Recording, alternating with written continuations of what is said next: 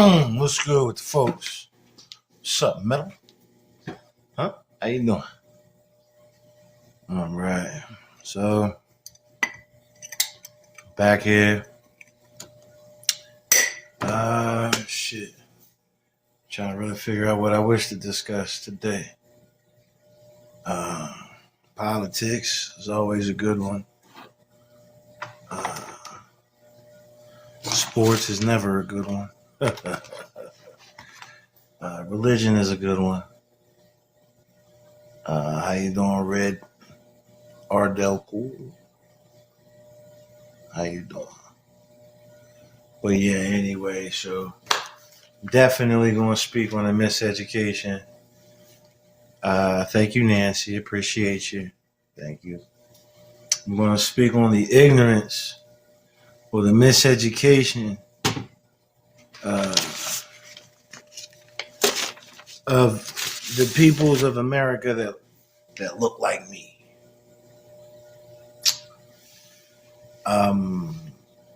The people who are out here trying to be everybody but themselves.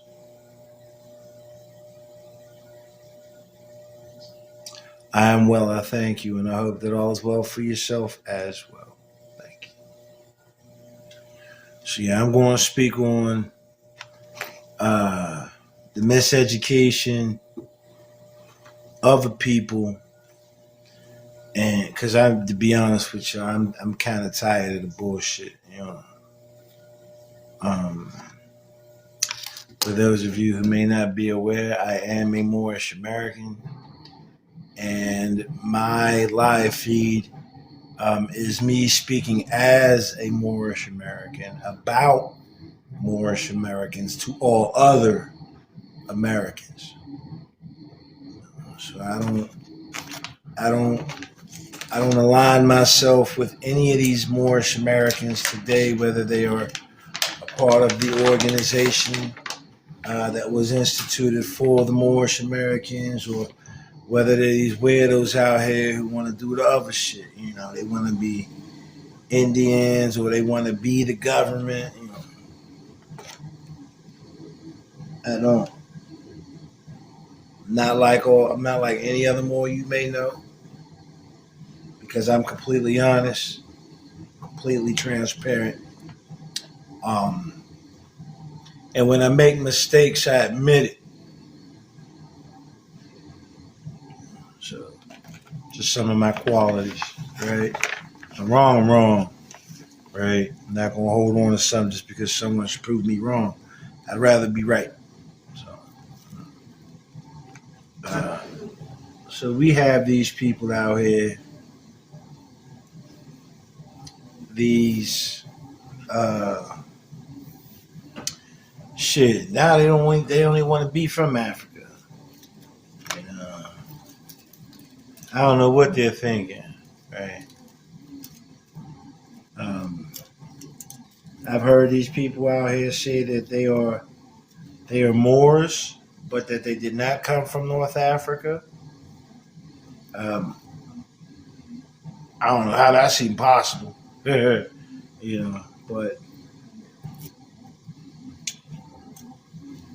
it's rather unfortunate that we have all of these brothers and sisters out here who are, in my opinion, right? In my opinion, they're doing exactly what they say that they're trying to get away from.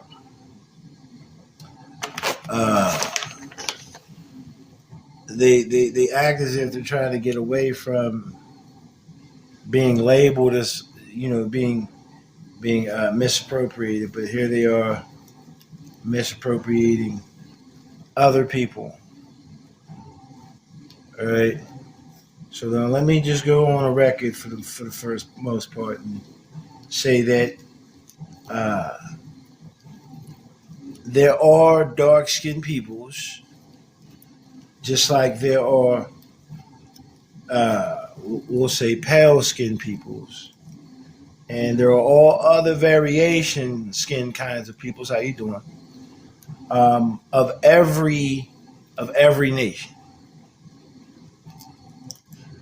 Some people like to believe that hey, all Europeans are pale skinned, and hey, all Africans are dark skinned. And these are their beliefs, but this is not reality. That being said, uh, Moorish Americans are not American Indians. Moorish Americans are not American Indians, but there may be some American Indians who are dark skinned. Um, the American Indians don't identify with any land other than America. No problem, right? The Moorish Americans, as it is taught, let me show you real quick. As it is taught by this brother up there up there, right? Moorish Americans, um, we came to we came to Africa, and then we came to America seeking new homes. Um, the ancestors of the Moorish Americans, as taught by that brother, are the same ancestors of every other people, and it is religiously asserted that the Moorish Americans, or the Moors of America, initially we came out of the Holy Land, right out there near the Jordan, and a little further out, Iraq, Iran, the Mesopotamian area, whatnot. What I would like to call Eurasia, right? Because to me, there is no continent called Europe, because it's not. But that's just whatever. But we supposedly the Moorish Americans came to America while they were looking for their own new homes, right? So if the Moorish Americans came to America seeking new homes, and they got permission from the Pharaoh to meet all these other people, if you will, there's no way that the Moorish Americans can say, "Hey, we're the Aboriginal Indigenous American Indians." Not according to the literature that a lot of them don't follow. They don't follow the literature, and so this is why we have these issues where they out here running around trying to be other than themselves. Now, this is not to say that there are not Moorish Americans who have American Indian ancestry, right? Um,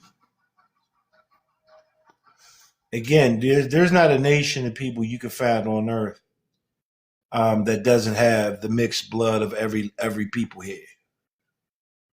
There's no pure bloodline because everybody's from, we'll say, one father and one mother. We'll say it that way, right?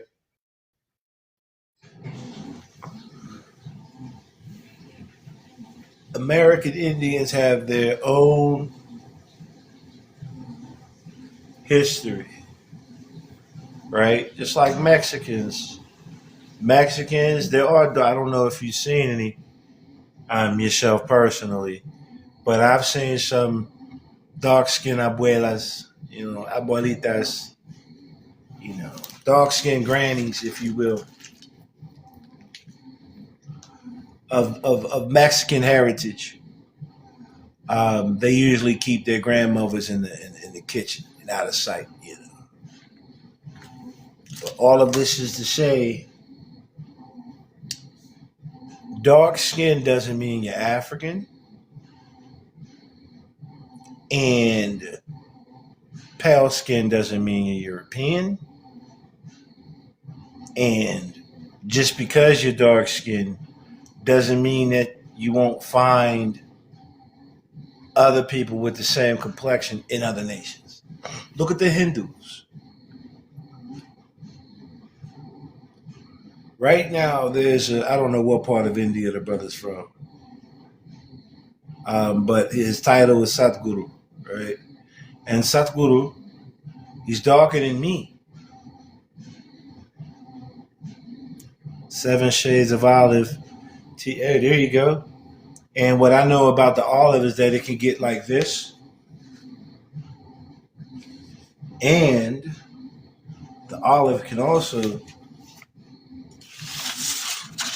get like this.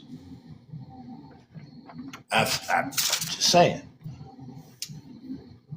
I've Googled olives, right?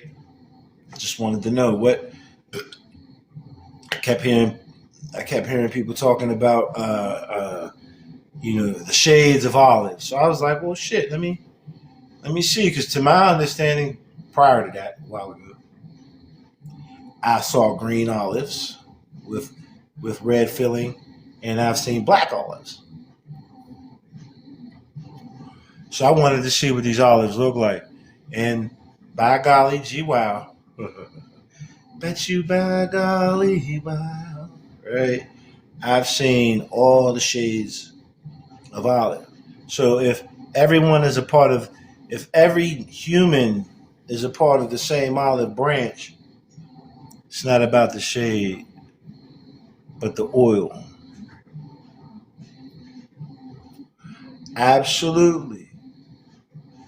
It is not about what you can see in the physical or on the outside.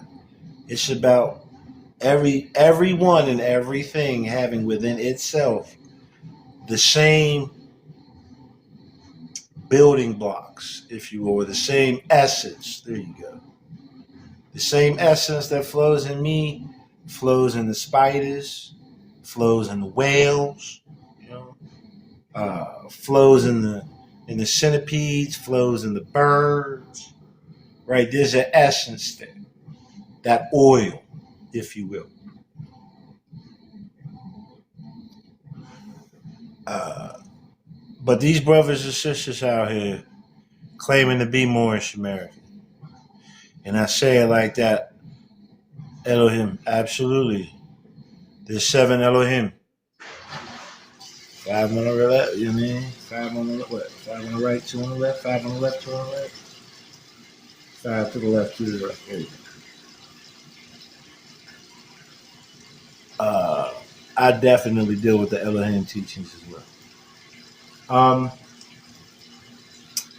These brothers and sisters who believe that they're Moorish American have gone, I don't want to say it like that.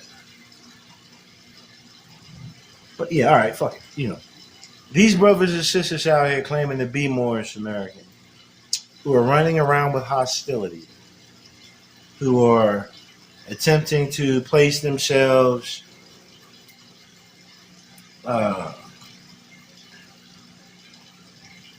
attempting to say that because they're dark skinned that they're related to every dark skinned person, but not anyone up there. That shit is hilarious, but it is also saddening. Right. My daughter, I have a daughter to a Sicilian woman. Prior to that relationship, you wouldn't see me caught dead with a paler skinned woman as my woman. Not that I had an issue with them as friends, but as a woman. My daughter has her mother's skin complexion and all of my features. My daughter knows Sicilian history and Moorish history, and she knows that her dark hair and her morena hair, brother, you just keep teaching, and when light enters the room, darkness will disperse. Appreciate you. Appreciate that. My daughter knows that her dark hair and her dark eyes come from intermixing. Right? My daughter is wise enough to know that she's a Moorish American, even though the world sees her as Italian.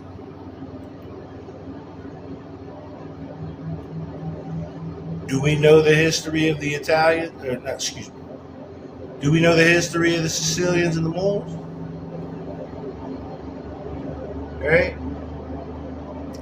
I have a map. If you were to look at Sicily and you were to look at, we'll say Tunis, because Tunis is one of the lands or areas that, according to the Moorish Science Temple of America, was inhabited by these Moabite people. You'll see that it ain't but a little bit of space to get between the water from Sicily to Tunis. I apologize if it's too loud. That's my watch. There are Sicilian people walking around knowing that they have Moorish roots, and they know that their skin being a little darker than the rest, right, does not separate them from the rest of the Italians. It's what's in them that differs. It's not the outside, right? You take the soul.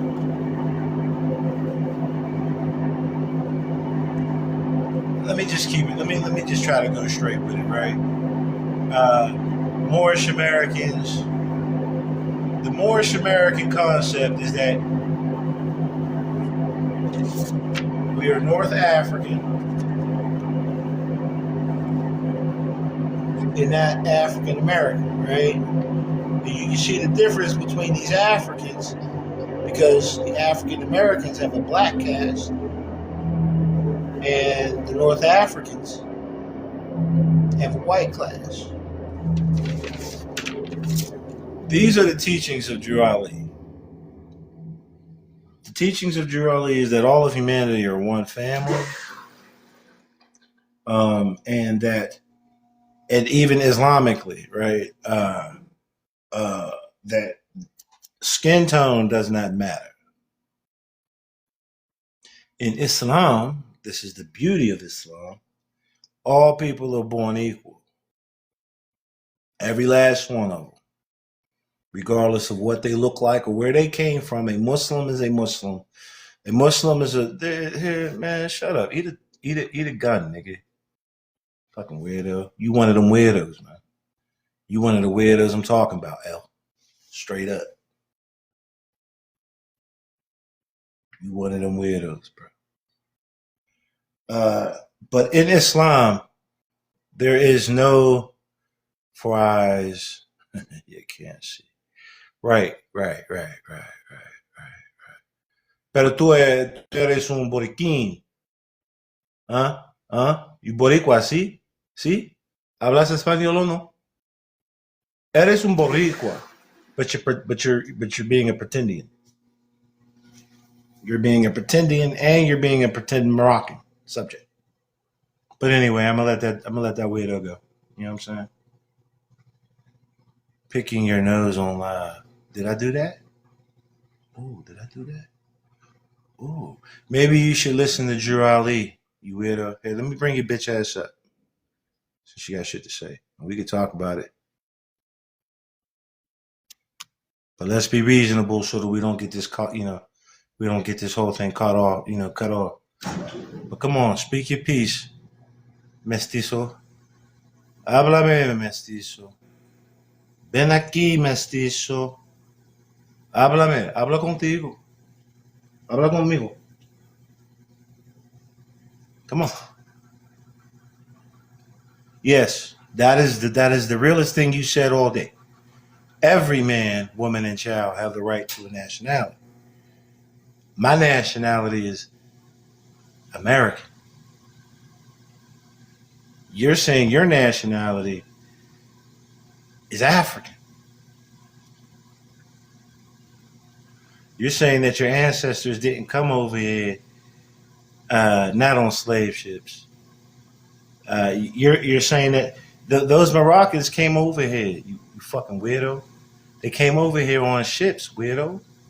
Not African. Where's Morocco, nigga? You say you follow Drew Ali. Where when the people of Ham came out of Asia into Africa, where did they go? Fucking weirdo. Nah, they went into Africa. Stupid ass nigga. They went into Africa and they formed themselves kingdoms. Tunis, Tripoli, Algiers. Ooh, wait a minute. Morocco. Morocco. Yeah. You do know that doesn't bother me, right? You need to know that doesn't bother me because you're a child for real. And I hope that your son grows up and learns better than you because you're not a good example as a father. But that's just me.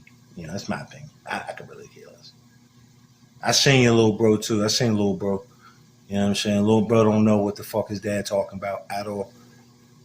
I would hope that your son don't go out there in the world talking as fucking stupid as you. Since we're putting family members and shit. You know what I'm saying? But anyway, according to Noble Drew Ali, shit, let me go further than that. According to Abdul Hamid Solomon, the organizer of the Old Canaanite Temple, where Noble Drew Ali got his foundational information to bring about what is today the Moorish Divinely National Movement. That's most likely the brother who was teaching that, hey, you know what? You so-called Negroes, y'all are really the Moroccans that came over here, who got permission from Egypt, right? Yada, yada, yada. Morocco is in Africa, y'all. Don't let these weirdos tell you anything different. Morocco is in America. Morocco is in Africa. And the people of that area who had certain laws, certain trust laws, came to America to settle and inhabit. And to teach those who are already here the ways of Islam.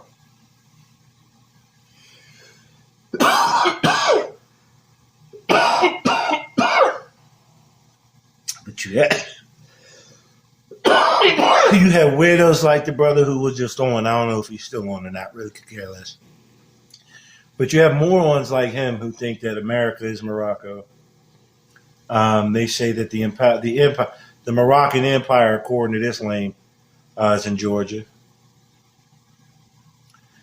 These people like him, they use Jurali, but then they push their own agendas and shit because they're ignorant, they're arrogant, and they're just not. They don't have any real love in their heart. It just it saddens me to hear these weirdos out here demonstrating shit that doesn't come from Drew. It doesn't come from that order, right? As if that shit was 100. Or as if Drew Ali taught that. Drew Ali did not teach. You will not find in any of the Moorish literature where Noble Drew Ali is telling his group of Moors that America is Morocco, nor will you find Noble Drew Ali saying that his Moorish Americans should be going back to or thinking towards Morocco, right? Or Africa as a whole. As a matter of fact, let me read that to you just real quick. Just real quick. Because again, a lot of these Moors out here, they got a lot of filtered information. And they hold their filtered information like it's 100. And then they even go so far as to try to mystify certain information by saying, oh, man, COINTELPRO came and did this, that, and the third. All right, whatever, shut up. Drew Ali has a newspaper article entitled The Moorish Science Temple of America, y'all. And I'm going to read just this one part. Drew Ali says, it is most earnestly hoped that the Moorish Science Temple of America will not in any way be confused with any Back to Africa movement. Then he goes on to say, such is not important insofar as American citizens of our group colonizing Africa are concerned. What does that sound like to you? Let me reread that to you. It is most earnestly hoped that the Moorish Science Temple of America will not in any way be confused with any Back to Africa movement. Where's Morocco, y'all? Where's Morocco? Again, he says, such is not in bold.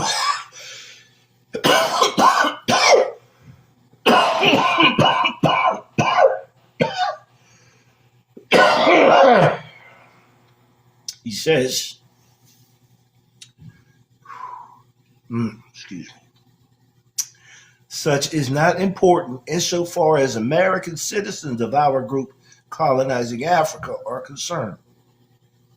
So Drew Ali isn't telling us about, he isn't telling us to even, he's telling us not to even, that shit ain't important. Us being in Africa, being the North Africans that were colonizing Africa, he's telling us don't even look to that. These are his words, not mine. This is his literature. This is not mine. Again, you got all these so-called Moorish Americans out here, all these supposed sheikhs and scholars and whatnot. And I can be, I'll just be completely honest with you. Every Moorish American that I've dealt with, directly or indirectly, and all of their information and all of their assertions, they are attempting to recapture what was done by our ancestors in Africa, which, as I just read, would show you is in contradiction to what Drew Ali's movement, right, was about. Drew Ali called his people American citizens. He said American citizens of our group. So there's a group of people from North Africa, just like there's a group of people from Europe, there's a group of people from Asia, et cetera, et cetera. But he said specifically, there's a group of North Africans in America who he identifies as American citizens. Islam. When you have a chance, Ginger and Clove, appreciate that. And I actually do have both of those. I think it's because I sleep with the window open and it's cold. But all is well, I thank you.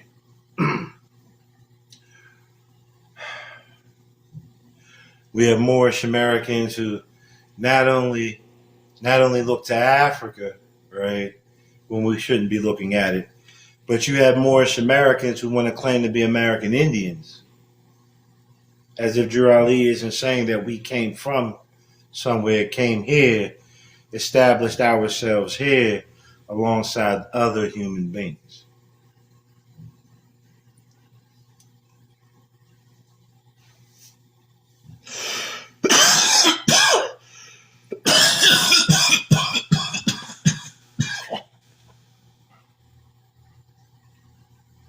Before the European nations. So this is before 1492. Before 1492, the European nations did not make it here. That were non-Muslim. Okay? But we know for a fact that Africans came here. And we can tell that there were Eurasians. Those brothers who call themselves American Indians, whether they like to accept it or not, they are Eurasian. Okay? So we have North Africans and Middle Easterners, which are Eurasians, right? The white class in America that was here before the Europeans. A lot of these Moors get caught up. Yeah, let's go to the board.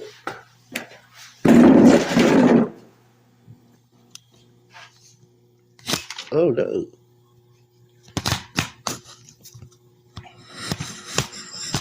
All right.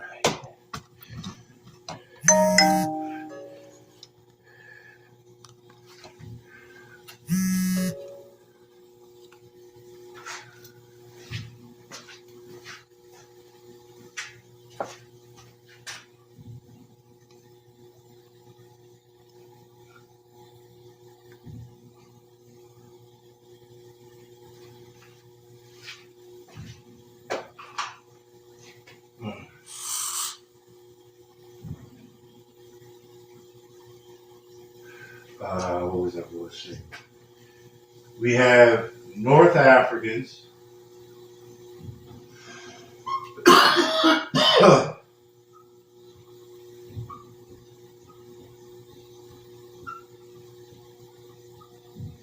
Plus, we have Eurasians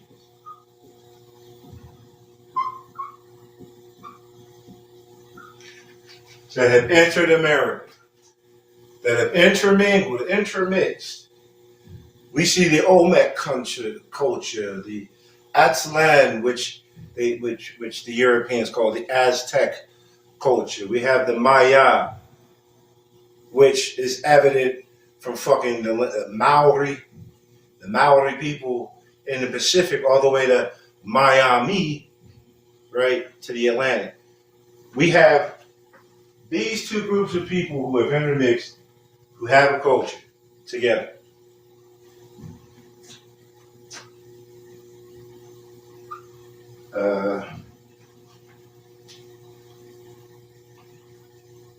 Mongols.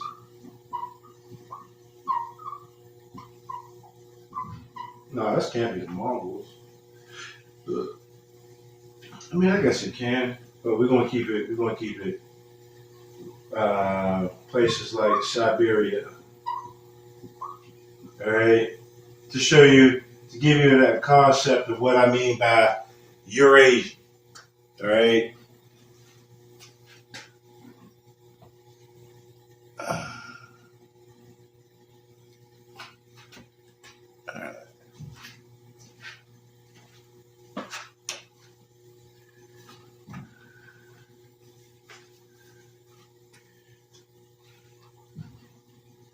Let me give you a visual, right?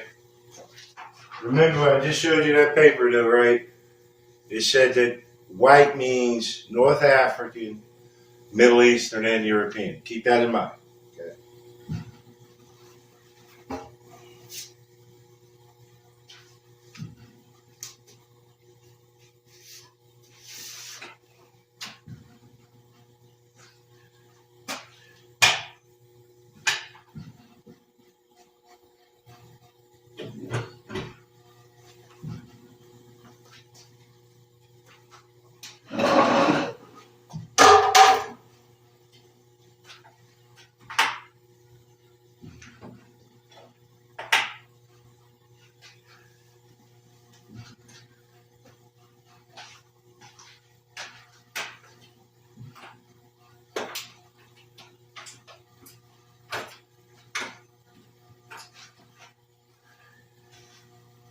Show y'all. We're doing our Dora the Explorer right now. We're going to use the map. Now, mind you, my map is upside down, but I'm going to turn it right side up.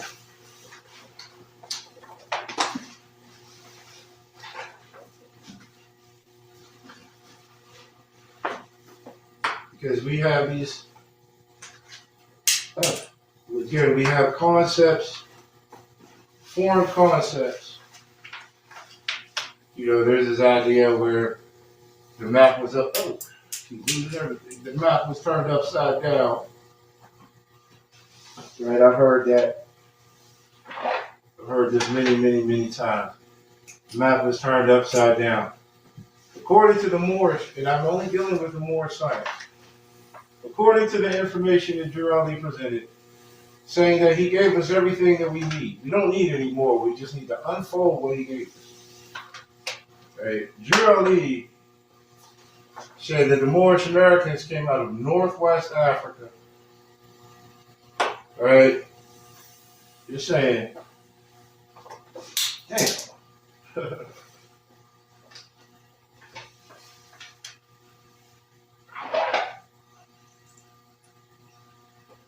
Try to get it.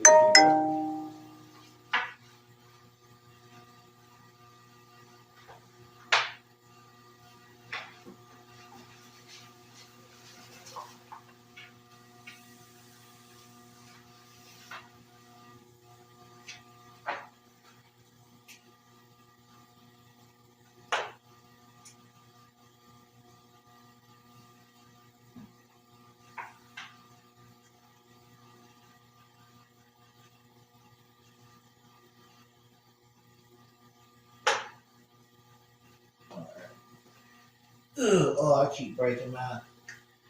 Ah, man, you have to give me some more. But we're gonna make do what we got for now. All right, so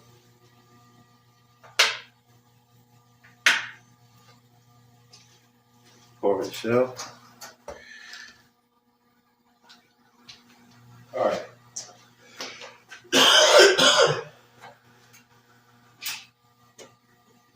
This area, excuse me. Let me see. This area right here, starting from right here, right, coming this, well, we'll say this good portion here. The Mesopotamian area, right? This is Eurasia right here. This is Eurasia. All right. Part itself. Starting from here, Saudi Arabia, Syria, Turkey, Iran, Iraq, these, Yemen down here, just try to name ones that y'all are aware of. Greece. All this is Eurasia right here. And we know that this land in Asia, this land is considered Asia, even though we're looking at Europe.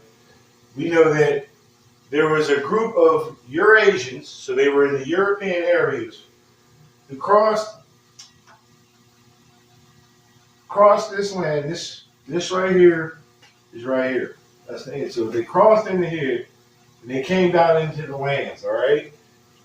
But note what Ali tells us, that the Moorish Americans, the North Africans, he said that he spoke about, this is chapter 47 in the Holy Quran, the Moorish Temple of America. I believe it's titled Egypt, the Capital Empire of the Dominions of Africa, right? He says that the Moorish Americans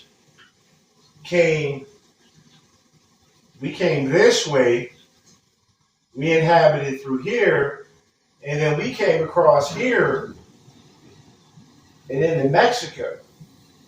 He's saying that we entered this way. All right, so Jurali is teaching us, the Moorish Americans, that we all came out of this little area just above North Africa. To Jurali, this is still Africa. All right. So we all came, the Siberians, all the Europeans, the Asians, we all came out of this area right here. All right. And it says that the sons of Cush came and went this way. And it says that the father of Cush, all right, it says that the father of Cush came down, got permission by the pharaohs of Egypt, and they settled all down up in here. So the American Indians are the brothers who may have come this way. These are your Asians and your Mongols and all of that. This is your Shi people. Your Shi dynasty. These are these people coming this way. They are the Cushites. The Moabites, the North African Moorish American, and their Hittites and other brethren, we came this way.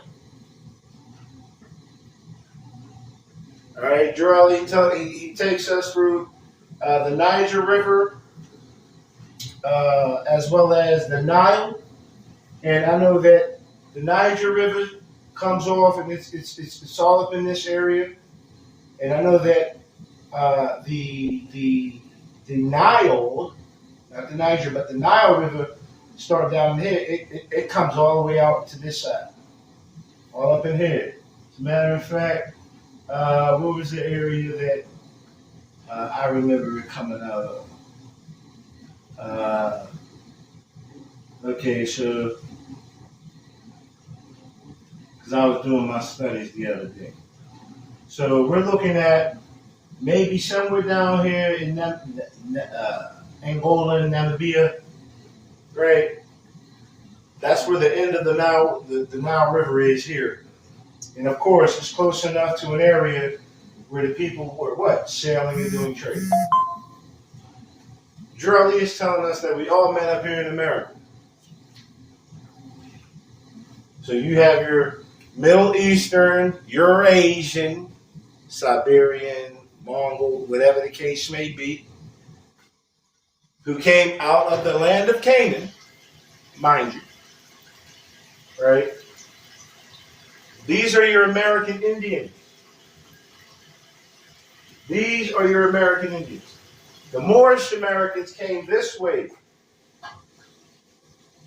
We inhabited the northwest and the southwest shores of what we call Africa. So we came this way. We came into Brazil, Venezuela.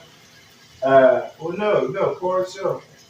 We know that it was the Eurasians that came down up in here. Well, that's after 1492, so never mind that.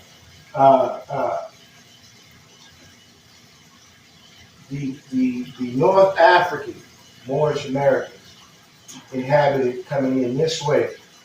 So everyone immigrated to this land right here. Everyone came to this land right here. Your American Indians say that they do not know where they come from. Fine. They say that all that they know is that you're right here. You have some of the brothers and sisters who take it to heart in the negative if you say that they're Siberian. Right? So I'm just letting you know that I'm not doing this to antagonize or anything like that. But I'm still going to remain within the truth.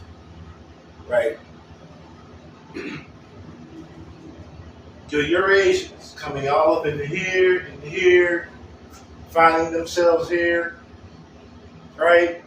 Coming off of the Bering Straits, right? Oh, they came into Canada. These are your European and your Asians. These are your Africans. They're coming in. They're settling all in this portion. Mind you, all of the skin tones vary regardless of where they're from. North African does not mean dark skin, mind you. That's not what it means. People who remember that Islam brings everyone together. In Islam, everyone's from the same source. So nothing physically outside divides the people. All right. So all of these people came to America. Drew Ali is saying that we came this way. He's saying that Ham came this way, Cush came that way. So the Moorish Americans that Noble Drew Ali is referencing, they're not American Indians. We are not the American Indian caste.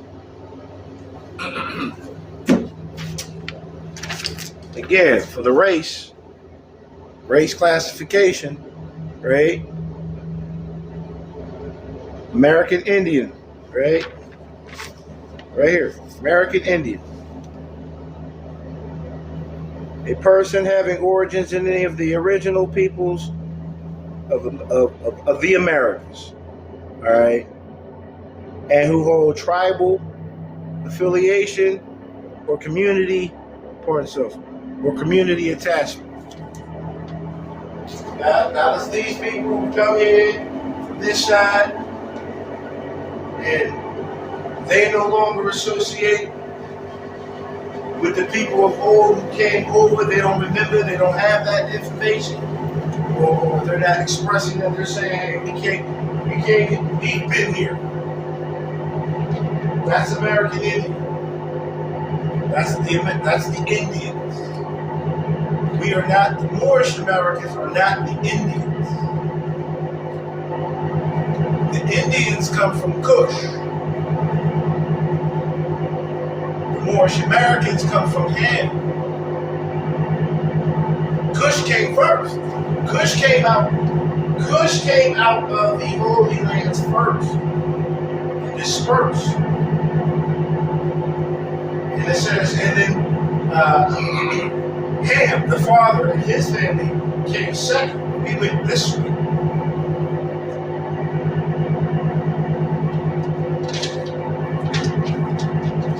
this area right here, this is Mesopotamia. This is the area where, after the flood, Noah and his ark landed up in here. Oh, yeah. Landed up in this area here. This area here is what everyone refers to as the Holy Land. Right up in this area. These are the Holy Land. This is where Noah. This is where the Anunnaki. All right. When we learn of the Anunnaki, we learn of the Mesopotamian. This is Mesopotamia. All right. So this is the origin of humanity after the flood. People went this way. No, as a matter of fact, Drew Ali said that we were here, he says that people had come before, things were happening and we were crossing and whatnot, before the Atlantic Ocean, before the Atlantic became an ocean. So all this space up in here, before this was all water, right? Must have been more connected.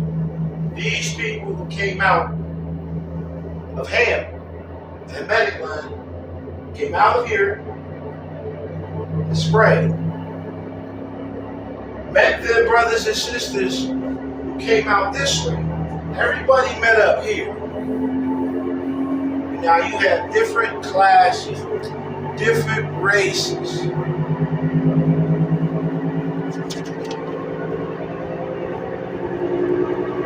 That's right, spin, motherfucker, spin.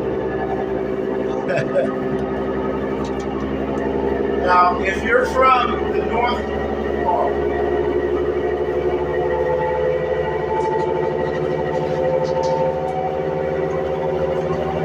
got about 5 minutes of that. If you are identifying with Jurali, his literature, his group of North African Moors, his group of Moroccans fall under this classification. Not under this classification, not under these classifications, definitely not under this classification, but under here. How do we know? Because we have Europe in the Middle East, so we have Eurasia and North Africa.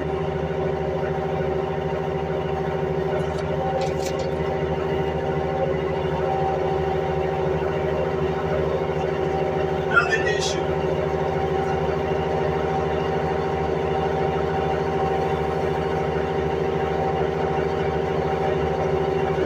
We have so-called Moorish Americans.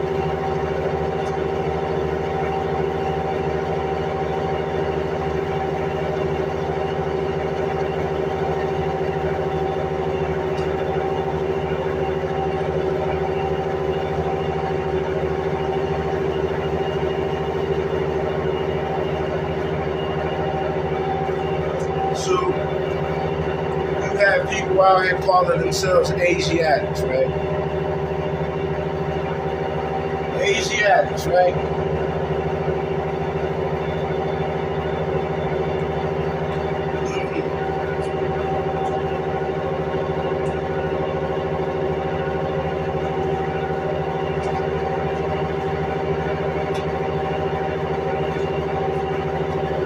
The area that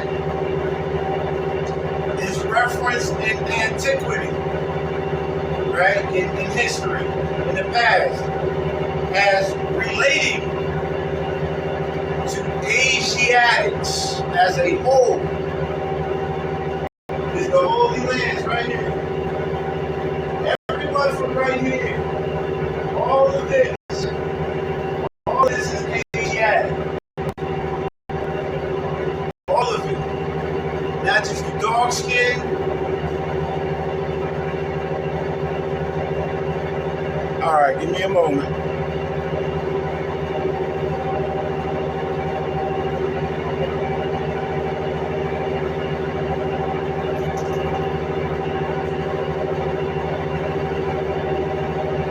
Still can't hear me? I'm trying to yell. Give me about 2 minutes.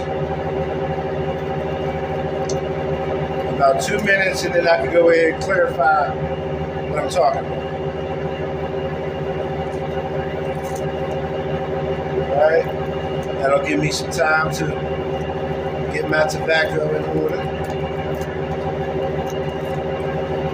I don't even need that much time, but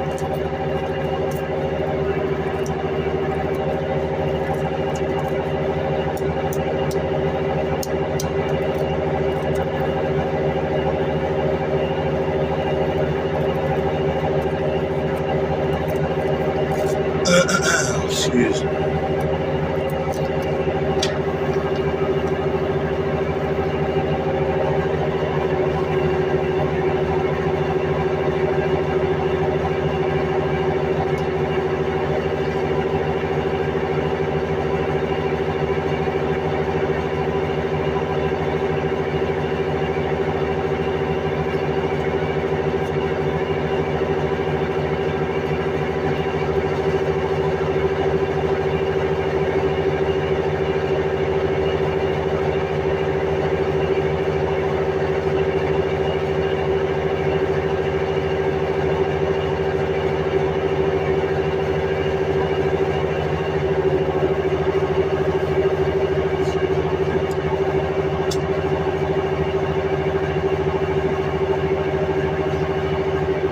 I appreciate y'all for being patient.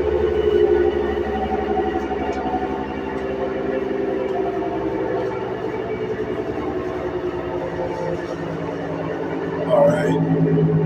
Can you hear me now? Like the Verizon commercial. Can you hear me now?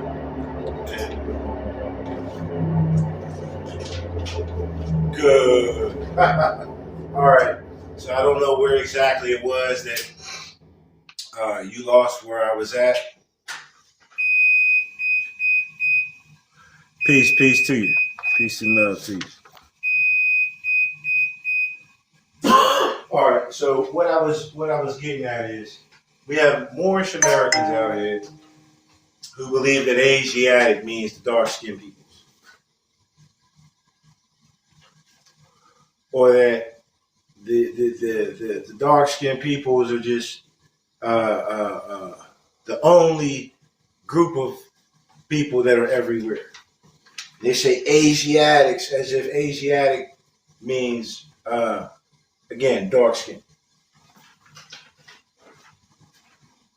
In antiquity, we can go back as far as possible in reference to geography on the map in using this word Asiatic.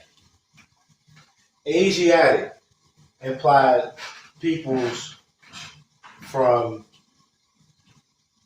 this area here, which again is the Holy Land. It's the land of Canaan and Jerusalem and all that. It spanned all the way up here, and it spanned all throughout here. All of this is Asiatic. All of this. So we're looking at Algeria, Libya, Egypt, Saudi, Iraq, Turkey, Iran. We're looking at India. We're looking at China. All of this right here. Morocco. Everyone in this diaspora are Asiatics. All right? And non-coincidentally, this also references those who are of the Islamic faith. Okay? So Asiatics is not the same as saying, hey, he's an Asian. He's from Asia. An Asiatic can be from North Africa. Hell, according to the map, Turkey being in Europe, if you want to call it Europe instead of Eurasia, we got Asiatics in Europe. Drew Ali's movement,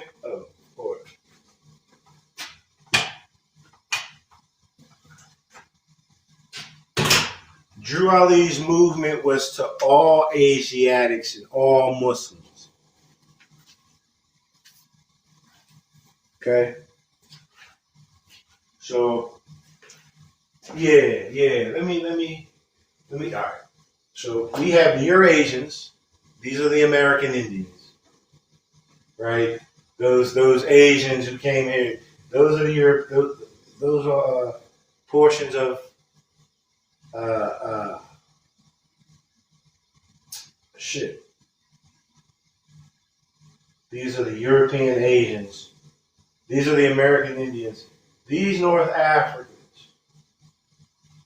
Okay, that's what I'm saying.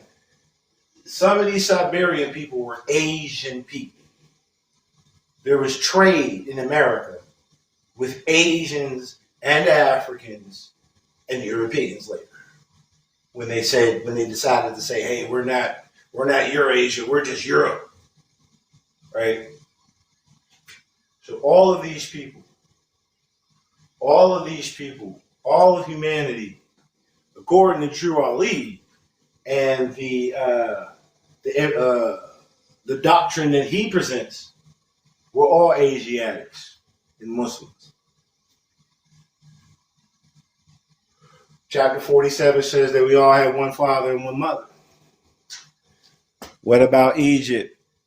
Hey, let me bring you up, and we can speak about it. Egypt is a part of that Asiatic group. Oh shit! This right here is Egypt. All right, and as I was saying, Egypt is just underneath what we call the Holy Land. Egypt is right there. Egypt is the connection between Mesopotamia and the west and the world west of it. All right. So we've got Algeria, Tunisia, Libya, Egypt, Sudan, right? But yeah, I believe, yeah, but not to Ethiopia. So everything from Ethiopia, everything from this area and over here, this is the land, this is the people of Cush. This is the people of Ham. Cush went up in here, came here. Ham came here this way. And both are getting permission from Egypt. So Egypt, again, that's the connector, right? That was the center of civilization. All right. And its dominion, we see, has expanded. Right? It has expanded onto Morocco. Right? The Moorish Americans, the Moabites, along with their Hittite and Canaanite brethren, established Morocco. So there's a Moroccan Empire. We know that the Turks had the Ottoman Empire. We know that portions of Rome, or portions of Europe had the Roman Empire, right? Visigoth empires, all of that. But I'm saying that everyone is considered an Asiatic. It does not mean that you're an Asian. That is not the application used in Islam. If I do, no. All right. If I do recall, once Noble Drew Ali disposed of himself, if you will. Once he got himself out of there, once he left, there was a big schism in the movement. And if I'm not mistaken, even up to the 1940s, the CIA was looking into the Moorish movement, thinking that they were siding with whatever Asian country that America may have been at war with at that time, right? Because of them saying that they were Asiatic, maybe they were trying to, help foreign people, foreigners, whatever the case may be. And some of these people acting as Moorish Americans actually began to try, not began to try, they began to undermine the government. That's where you get a lot of these Moors today. Their concepts are coming from these Moors who were acting out against their government, like the El Rukin movement. That is a movement where it was noticeable. It was blatant. That organization was attempting to conspire against the United States. Can't remember with whom, but again, that's where we began to get this misguided concept of separating from our government and undermining it. I want to speak to you about the Moabites. I want to speak to you about the Moabites. I think that this is necessary for people to catch on to too, because I've noticed all too much, all too well, that there are people out here with their chest puffed full of pride, like we're Moabites, and they don't recognize what they're saying.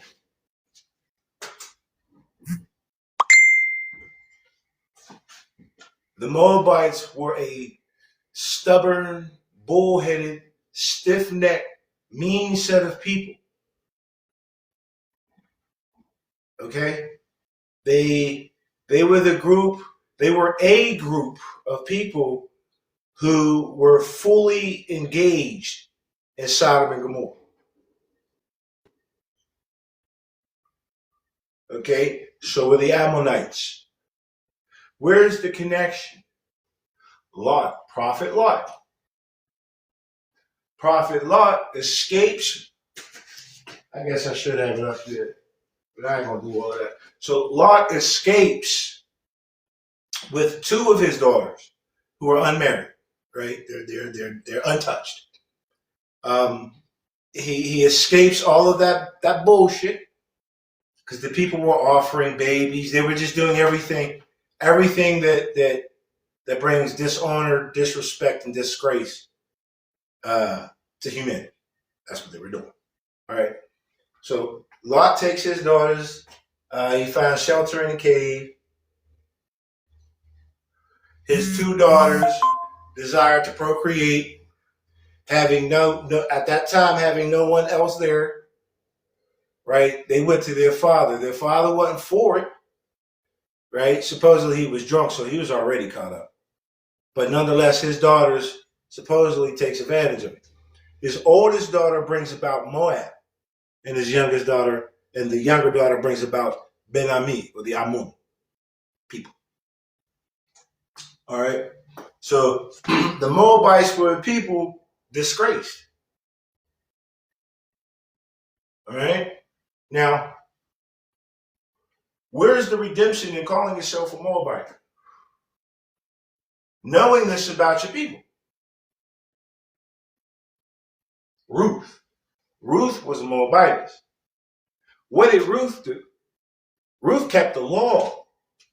Ruth knew that her people were cutting up. Ruth was married to an Israelite named Mahlon. And she did not bear him any children.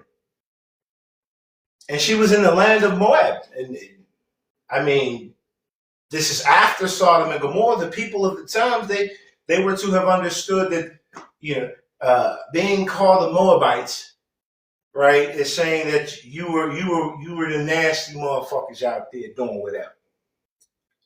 All right. She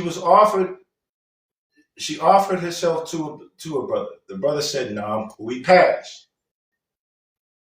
Okay. And then Boaz steps up, right? Marries Ruth. And the reason for that was because Mahlon and Boaz were of the same line. Brother. All right. So when she married Boaz, she now has legal title, right? As well as her body having, we'll say, lawful title. She was the one who refused to go back to the disgraceful way of life of treating people unjust, which a lot of these Moorish Americans are out here doing, thinking that it's the thing to do. So Jesus, I couldn't find you when I found what I desired to send you, but I just added it to you. Cool. I'll bring you up, family. Talk to me. Talk to us. Sure.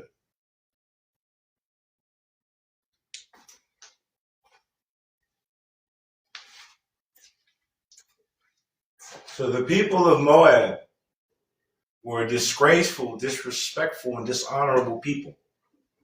And one of the women, who herself was Israeli, she was a Moabitess, but she understood that she was of the same line with the Israeli, right? She went back into that bloodline. She went back into that culture. She followed her mother-in-law along with another woman back to this land. And the mother-in-law, attempting to test them to see where their loyalty lay, told them, "Hey, go back to your old ways, whatever." And the one woman, she goes and does whatever. But Ruth said, "No, I'm sticking here with you." And so through that, the mother-in-law gave her consent for her to marry one of her other son. Jesus comes from that line. She was redeemed. Jesus comes through the redemption of those who were acting like niggas, learning how to stand upright. You are who your ancestors were, without doubt or contradiction. You are today who they were then.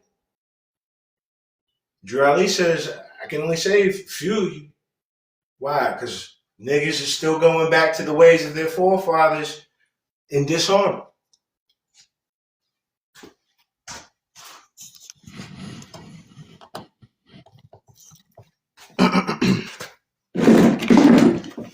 We have a miseducation in real world history, in biblical history.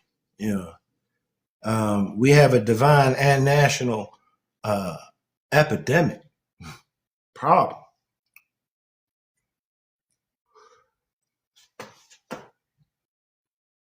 All of these brothers and sisters that I've met in my encounters who portray themselves as being leaders, if you will, right? Whether just period, they are mimicking the ignorance of the Moabites. They're acting in the same ignorance, and now they're just wearing fezzes and shit. They still on some nigga shit. They still refuse to come back to the true divine law of oneness.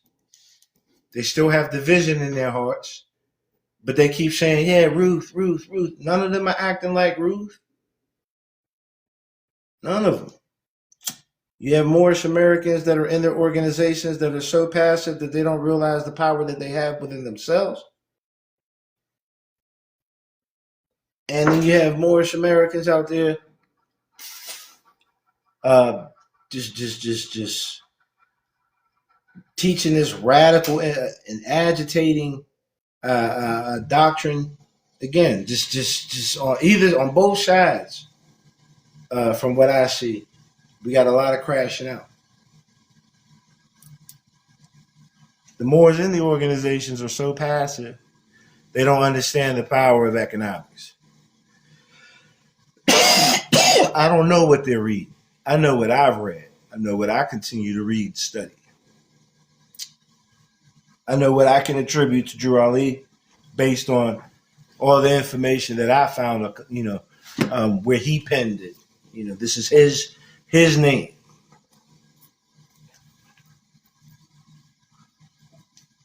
We really have people out here trying to mix race, Drew Ali said that we are not mixing our races, right? Either you are of the white race, the pure race, or you're of another race. But just like to your race is all inclusive. To the white race is all inclusive. It's principal to us. And the white race consists of North Africans and Eurasians, Asiatics, and Muslims. Okay. They don't wish to be white. Drew Ali's, people can't read. So,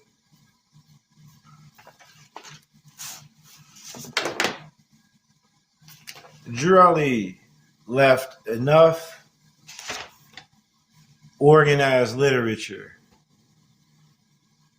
for people to follow and to unfold into the best versions of themselves that they could be. Where was I going with that? Yes, in the 101s, Drew Ali. So Drew Ali is quoted as saying that I've given you everything it takes to save a nation. Now take it and save yourselves, right? Okay. The beginning of the Circle 7 tells you that Allah and man are one. Okay. Drew Ali tells his Moors that they are not blacks, Negroes, coloreds, or Ethiopian. So they're not blacks.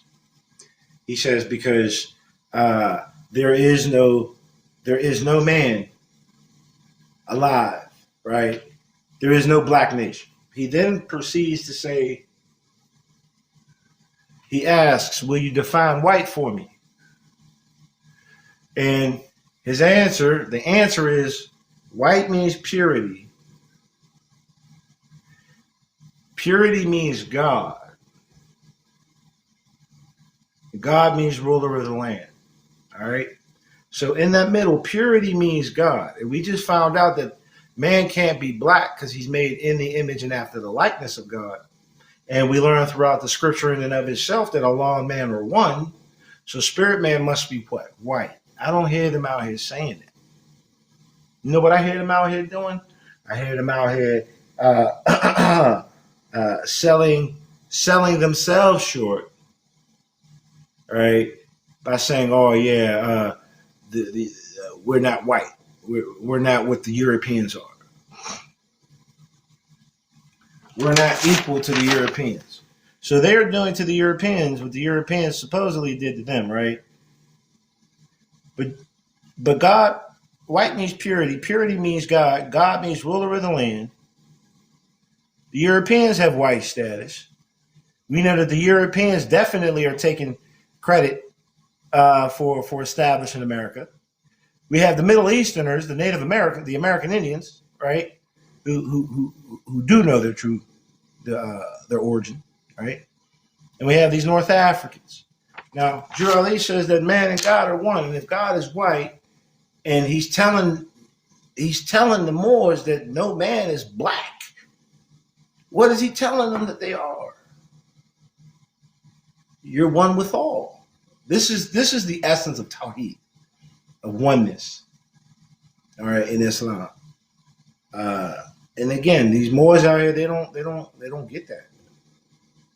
They'll be American Indian. They'll be non-resident aliens. They'll be everything except what Drew Ali told them plainly. He said, "I did not give it. I only gave half of it to you, so that you could wake up and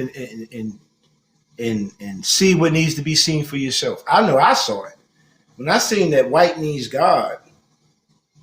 And God and man are one. And blacks and Negroes and coloreds are not our people. And we're North Africans. When I got that race and the ethnicity and race or the nationality identification form, I immediately said, oh, Drew Ali was saying we're white. He's saying in America, we're white. Now, I've met people from Egypt. I've met brothers from the Sudan. And when I spoke with these people, all independently, not even together, right? One was he was a transportation driver. My mother is in a wheelchair, and he was one of the individuals that come and pick her up, and transport her, right? And I remember speaking to the brother, right? And mind you, the brother, he had a hat on and everything, right? So to me, he looked like he could have been American, right? That's why I wanted to. Now, mind you, I think I might either had I had either my fez, no, I had my turban on. I had my turban and brooch, and I showed him my passport. But when I said something to him, and I heard that he had a difference in his speech. I said, "Brother, what's your nationality?" He said, "Oh, I'm from Egypt." I was like, "You from Sudan?" And he smiled. He said, "Yeah, yeah, yeah." So that made me all too proud, right? I done already hit somebody here, like we right here, right now, right? And I show him my passport because my passport got my fez on, and I'm like, "You white, huh?" And he goes, "Right, just, yeah." The other two, they've done the same. Yes, they know that their status is white. They know that their status is white, so much so that they don't. And again, we see things repeating. They do not wish to be identified with the same race as Europeans, to the point where they have, as a collective body of Middle Easterners and North Africans, they have gone to uh, not the extreme, but they've gone through what they needed to go through in order for the race and ethnicity identification to reflect a concept that they themselves accept, rather than what is already there. So you'll have white, and white will just mean European. They have what's called MENA, Middle Eastern North African. They want to be recognized as separate from as well, and understandably so, but still, um, they know that their status was white, and they don't want to be white, so they went on some. Well, we're going to redefine ourselves as MENA, MENA, Middle Eastern North African, Middle Eastern and North African, right? Now, look, white means European, Middle Eastern, or North African. MENA.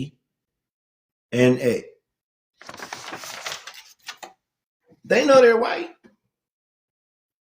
They know the stigma that comes with it. And they don't want to be, they're just like, hey, we'd rather just be something other than that. But they know that right now, currently, 2025, if you have roots in the Middle East or North Africa,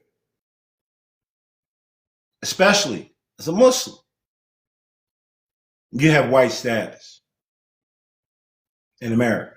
Why? Because it was the Europeans, the Middle Easterners, and the North Africans, all Asiatics, who established the Americas. That allows for all of humanity. If I'm not born in China, then if I'm born in China and I come to America, then my race is Asian. But if I was born in America and my parents were born in America and we are Chinese American, I'm white. All right? Everybody immigrated here with an E, not an I. Regardless, we all came here from our own portions and settled here together.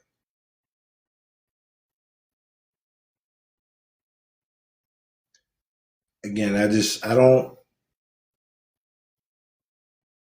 don't see how the people are missing this shit. I don't. My children, they see it. My children can speak on it. They understand that people aren't crayons. We've learned that concept. People are not crayons.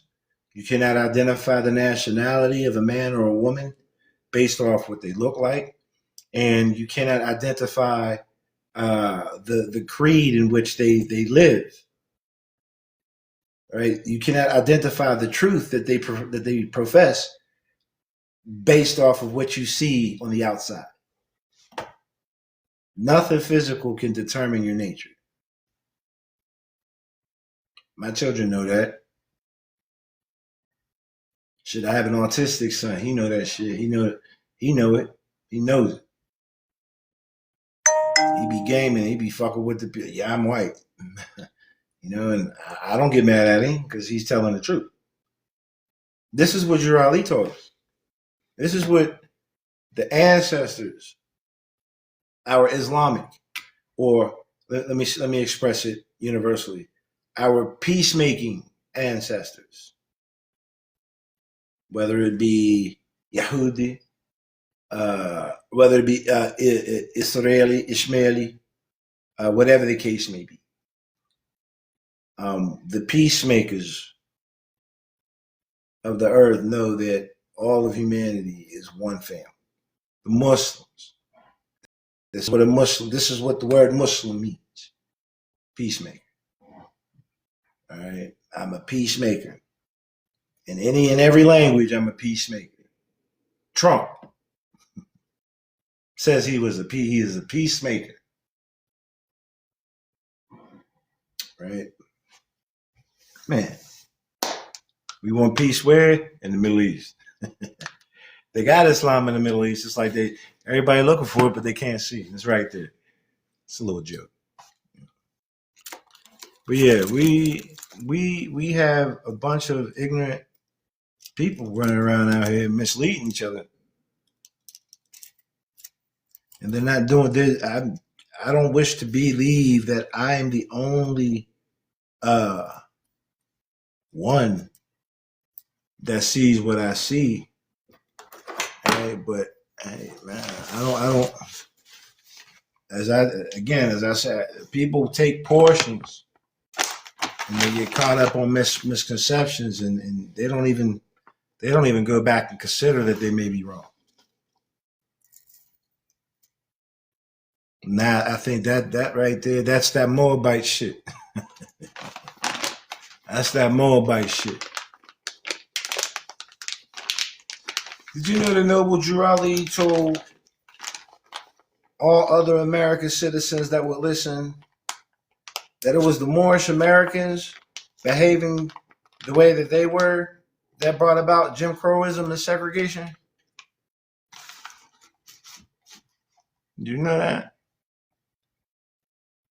Did you know that noble Jurali tells his people in the religious doctrine that they lost their place here in America because they were acting like the Europeans, those particular Europeans who did not desire to be one with the rest. He said it was through their own behavior, through our own ignorance and arrogance, we have behaved uncivilized. I would tell y'all, get your hands on it's called A Divine Warning by the Prophet for the Nations. It's a newspaper article. I would tell anybody and everybody to go and really sit back and read that shit. Right? And as you're reading it, try to figure out who his audience is. I believe I already told you. All right. But just understand that what he wrote was not to his Moorish Americans. It was about his Moorish Americans. And he said that these people, they were called blacks, Negroes, and colors. He said these people fought the Southerner for all these misuses.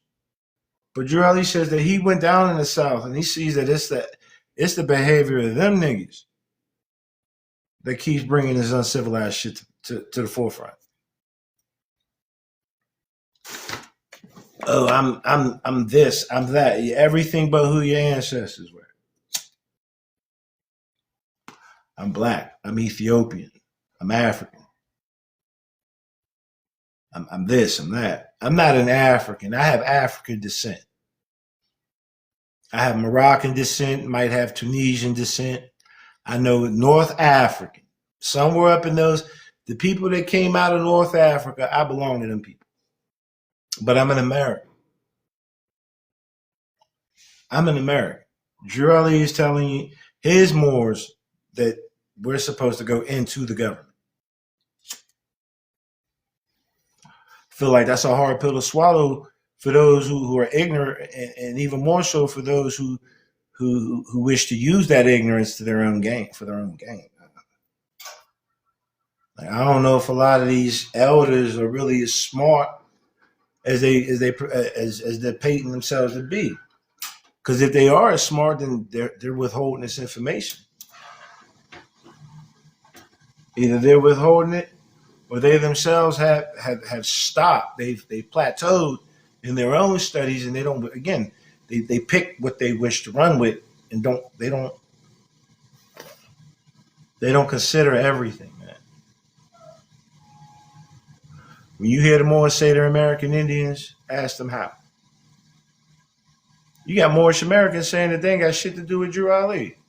Like, he wasn't the one who brought this information to the forefront.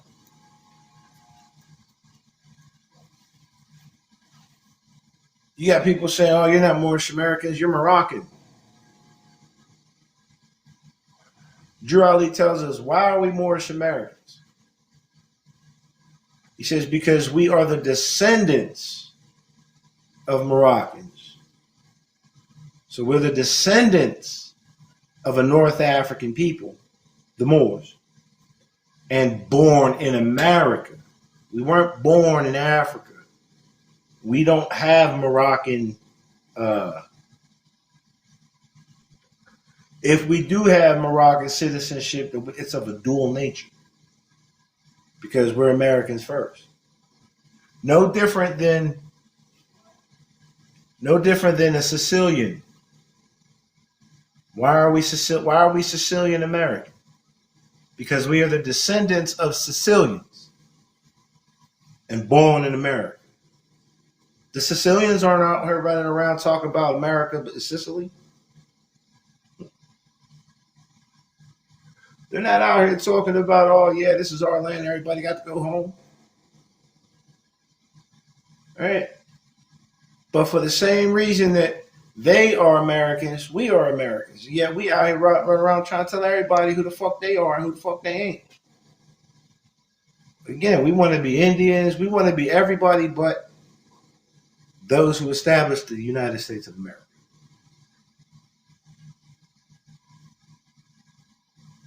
How are you Moorish American and an American Indian when the Moorish Americans came from North Africa?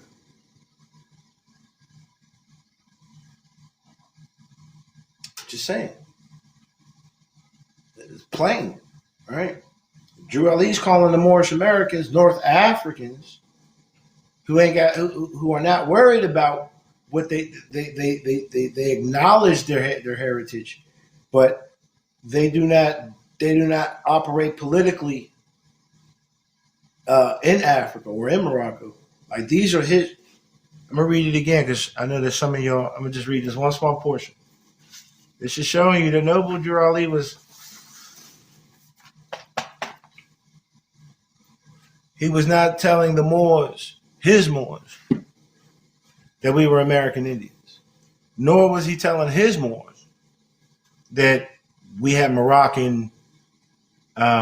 We were subject to Moroccan law. Okay.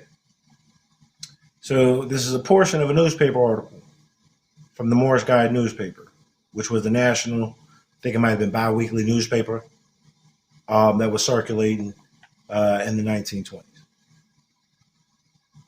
It's entitled The Moorish Science Temple of America. All right. I'm going to just read this one part. It is most earnestly hoped that the Moorish Science Temple of America will not in any way be confused with any Back to Africa movement. Such is not important insofar as American citizens of our group colonizing Africa are concerned.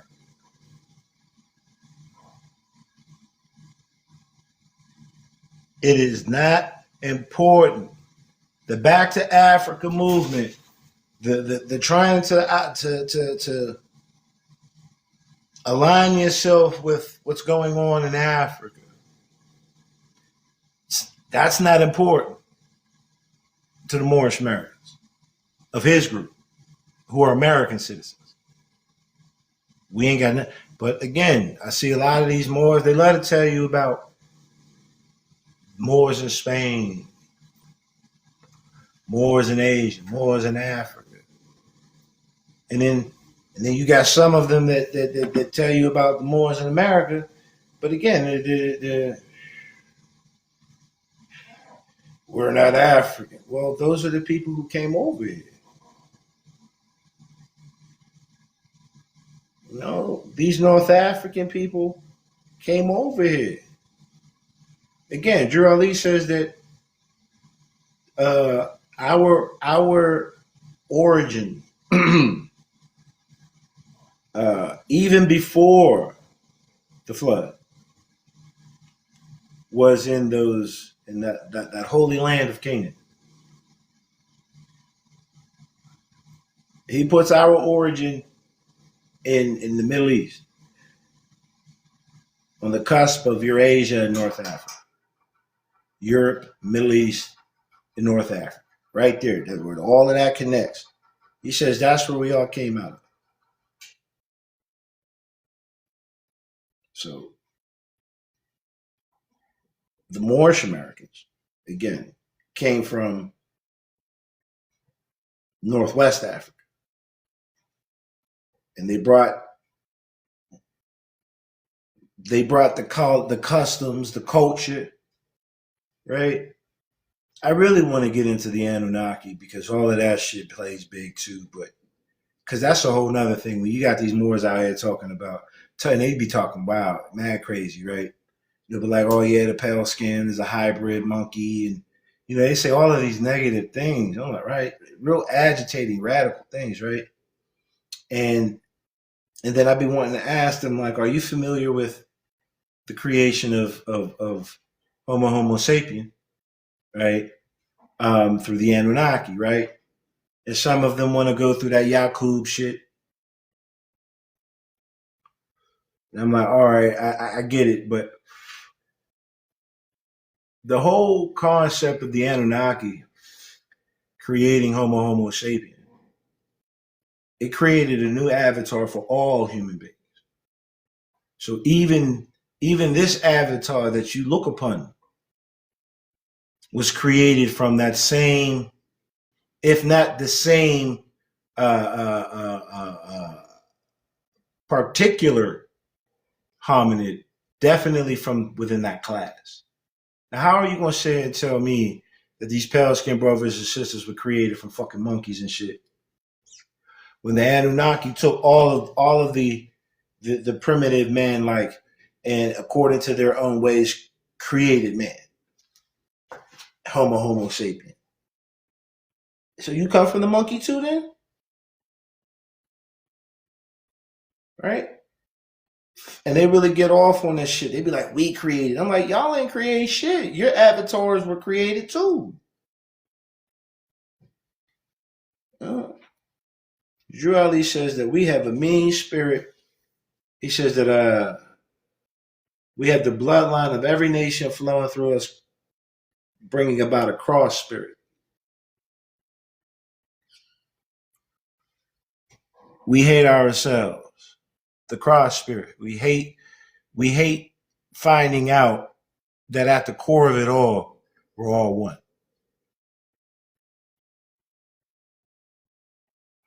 Shit's crazy to me. Let's talk about bringing people up. The miseducation of a people running around here doing to others exactly what was done to them. All right. Uh, uh, uh, which is attempting to degrade a people or say that the people are beneath them. Here's another thing.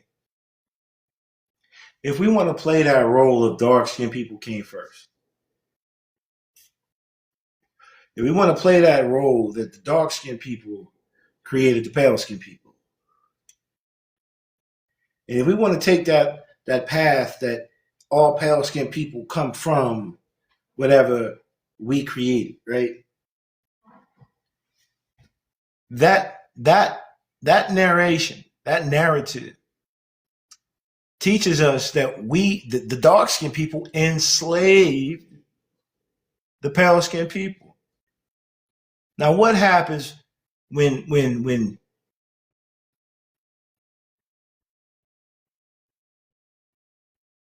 the law of karma, reciprocity, you get what you put out? Meaning, the slavery that these dark skinned people are caught up in. This is what, from their own mouths, this is what they did to the people who are doing it to them. Oh, we taught them that. Yeah, all right. So admit that you were wrong. Admit that you was doing some dog ass shit. Again, these Moabites, man, tell you, boy, tell you, they don't even, man.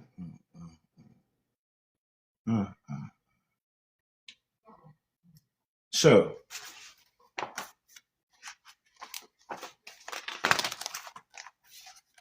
this is not a promo. All right. I'm just showing you what I have. Right. This is what I myself have compiled of the public information given about Drew Ali and his organization, his movement. Right. And even to this day, I still continue to find more stuff that I can put in here. Right. But this right here has everything it takes to save nations. I get it. I understand. I do. Right. This is all of the information that every Moorish American. There's a whole newspaper article where Drew Ali is telling that all members should have these doctrines. They should have all of them. I have all of the public doctrines that go along with this movement. That every member, mind you, I'm not a member, but I have it. Every member is supposed to have all of this. All right. If you yourself, right, would like to see what Drew Ali brought, right? If that's important to you, right? Because I'm not talking to the Moorish Americans. I'm talking about Moorish Americans as a Moorish American. If you desire to know what it is that Drew Ali, this guy here, that everybody keep throwing his name out there, right? If you would like to really know what his movement was about, right? I can tell you where to get all of this, right? And or I can put it together for you. Let me tell you what's in here so that you know.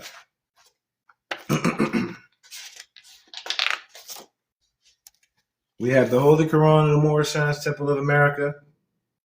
We have the 101 Quran questions for Moorish Americans.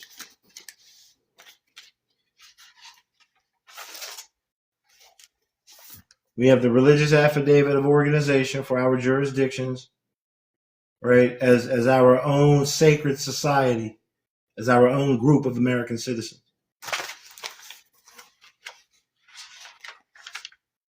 All right, that's the Circle 7.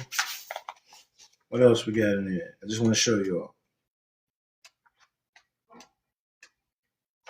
Circle 7, 101s. Okay, we have at least 47 articles from the Moorish Guide newspaper, right? Typed out. basically outlining Drew Ali's movement.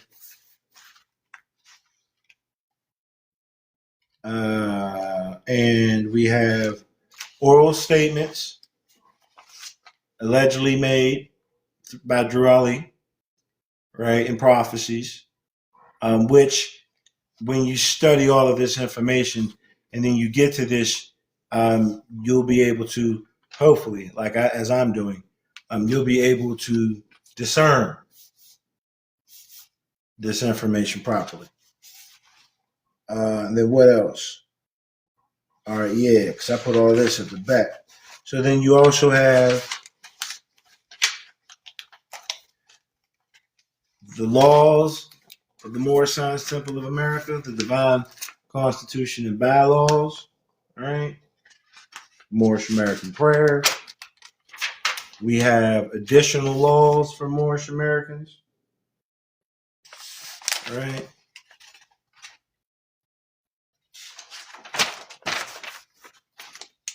We have the general laws as said by the prophet.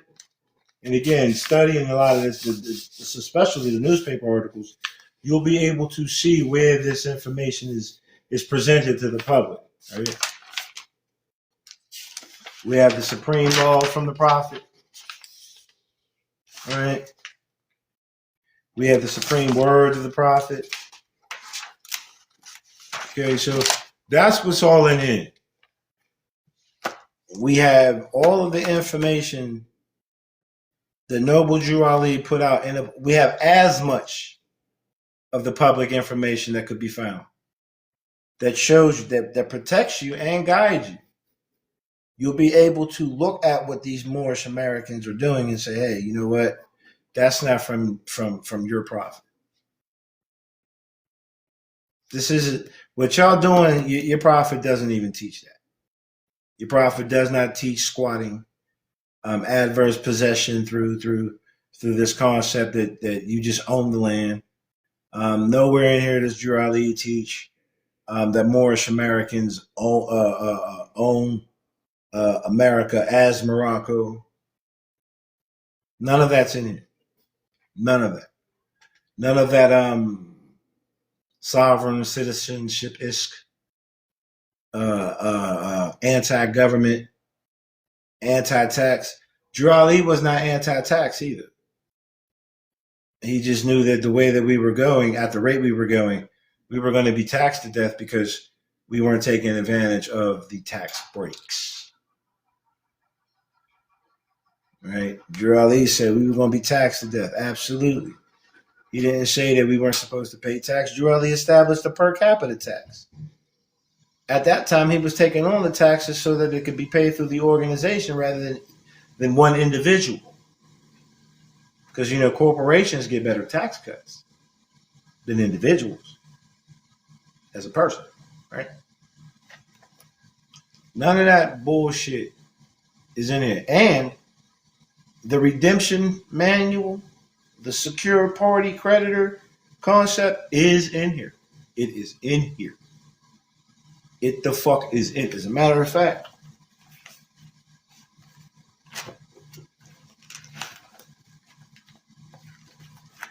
in the beginning of Noble Drew, on the front of the Holy Quran of the Moorish Temple of America, it says, by the guiding of his Father God Allah, the great God of the universe, to redeem man from his sinful, sin is what? Debt, way, to redeem man from his sinful and fallen stage, right?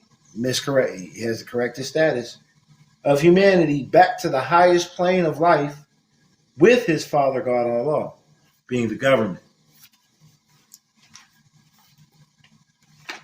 Drew Ali speaks about redeeming, securing assets. All of that is in here. And Drew Ali also lets you, when you study it enough, you'll see he's telling you, don't just take my word for it. Rub some elbows, make some acquaintances, and see what they're doing. Engage other American citizens in honor and see what they're willing to to share with you so that you can see that this is a universal concept, that everybody is doing it. Drew Ali said that I've taken the covers off of all secret organizations and gave you an organization that operates the same way as these so-called secret organizations, showing you exactly what they're doing and why they're doing it and what can be done with it. Right.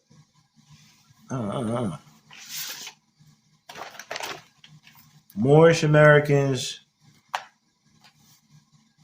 they don't follow their professional. They don't follow their leader. Drew Ali taught the Moors. Here's another thing, right, that lets us know that Noble Drew Ali was not referencing Moorish Americans as Moroccan subjects, nor as American Indians, right? Drew Ali tells us in one of his newspaper articles, in two of them. In one, he speaks about registering the Moors to vote. And in another newspaper article where he was actually speaking not to the Moorish Americans, but to the other American citizens about the Moorish Americans, he again he spoke of casting a free national ballot at the polls under the state's constitution and not under a granted privilege, as has been the existing conditions. That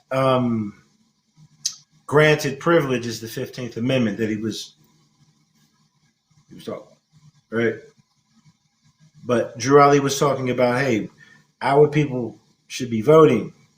And then in another newspaper article, he says that voting is the one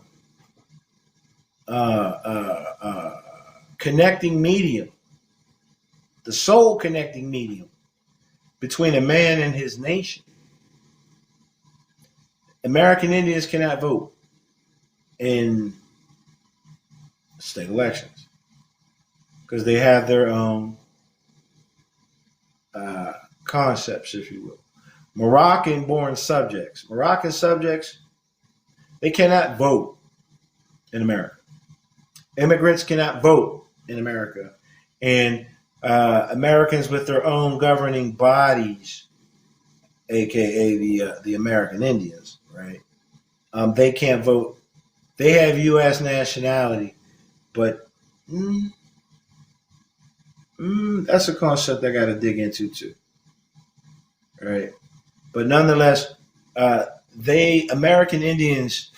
No, I can't even say that because they look. Even American Indians can vote. They can vote. They voted as Native Americans. They had their own party in 1855 called the Know Nothing, KNOW, Know Nothing Party. So, but they were not the Republican Party. Drew Ali tells you to come to the Republican Party because a white Republican, according to the Constitution, according to the establishment of the United States of America, to be a white Republican that's Article 4, Section 4, period, point blank. Again, Moroccans can't vote. American Indians have their own voting process. So Drew Ali is saying that you Moorish Americans are supposed to vote in the state poll as a citizen, not as a non-resident alien, not as a non-citizen national, and not as an American Indian. You vote as a white Republican. And mind you, Drew Ali, when he was doing what he was doing, he was working hand in hand with black Republicans. Drew Ali basically, hey, if you're a Republican, I can fuck with you, and if you're a Democrat, we could be cordial, but within our own governance, we fall under the Republican form of government. I would imagine whenever a Democrat takes office, that the Moorish Americans as Republicans would act as if they are under emergency war powers. and whenever the republic, and whenever the president is for the republic, then there is a restoration for a time. And that again, if your governor is a Republican and you're a Republican, then that's your representative from the state going to the federal government. The federal Drew Ali keeps saying to enforce that federal constitution, super duper heavy, and even the Indians are in the federal constitution. Even the Indians are there. So again, I can't say that they can't vote because Article 1, Section 2, Clause 3, Indians not taxed.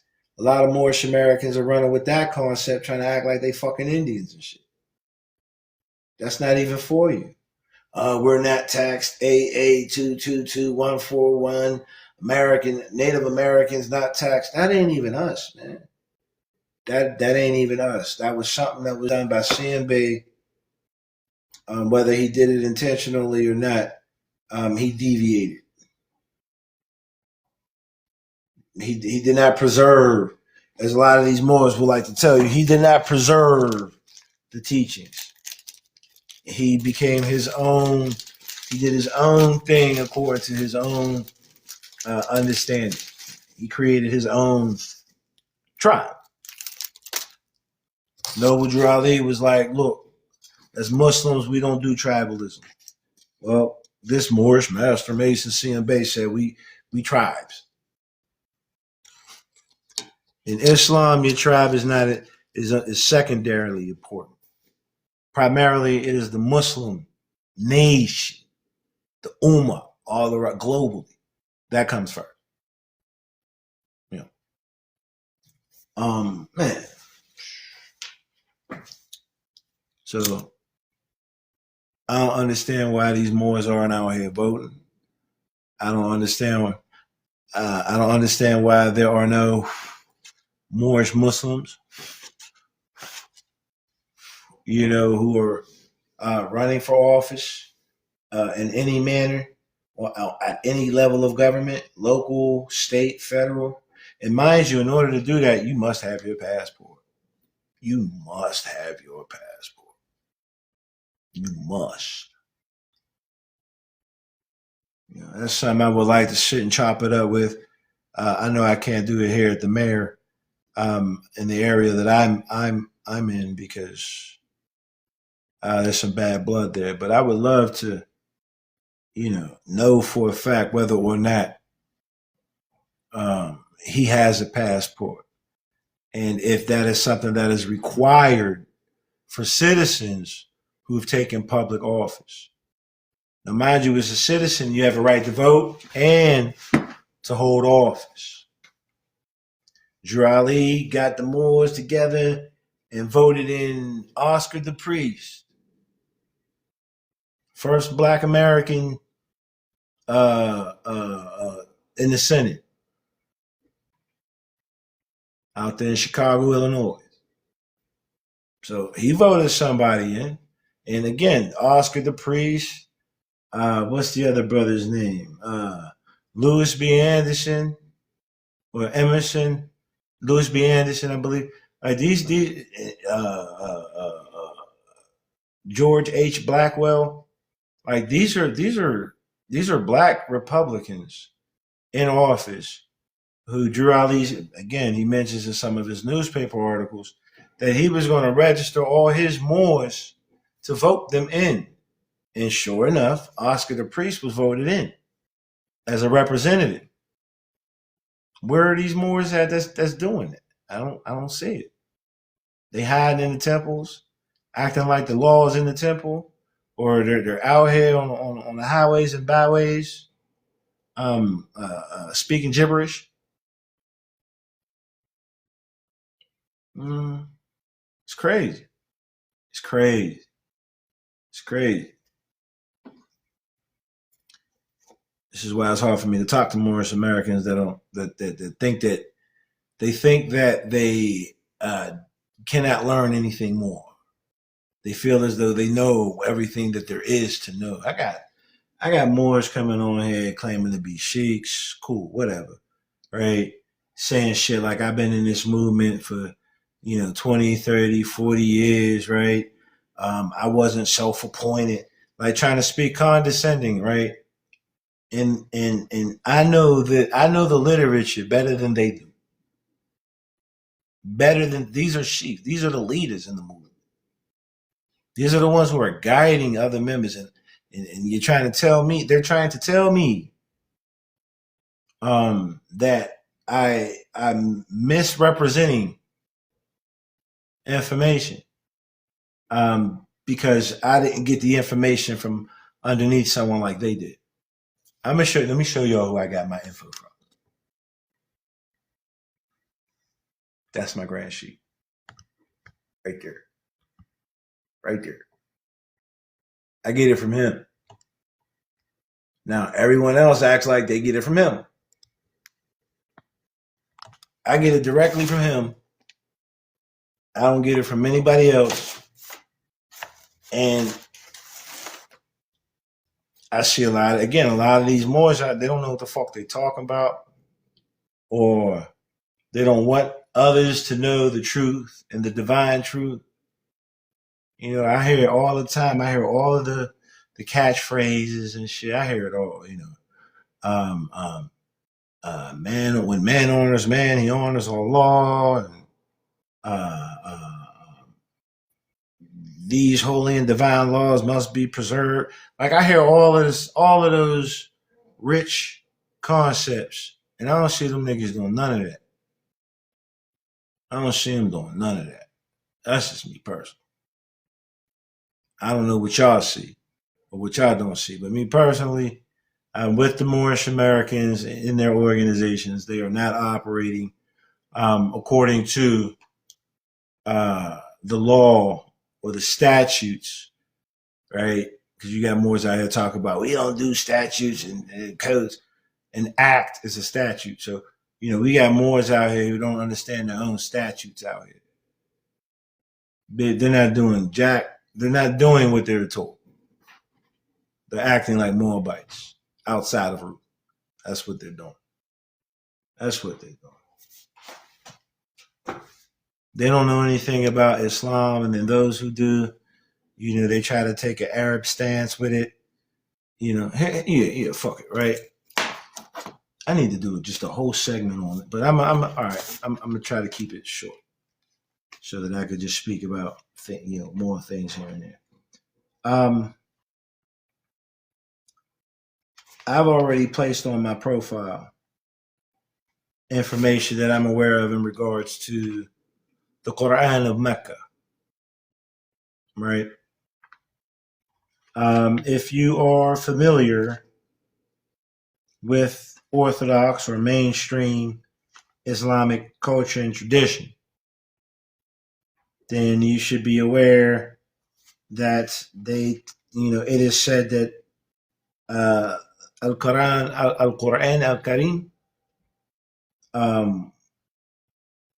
it's perfect, right? It has never been tampered with, right? They say that everything is as it was in the time of the Prophet, which, like I said, I already put that bullshit to rest.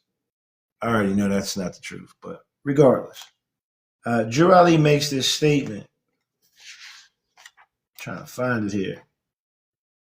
As to why, I think it's 25, as to why he presented his own edition, as he called it, of the Holy Quran. The Nation of Islam uses the Quran of Mecca, Arabia. They do not follow the Holy Quran of the Moorish Temple of America. Different organization. Drew Ali did not use the Quran of Arabia. And he's going to tell you, here we go. He's going to tell you why he felt it necessary. Listen to this, right? This is called a masterpiece of religious literature, right? Secrets of other creeds revealed. Okay. And just to show you, this is the back. You see that this is him. Pardon, so by the prophet, right? So this is something coming straight from him, right? He says the prophet Noble Drew Ali has spent many hours preparing the latest edition of the Quran, which will be a masterpiece of religious literature. To Americanize the Oriental idea of Islam involves many changes that are more or less negative to the main purpose of the Islamic religion. So he felt it necessary to Americanize the Oriental Islam. All right. Such changes are carefully considered with the idea to avoid changing the complexion of the original text. Mind you, he's talking about the Holy Quran and the Moorish Temple of America. He says, the philosophy of the ancient prophets is the main initiative in the compilation of the Quran, and no thoughts of propaganda enter this work, as has been the case of many former religious works, such as the Bible and other books of creed. So he felt it necessary to present a different version or a different edition of the Quran, because he's aware that there's misrepresentation even in that Quran from Mecca. Okay? The sole purpose of the prophet in giving such a message to the world, by the way, is to save fallen humanity. So that's everybody. When a compiler attempts to inject propaganda into a work of this kind, there arises a need to cover the true text in order to prevent a clash with the truth and ideas involved in such propaganda. So let me just stop right here real quick. Drew Ali is not using the Arabic Quran. He brought a version that was more beneficial, more basically in the language of his own people. He makes reference that, other people who have attempted to do this, they kind of get lost, right? Now, mind you, the Quran of Mecca, right, as given by Muhammad sallallahu alaihi wasallam, it was compiled before Uthman became the Caliph.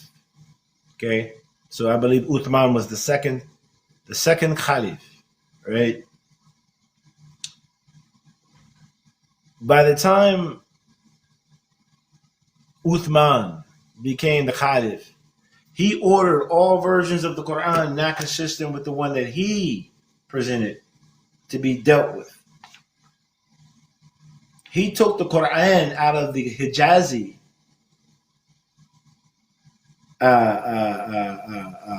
dialect, and he put it into the dialect that we all read now. Right? So you changed the Quran. He changed the complexion of the Quran. And this is the Quran that all of these Muslims are out here telling you, oh, this is the truth. This is it. It ain't never been changed. But Uthman made sure that any other versions that were put together, he had to see it. Basically, he did what the popes around did with the Bible. We'll accept this, we'll not accept that. This is the way we're going to do it. That's not how Muhammad sallallahu alaihi wasallam gave the Quran. By the way, I'm Shia to Ali. I'm the people of Ali. In that manner and in this manner with this Ali. All right. Getting back to it. Former works of this kind have either hindered or help the nations proportionately to the adherence to the truth as to the original purpose of keeping the ignorant in such a state. It is hard to resist the temptation to use this medium for gain, like Uthman, like all these Moorish Americans using even the Quran that Jurali gave, right? Hence, many of the former treaties on works of this kind have been the means to foster ideas of the unscrupulous, wherein they desire to use religious influence for their own personal gain. The many secrets known to the prophets that could be used for salvation of the nation were either left out or colored to an extent that their meaning was made void. So again, he's talking about the Quran. He's talking about Uthman there. Or at least that's what I perceive. Let me read that again. The many secrets known to the prophet that could be used for the salvation of the nation were either left out or colored to an extent that their meaning was made void. Such is not the case with this edition of the Quran. So Jurali did not use, I have it down here. I thought I had it down here. I guess not. Did Jurali use the Quran of Arabia, or did he use the Holy Quran of the Moorish Temple of America, which he incorporated in Chicago? Chicago being, according to him, our new Mecca. What Mecca did Noble Jurali? What Quran of Mecca did he use? That is not to say that we do not link ourselves to the Quran, but again, we know that the Quran has been tampered with by Uthman, if anyone, definitely by Uthman. And so Jurali gave us a Quran that was, I didn't even, hold on. He's going to tell.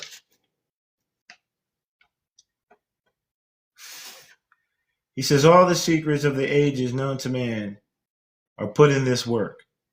The secrets known only to the Magi are here revealed.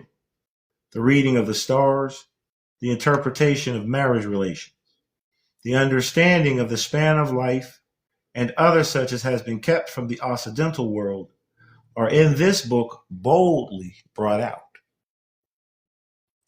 The Quran, Americanized as it will be, can be bought in a few weeks.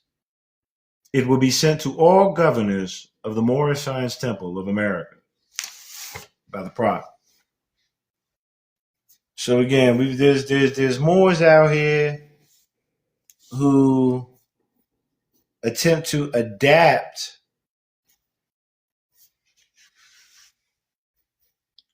other culture into our deen.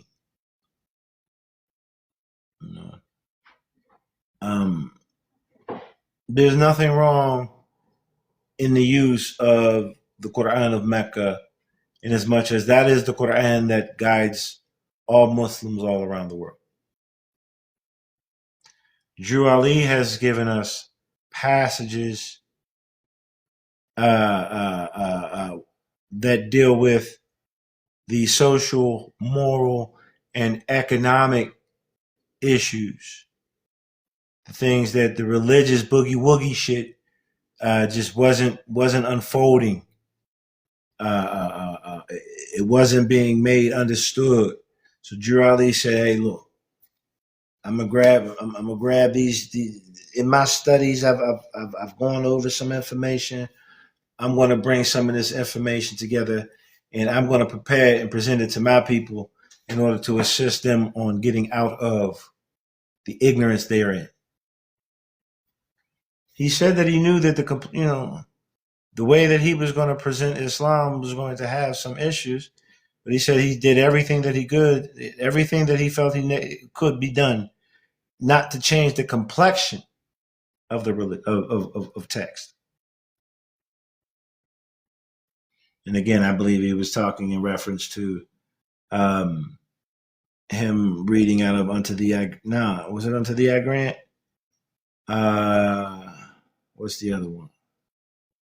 The Aquarian Gospel, in which, he took the word God and replaced it with Allah, things of that nature. Try not to change too much, just to get his people thinking in the concept of Islam, of Mohammedan Freemasonry, mystic Islam at that, Sufism, Shia, Sufism, right? Why do I keep saying Shia?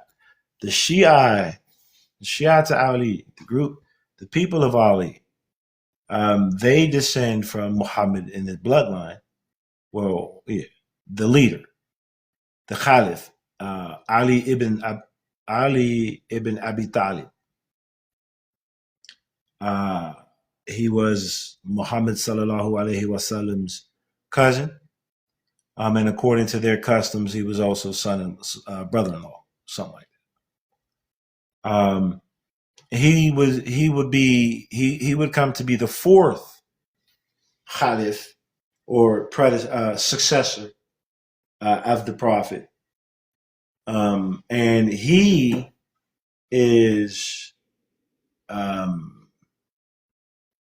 is branded as the father of Sufism. So again, we have this Ali and this mystic concept of Islam connecting, and again, the Muslims, the Moors that I hear now who take the Quran, they don't. Again, they try to bring it up. They don't discern. I've heard Moorish Americans over here talking about what was the one brother's name? Jamal Latimer. That brother was getting everybody into the Quran of of Arabia. He was definite, in my opinion, in my Islamic scholastic opinion, he was using the Quran of Makkah in order to propagate. I was splinter cell shit. Again, whether he saw it that way or not, I cannot say. But what I can say is that he was utilizing the Quran in a manner that spoke on the. He was a warmonger. He wanted to go to war, and he went to war, and he lost. But getting all of these Moors to go to the Quran, and then you want to use the Quran to motivate these ignorant people who may not know anything about the Quran or Arabic, right? But you want to get them towards that. He wanted to wear lihya, but you have the right to wear a beard, right? But again, if you look at the culture that Drew Ali gave in Islam, they were not wearing the beard. This Muslim is wearing a beard. This Muslim is not wearing a beard. Okay? This was an organizer of the Moorish Holy Temple of Science. This was the Sultan of Mecca at one point, who was a Moroccan prince. And he is an organizer of the Moorish Holy Temple of Science. Would y'all like proof of that? Would y'all like me to show y'all proof of that? So y'all know I ain't bullshitting you. Newspaper article from the 1920s. All right. Gavrana Ali Mustafa Abdullah, also known as Ali ibn Hussein. That is him. It says, Gavrana Ali Mustafa Abdullah, admittedly a Moroccan prince and an organizer for the Moorish Holy Temple of Science, who shouldered a rifle in the Rif Wars. Do you know your Islamic history? Was held in the safety building Thursday, for carrying a pistol. Quote, I am the son of King Hussein, who was exiled on the Isle of Cyprus back in 1927. So this is 1928. This is right before Drew Ali turns his Moorish Holy Temple of Science into the Moorish Science Temple of America. Right? He says, he informed the newspapers, he says, and I hold the rank of major in the Rif Army. Look that up. I pray to Allah that I'll get out of this trouble. I did not know it was considered wrong to go armed in Toledo. So he spoke English too. This is a Moroccan Sharif of Hijaz. He was the Sharif of Mecca right before the Saudi family took over. So at that time, when Noble Drew Ali was putting all this together, using his Holy Quran, this Sultan here, he was Sultan at the time. Royal Prince. Drew Ali said that he was the Royal Prince too, right? So this was a Royal Prince here who was an organizer for the Moorish Holy Temple of Science. At that time, he was the protector of Mecca. He was the protector of the Kaaba. Him. And he said it was okay to use this Islam. He said it was he gave the credibility as a Moroccan. Hey, look, I'm him. That's what he's saying. I'm him. And I'm helping organize these people in this movement. And mind you, he's known as Ali Mustafa Abdullah. Gavrona is a type. This is, again, Ali ibn Hussein.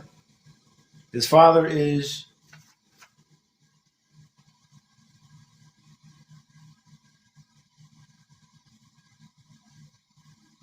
was at the time king, not Sultan, but King Hussein. His father was a king. This is where, so we have the connection with the Moroccan government, or better yet, we have connection with the Kaaba, with Mecca, right? And we have all of these Alis, if you will, and Drew Ali is presenting this new edition of the Quran, and this is who said it was okay. He didn't say, "Oh no, that's not that we don't do that." Oh no, this Moorish science, this Moorish Holy Temple of Science. Oh no, this is not true Islam. No, he accepted that for him. And he says he was a major carrying arms in the Rif War. So that means that brother Aziz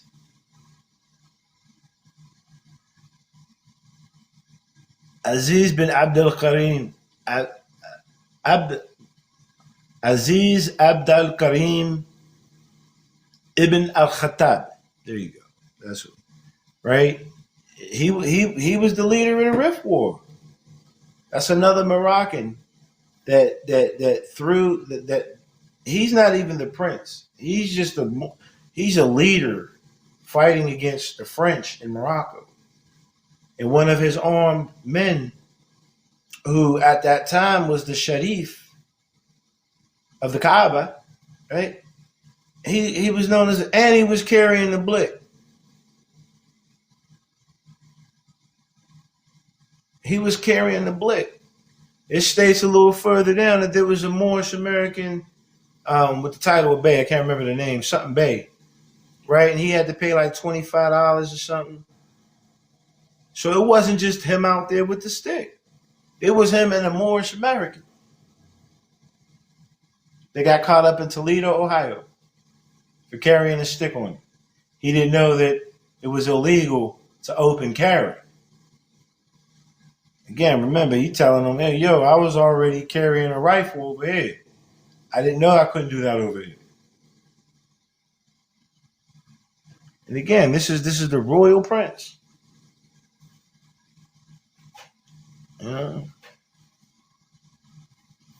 Man.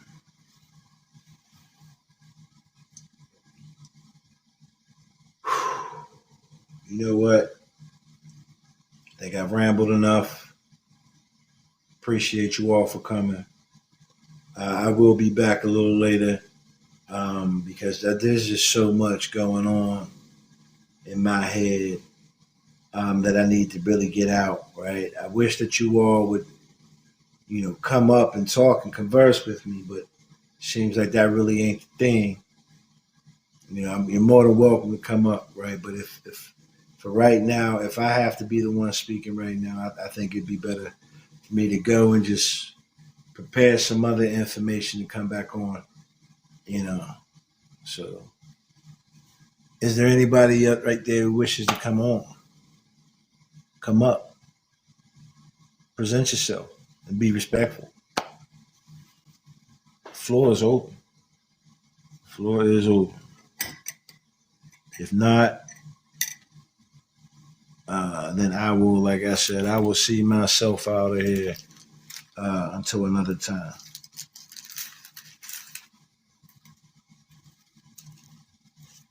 I'm going to let you all know, as far as I'm concerned, I am a true historian in Islam.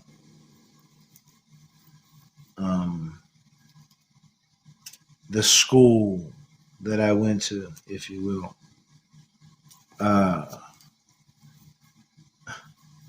nature was my teacher. Nature has been my teacher. I have been observing everything and everyone around me and considering, and that is what's leading me to my conclusions. If there's anybody out there who feels as though anything that I'm saying is wrong, I would love for you to come and talk to me. Especially on YouTube. When this hits YouTube, when my posts hit YouTube, that's when you got all of these people who want to come and say, oh, you're not a Moroccan, you're not from Morocco. And I'm like, dude, I agree with you. But, they think that all Moorish Americans think the same. And that's one of the biggest problems I have out here. That's why I don't wear my fez, y'all, because I really don't like to be identified with these counterfeits. And I might just keep rambling. Fuck it, I'm rambling. There was a time when you could wear the fez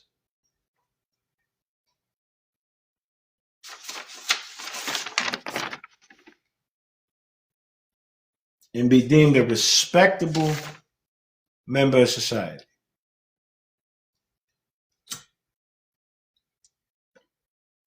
And mind you, there's no marking on his fez.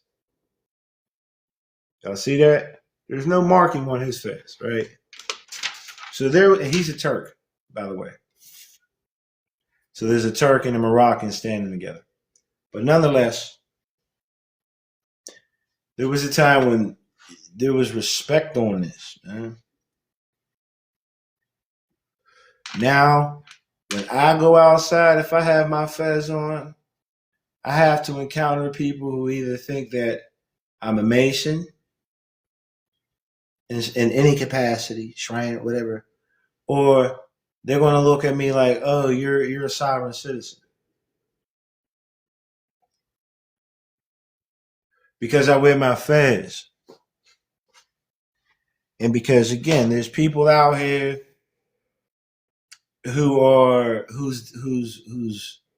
demonstrations are so deviated from the truth that when people look at me, they think that I'm on whatever they're on. I'm not anti-government. I'm not anti-tax. I'm anti-federal. I'm not anti-tax. I'm pro-contract. You understand me? If I contract into it, then let it be what it's going to be. You know, I know that the federal government doesn't tax me. I pay to my state, and my state pays through my state whatever taxes that need to be sent to the feds goes through the state, not me individually. I'm represented as one of the whole. Uh, Man, how many of y'all how many of y'all out there are of the opinion that people shouldn't be taxed?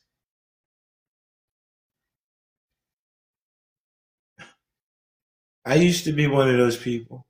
I speak from experience. I let y'all know that I went deep into them Dismal Crips. I was listening to all of that Moorish misinformation that has been heaped into this movement.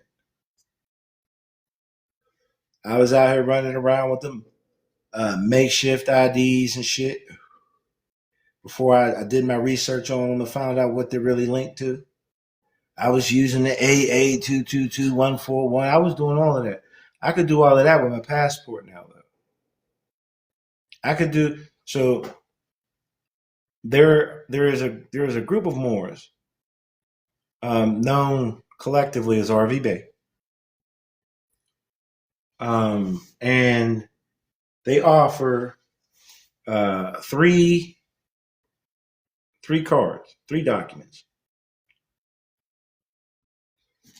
And when I tell you that my passport acts as all three in one, I'm not bullshitting. So they have the student ID, right? Well, America is definitely an educating institution, right? So I have my student ID, right? I can enroll in any school that I desire, right? The travel card, well, we know the passport is definitely for travel, right? And then they have the national, the allodial nationality card.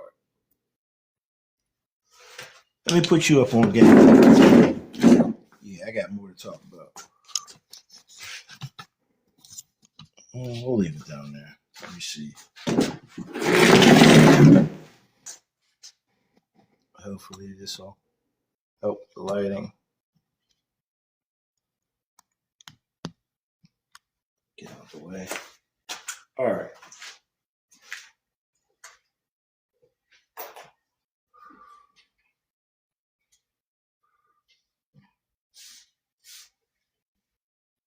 What was I talking? Okay.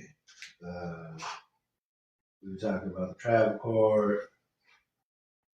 All right. Yeah.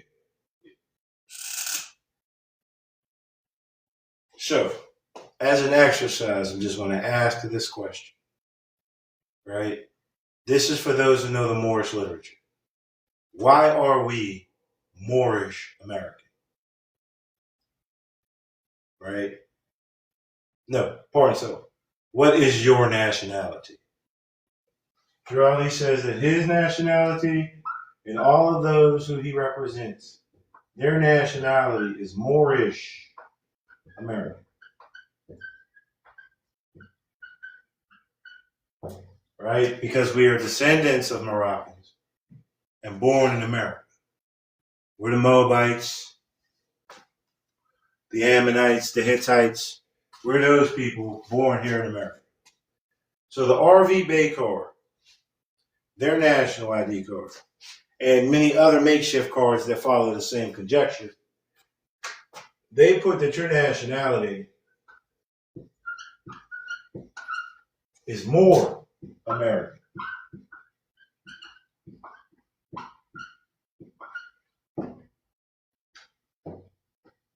Okay? Now, I don't have a problem with being called more American, right? I'm an American Moor. I'm a Moor of America, right? My issue comes with, can y'all see that? I don't even think y'all can see that.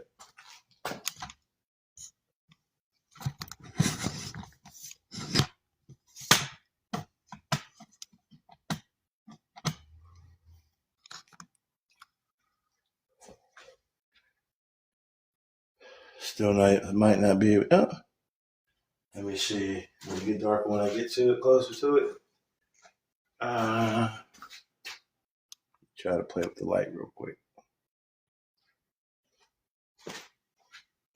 All right. My issue comes with the fact that these people are saying, these people who advocate for more American as your nationality on their nationality card, they're saying that this suffix ish, right, is not to be used, right? So they are directly altering what he says by raising the issue of ish. Ish means of, like, or pertaining to. We're not Moorish American. We're more American. So they are dividing it. They're not using it as one. Okay? And again, you will see this. You will see this type of advocacy from those who have filtered information and hate in the heart. Ish. So let me break it down for you.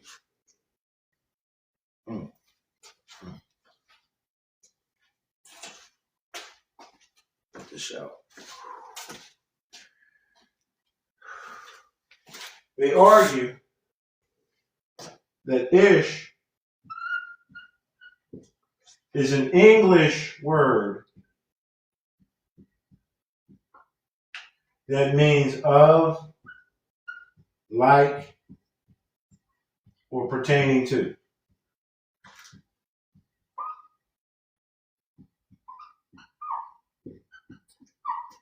This is their argument as to why Moorish Americans should not use the ish.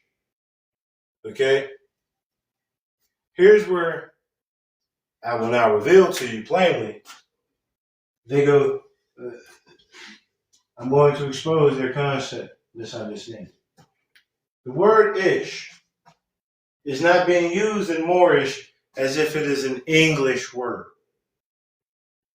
All right? It is staying true to Asiatic culture. All right? Now, ish means man. In what language? In the Sanskrit language, in the Vedas, in the Hindu culture. Drew Ali said that you were not Ethiopians. He was referencing those Indians who were called Ethiopians. Just saying, right? When we say more ish, we're saying love, man.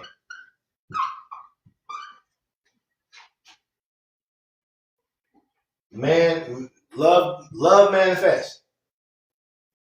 More ish pertains to this. It doesn't pertain to of, like, or pertaining to. The same with the Irish or the Scottish. Right? The ish is pertaining to a people. Absolutely. It's pertaining, it literally, in its, because they love to use etymology. Etymologically, ish means man.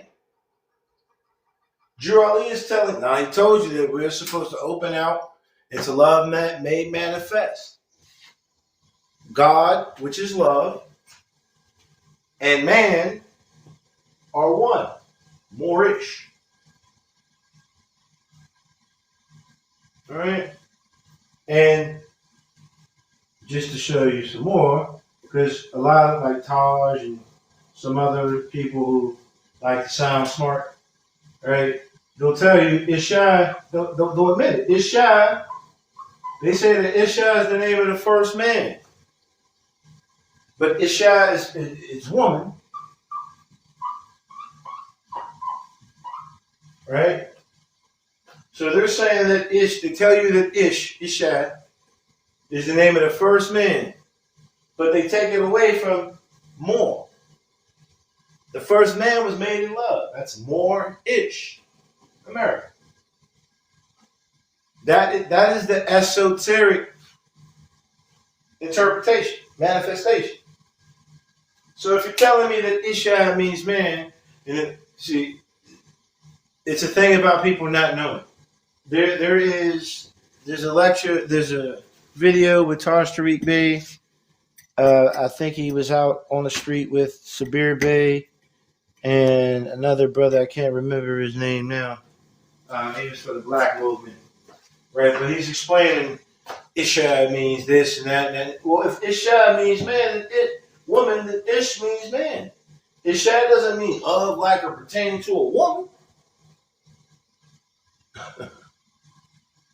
in the way that they're expressing it. Meaning of, like, or pertaining to, meaning not in truth that. That's what they're saying. That Ish means it's a derivative. It's a version. It's not original. Again, if Isha means woman, then Ish means man. That's what? Urdu, Vedic language, Sanskrit language. Which, if you know enough about history, right, the Hindu culture, right, is not that much different from the Islamic culture. And the language is intertwined. Absolutely. Okay? So you got people out here running around here again, putting his name up, but then going all willy-nilly and shit, trying to change some shit. You know, say, oh, Drew Ali called us the Moors of America. Yes, he did. But what did he say your nationality was, though? Mind you, Moorish pertains to all of those people who came out of the land of Canaan. All of those people who came out of the... So the Moorish Americans are North Africans, Europeans, and Middle Easterners and Asians. Well, Middle East is Eurasia. It's a banner. Moorish is a banner. And then he's telling you, hey, look, we're the Moroccans who are of Moorish descent. We're the Americans of Moroccan descent. Right? But Drew Ali is speaking specifically to his people. They're already... Drew Ali learned this information from an Egyptian who was teaching the Negroes at that time, right, about the nationality. You are not Negro, you know, all of that stuff. From the old Canaanite temple, we have an Egyptian. We have people coming out of the Canaanite temple, given permission by Egyptian Pharaoh Abdul Hamid Solomon, by the way, right? The Solomon's temple, right? Because the old Canaanite temple, that's Solomon's temple. Abdul Hamid Solomon. So we have all of these people coming out of that land, recognized under this banner. Egyptians, we had the Syrian brother, what is it, Baha'u'llah, not Baha'u'llah, the son of Baha'u'llah. Can't remember his name at this particular moment. I know I have I should have. Yeah, there it goes, a newspaper. So there was a brother who was out here from Syria, from Iran. I think he might even been from Iran, right? Who brought about what's called the Baha'i faith. And he was out here in America in 1912, 1913, in the New York area, which would be about where Noble Drew Ali was at, right? And he was presenting his divine plan, right, to the Negroes, right? So we have the Egyptian, there's a newspaper article where the Egyptian high priest says that he is bringing the Negroes, the Turks, and the Syrians back together as family.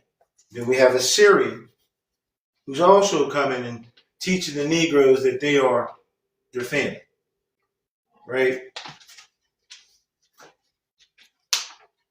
Let me see. I can't necessarily get down with this here because, again, politically, I feel as though they've altered some things. I wish I could. Let me see if I can. Abdul Baha. Is that what? No. Let me see. Yeah.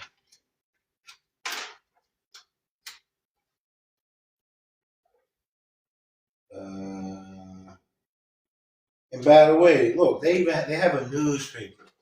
Where is the newspaper for the Moorish Temple of America? I've learned everything about the organization that I could come about from the Moorish Temple of America's newspaper. Hold on one second.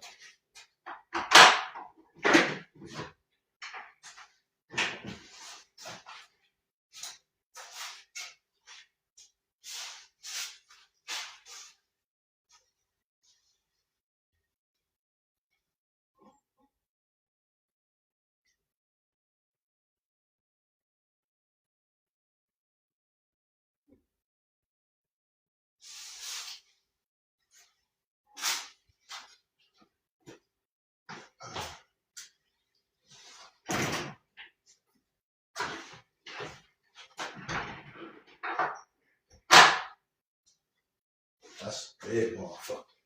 All right, pardon. So I know we had. I'm trying to remember this brother's name. I know we had Al-Bab, and then we had Baha'u'llah, and then his son. I think it was his son or his grandson who kept building on the faith. Is the one who brought it here to America. And again, he brought this information to the Negroes.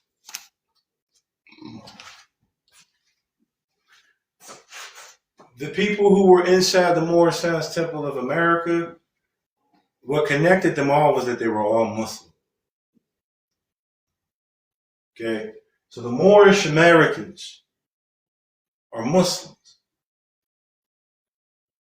Right? Whether you're from North Africa, any portion at that, right? Or you're Asian. Right? Again, the SF 181 race form talks about the North Africans and the Eurasians being white, right? In America at that.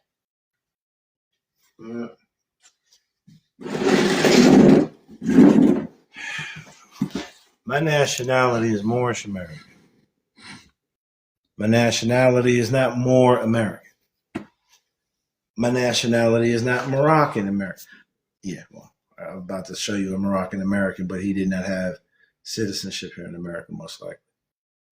There are Moroccan Americans. I'm Moorish, meaning that I could be from any one of them nations up there. Particularly, Jurali links us to Morocco with Moroccans. That's what makes us Moorish American. That's not what every Moorish American is not a Moroccan. There are Egyptian Americans who are Moorish American. There are Arab Americans. Hell, there are Italian Americans who, as long as they are under the Islamic concept, they would be considered Moorish American. Right? They'd be able to fly their flags. Right? Look at the Nation of Islam. The Nation of Islam had a Moorish American lead, and he established the Nation of Islam, and he gave them the flag of Turkey because the Turks are Moorish Americans. Was it Wallace David Ford, Wali Farad, Wali Daoud Farad Muhammad Ali, aka W. David Fordell? W.D. Fordell, right? He was in the movement. He was a Turk. He was a pale. Look,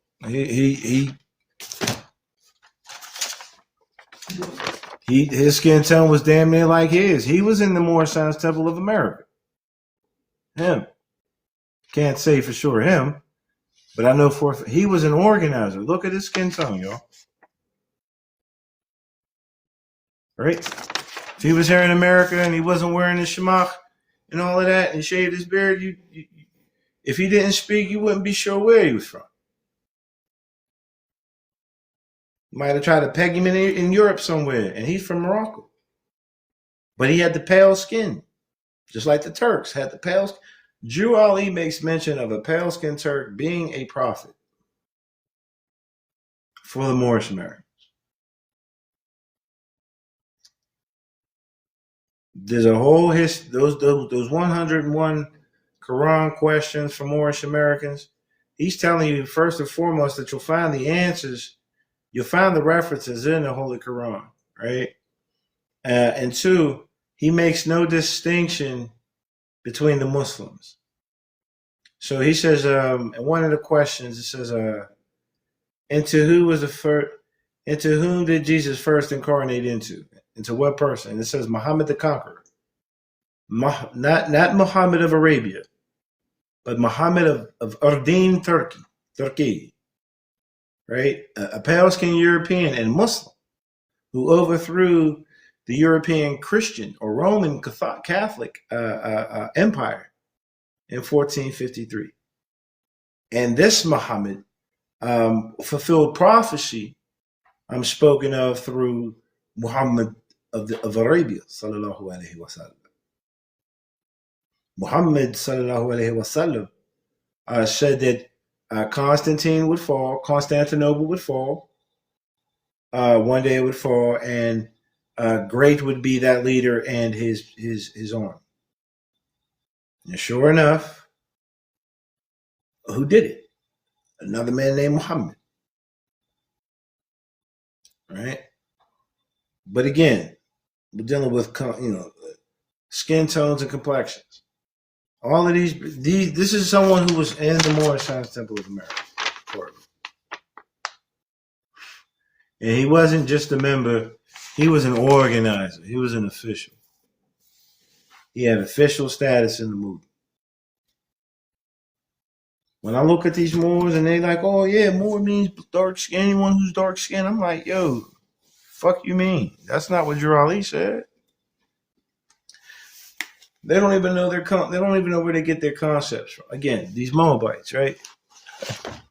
Drew Ali said that every nation of people suffers slavery due to not honoring their mothers and fathers' divine creed. And then he goes on and says that the Moors lost their nationality in the United States in 1774, and the brands Negro, blacks, and colors were placed upon them because they themselves did not honor their ancient forefathers or foremothers' divine creed, and that they followed after the gods of Europe, strayed after the gods of Europe, of whom they knew nothing.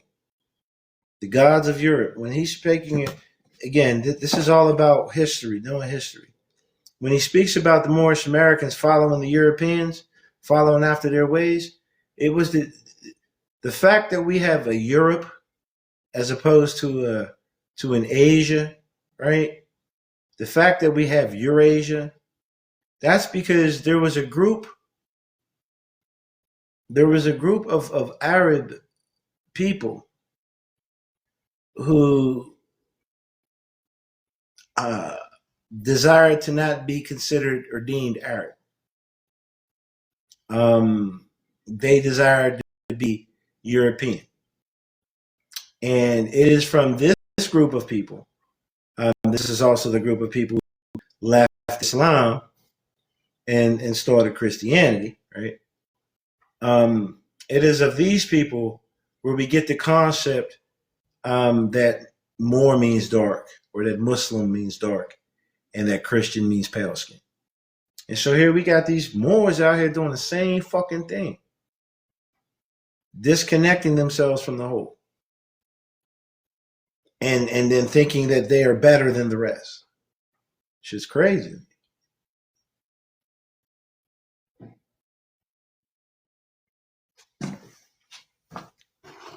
These brothers and sisters, they're not teaching the truth, man. I don't even think. I don't even think that they know the truth, man. I don't. I really don't think that these people know the truth. Let me see. All Native American means is what? No. And I'll get to that later. Got people on YouTube telling me that Native American just means born in America. No, in a sense, but I would like to let you all know that Native American is not a race. American Indian / Native Alaskan is a race.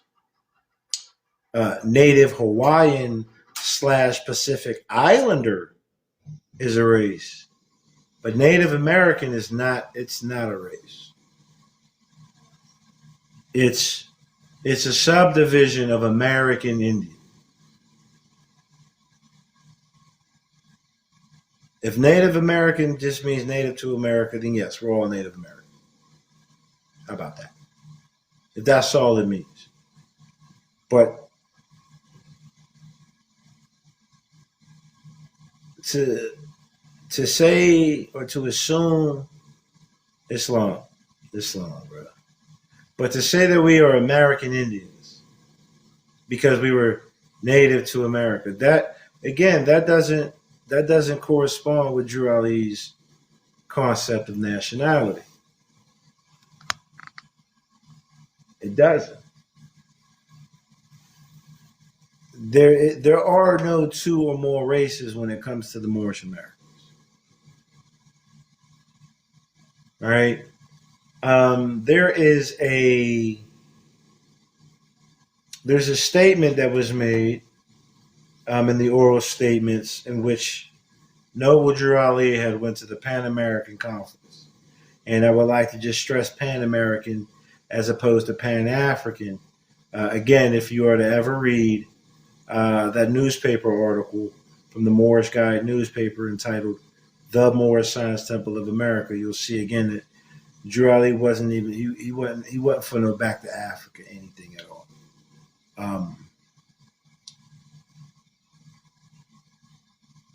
I think I might have got lost where I was at, but American Indian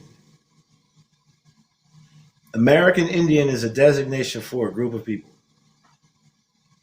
They have their dark skins, their brown skins. If you want to do the whole olive, if you want to do that, they have all the same, just like every other human being and every other group of aggregate of people.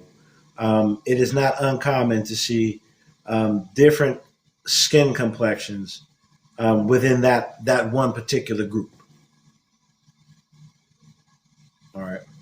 So everyone has dark skin, pale skin, and in between. Right. The Moorish Americans or the North Africans. Drew Ali specifically tells you.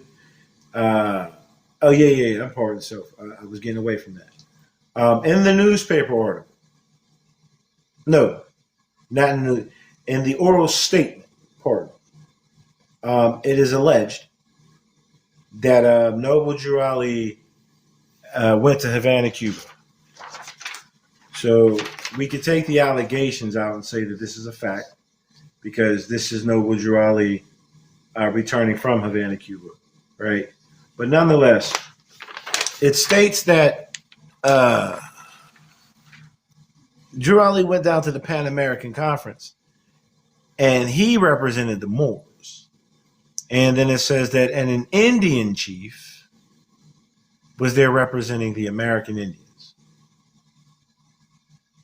So Drew Ali went to represent the Moors, and there were American Indians, and there was a representative for the American Indians. The Drew Ali wasn't representing the American Indians. Drew Ali said we're of the white race. He told you that what white is. He said we're of a pure and clean nation. White means purity.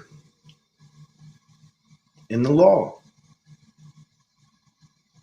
The American Indians do not profess to be the establishers of what we know today as the United States of America. They have tribal claims that come prior to the establishment in 1774, and they desire to maintain their autonomy separate from the white race.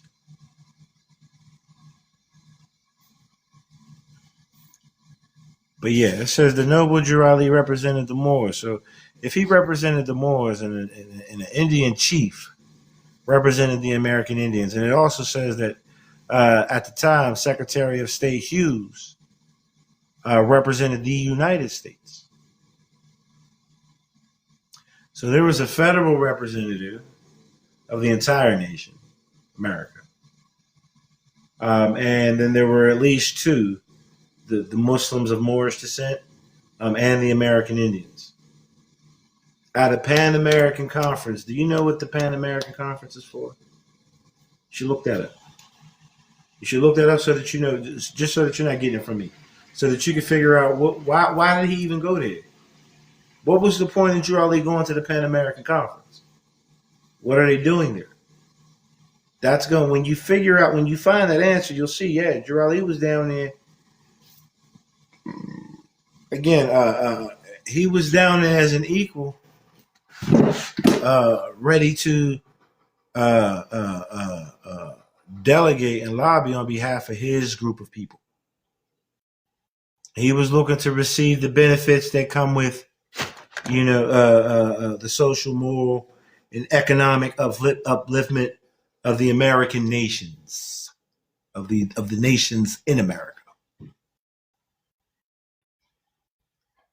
All right. Here's another concept that be making me just.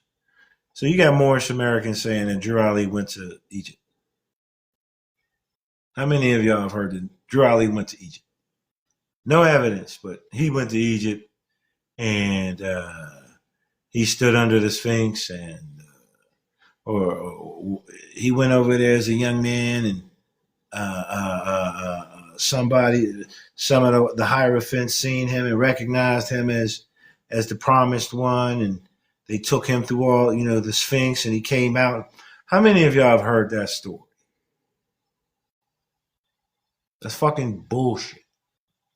I've already stated it, but I'll state it again. Drew Ali went to the old Canaanite temple. The organizer, the prophet, if you will, or the pharaoh of the old Canaanite temple was an Egyptian Muhammadan Freemason. Drew Ali didn't go to Egypt leaving America. Egypt was in America, so to speak. He was already being taught by an Egyptian high priest, who again gave him permission. He was authorized to teach this truth to his people. Drew Ali didn't go to fucking Egypt. He never left. There's no evidence that Drew Ali left America. You know what? No. You know what? I would love to find out for myself. So there's a newspaper article right before 1913. It would have to be before 1913.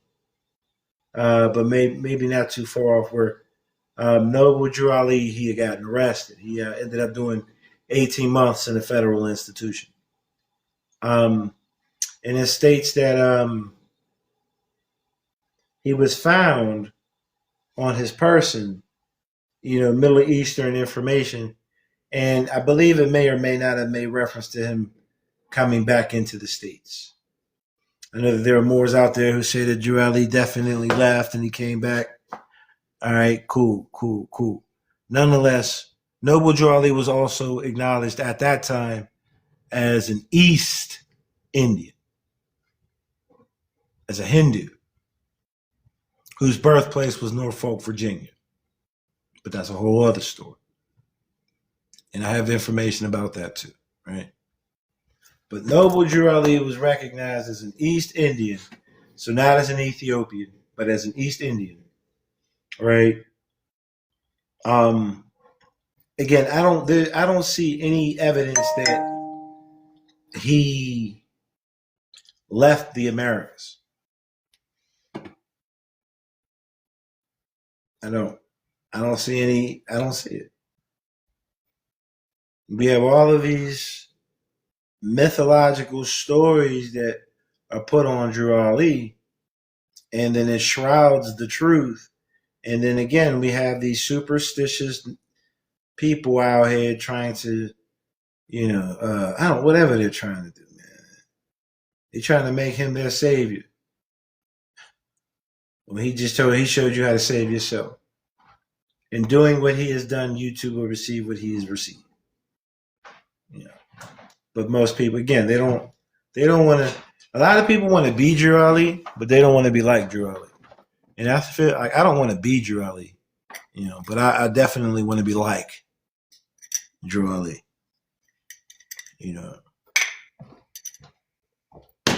These nigga Moors out here, they're going to get y'all jammed up, y'all.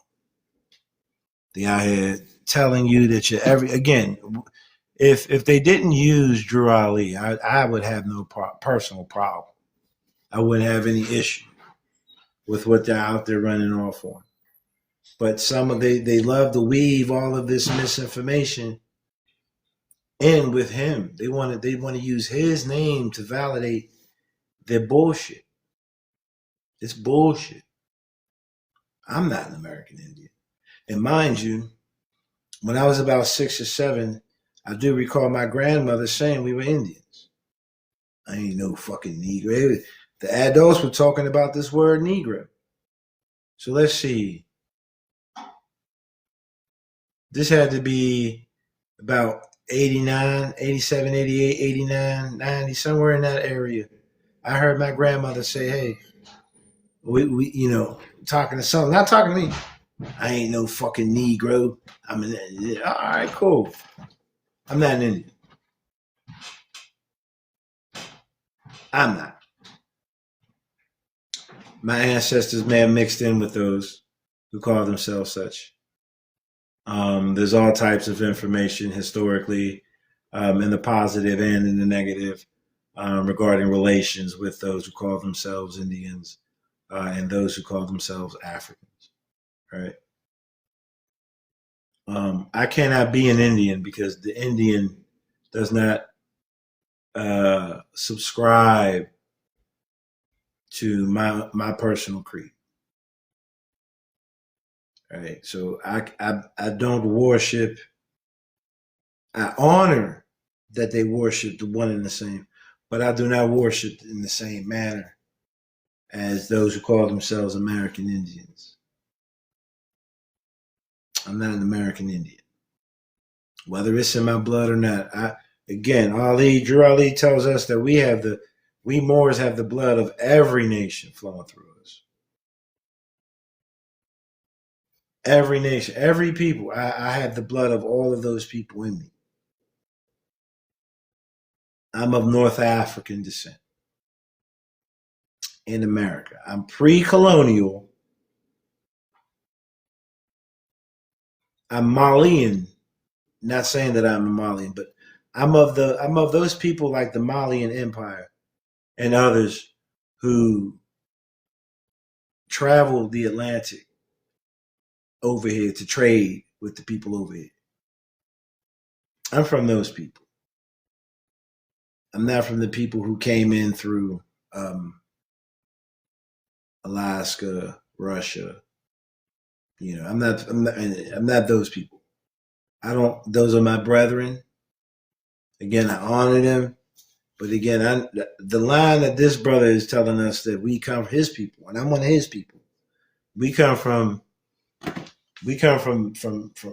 connections to Egypt.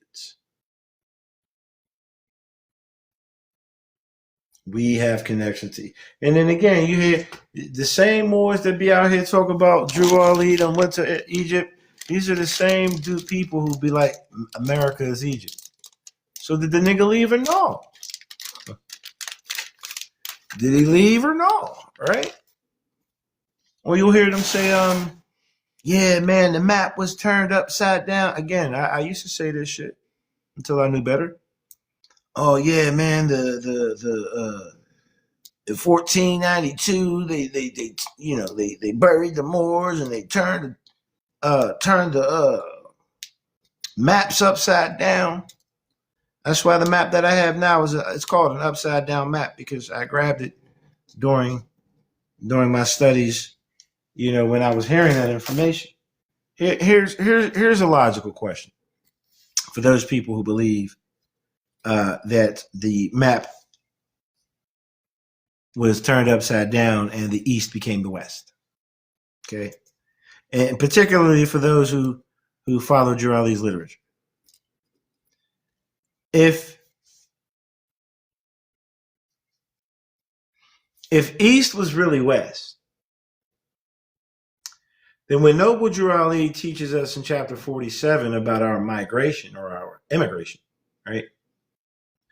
We would have went into Asia like Kush and not into Africa like Ham. If we turn the map around, Drew Ali is saying that we went into Northwest Africa. So if we turn the maps around and we say that's how it was in the beginning, then he's saying that Northwest Africa was fucking Asia, yo. What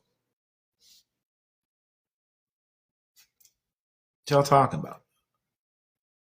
The concepts be lost. How can we have traveled west and you're telling me that we traveled east? We traveled west.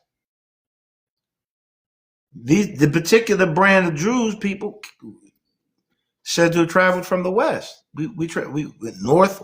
It says in chapter 47, Drew Ali outlines the immigration, saying that the Moabites and their brothers from the land of Canaan, particularly these ones who are the present possessors of the Moroccan Empire, he says that they came out of Egypt, went westward, right, into Morocco.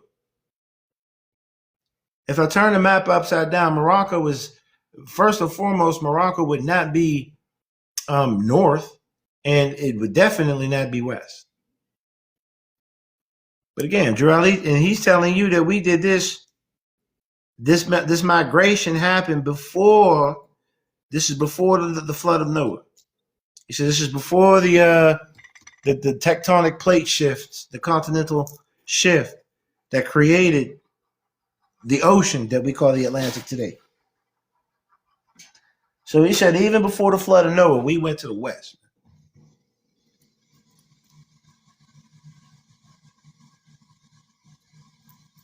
And these people, I don't know, man. I guess they don't look at maps and shit.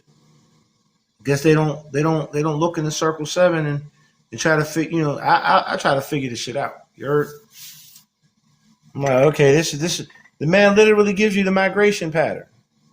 And these people are out here telling you that they're for Drew Ali, and in the same breath giving you a whole different migration pattern.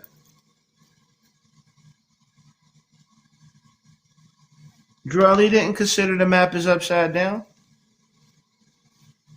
And mind you, he learned from an Egyptian. So if the Egyptian Mohammedan Freemasonry is the core of his information, the Egyptian also told you that, yeah, y'all went north, y'all went west.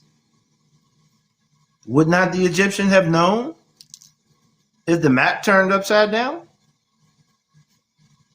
If west was east and east was west now? Drew Ali never talked that shit. He never talked that shit. Drew Ali ain't never talked that shit. Nothing in Drew Ali's literature that I found to date suggests that Moorish Americans really came from the east, or part so. That the map was turned upside down. That's not in any of this Moorish literature from Girardi.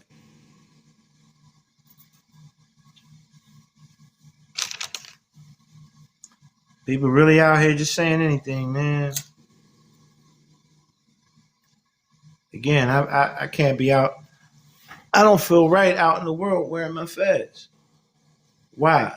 Because when I wear my fez, nowadays you got all these weirdos out here wearing fezzes and making it look real bad. So now I'm out here with my fez on and they think I'm a sovereign citizen. They think I'm a black identity extremist. You know. And I'm telling, like, man, it's hell to be out here by yourself trying to shovel out these lives, man.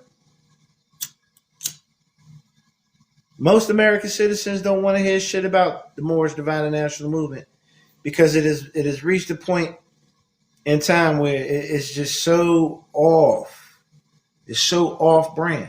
Did you know that during the time of Drew Ali establishing his movement, everybody was talking good about the movement? The Europeans were talking good about it. The Negro, everybody. It was in other people's newspapers. And then came this ideology that we're better than everybody and that we're higher than everybody. And that caused this distraction. And again, now we got all these people out here. They left the movement, man. There were high-powered people who were part of this movement. Businessmen and women coming to teach the people business, obviously. And they're no longer here. I don't see any notable businessmen and women in the Moorish Divine and National Movement. I don't see none of that. I don't see it. You know, I don't see just to throw a name out. Let me try to find the name.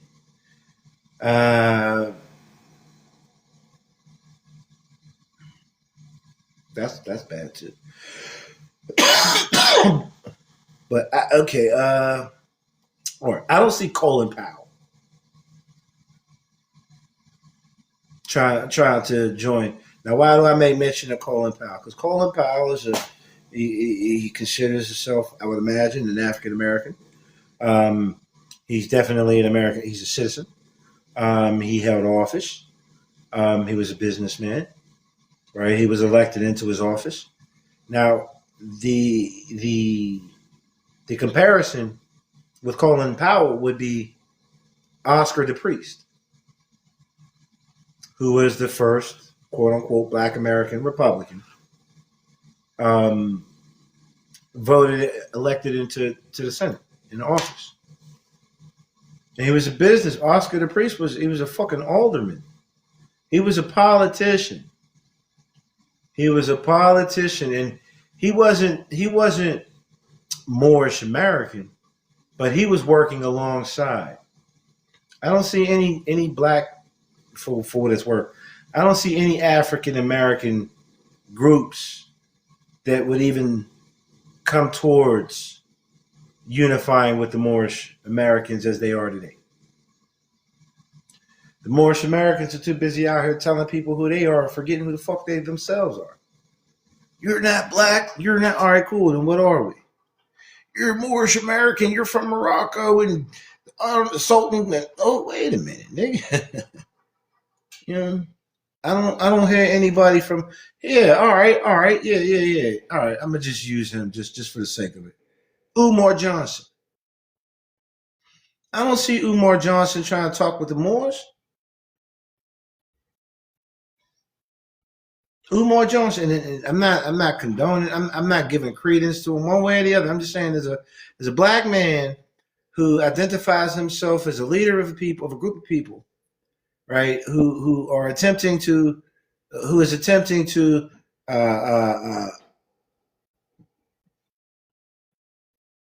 secure his people economically. I don't see him trying to work alongside these Moorish Americans. Why? I don't see Tariq Nasheed. Why? because these Moorish Americans out here, they sound crazier than the Negroes. They sound crazier than the Negroes, man. The Moorish Americans was given everything. When you look at the Nation of Islam and their business, it's not my assumption, but you're more than welcome to come up and talk about it. Let's talk about it. Oh,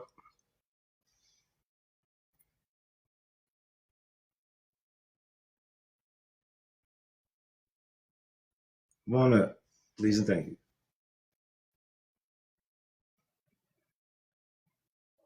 Peaceful greetings, right here. Peace, God. Peace, God. You five? Huh? You five? Nah. But you said that is my assumption. What is it that you're alluding to that I'm assuming?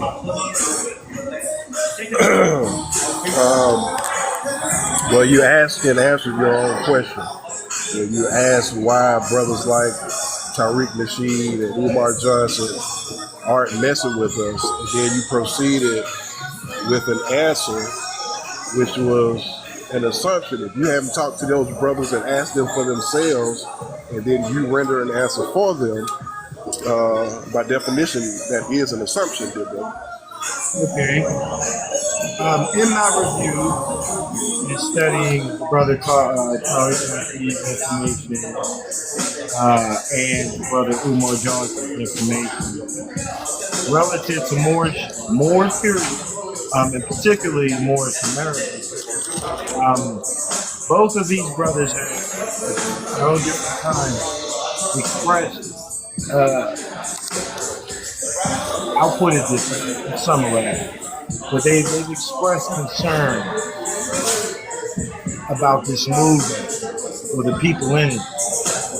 And logically, reasonably, this is why I would make such an assumption or conclusion that they themselves don't rock with the Moors because of what they've observed and what they've stated themselves. Okay. They don't speak against Moorish Americans, but they're not.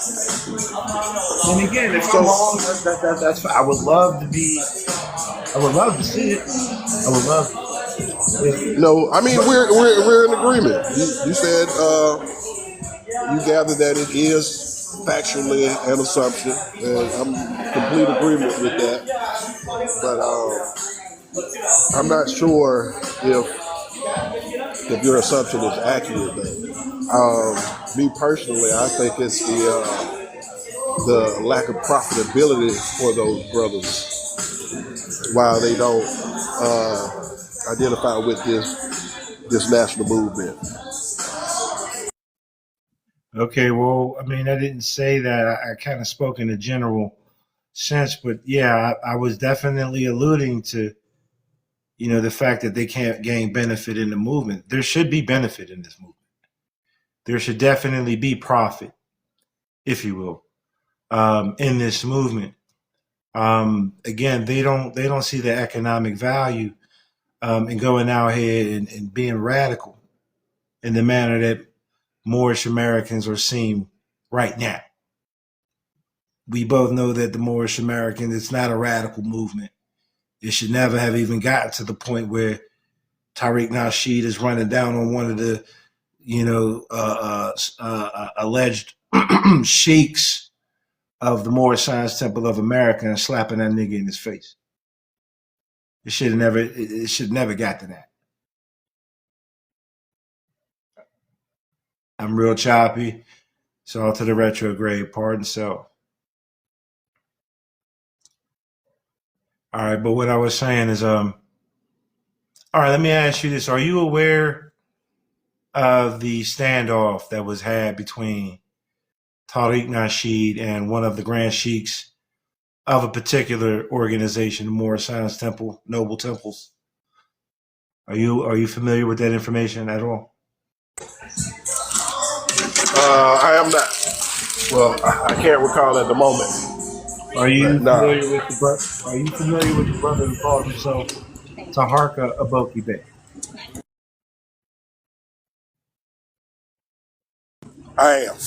Okay, the brother who he professes himself to be a grand sheik of the Moorish Science Temple, Noble Temples, which again to me is an offshoot, but that's not what I'm getting at. That brother being a leader, if you will, a representative of, to him, the Moorish nation. In his disrespect, and it's a personal thing, right? Because what one does isn't necessarily what the whole group has done, right? But the manner in which this Grand Sheik presents himself um, caused gave rise to himself and the brother Tariq Nasheed having a dispute. It was brief. It was on camera, but Tariq Nasheed basically caught the brother Taharka Aboke Bey slipping and slapping. All right, this is stuff that's on. There's YouTube this stuff, right? And the only reason I'm bringing this up is because I know for a fact that there's an incident in which Tariq Nasheed is like, look, I can't fuck with these niggas. Look at their leadership. Look at their supposed leadership. The brother Taharka, he's agitating. He's very agitating in his assertions. I believe that it is a holy zeal, but nonetheless, right? The brother, he has ways about himself that are not in honor, and as a representative of a people, again, Drew Ali told us we shouldn't be out here, saying anything or doing anything which would cause the general public to look down on this movement. This is a statement from Drew Ali, and again, this brother Tariq, he found himself running down on this brother and slapping the brother and then broadcasting it. It's like, damn, like you supposed to be this. This is like if I'm from Pennsylvania, all right, and the governor of Pennsylvania is Josh Shapiro, and let's say New York, they just got that brother, right? This would be the equivalent of two statesmen, right? People who are supposedly in an official capacity, right? Again, the brother Taharka with the Moorish Science Temple of America, right? And you have allowed for, you have caused for, you have bred the environment for an altercation, which was now public. And there are people who are looking at this movement, all right, and looking at those in leadership. And this is what is being broadcast. Now, this brother Taharka, he's known. I know him within the movement to be very crass, to be very off-putting, right? Inconsiderate. I'll use that word. That brother, he can be very inconsiderate. All right. This is supposed to be someone, again, who you're supposed to have a character about you. Right? Anyone on the outside looking in is going to say, hey, this is what you Moorish Americans are doing. This is the same dude that goes at people, again, with the holy zeal. You're not black, you're not Negro, you're not color, you're this, right? And he even has other issues, whatever, over social media, even within the movement. This brother is someone who for those who are truly observant, that brother is just not somebody. He's somebody that if he's being watched and it's supposed to be his character on which all Moorish, this is if we were to align his character as being like Drew Ali, I wouldn't want to fuck with this shit either, man. And that's just one brother. There's another brother that he'd be well, back when I first came in, he was clashing with the cat from Canada. Cujo. Yeah. Like, these two brothers do not like each other. These two brothers have their own order. And these are supposed to be representatives because both of them have Drew Ali's name all on their lip. Right? That flannel was just flapping away with his name on it, right? And these are the two most crass individuals that I've seen. Like cutthroat. Like everybody's a dirty Moor. Everybody's an agent. You don't know what the fuck you talk about. Oh, wait. Y'all niggas is radical. Cujo's radical. Taharka's agitated. It's like y'all are like, again, this is just me personally. Me looking at and I agree with you 100%, but I would say for those brothers and a plethora of others, right? They have ulterior motives other than that's exactly just what the movement. That's what I'm getting at. The movement itself is beautiful, but the people who are in it and who are, they are attempting to take on their own agendas through this information. Like the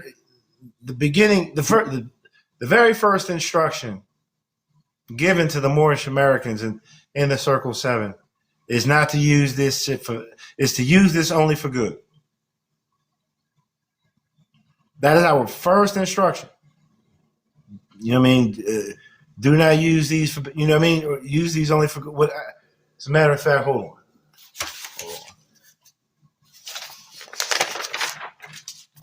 That is our first instruction. And these brothers are out here doing exactly what he told us not to do. Excuse me. The lessons of this pamphlet. Hold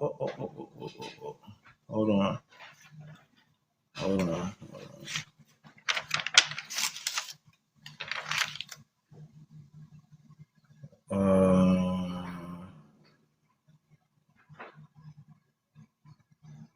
Okay. It says, dear readers, do not falsely use these lessons. That's the first instruction, bro. They are for good, peace, and happiness for all that love justice. Right? For Jesus. Right? So they are using this not for good.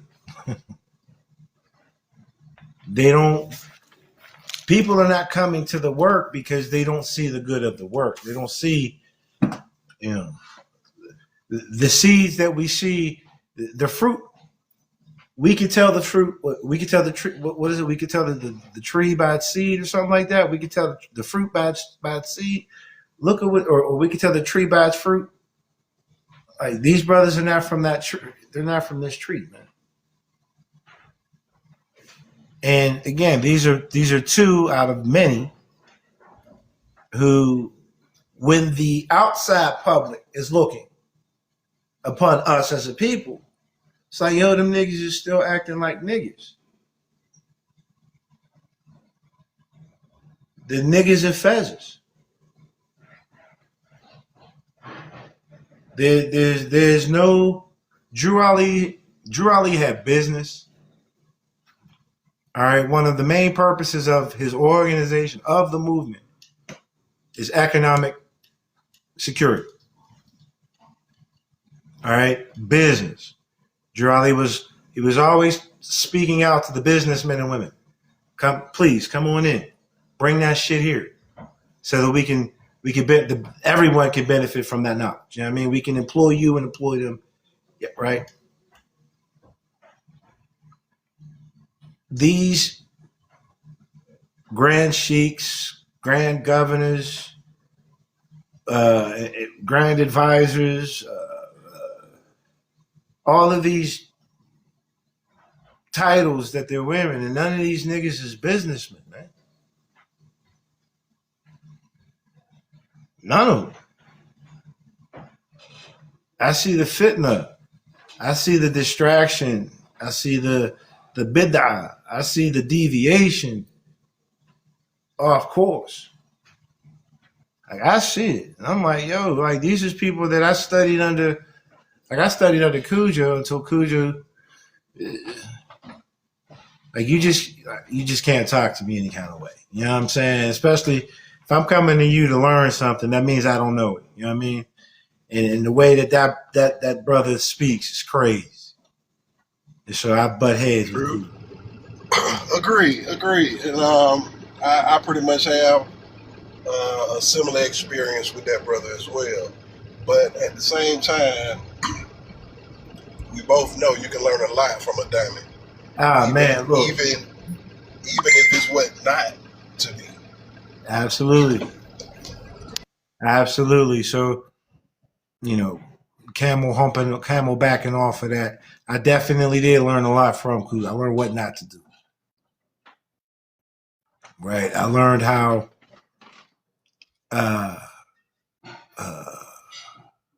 what's the word I'm looking for? Celebrity. I see how celebrity can consume.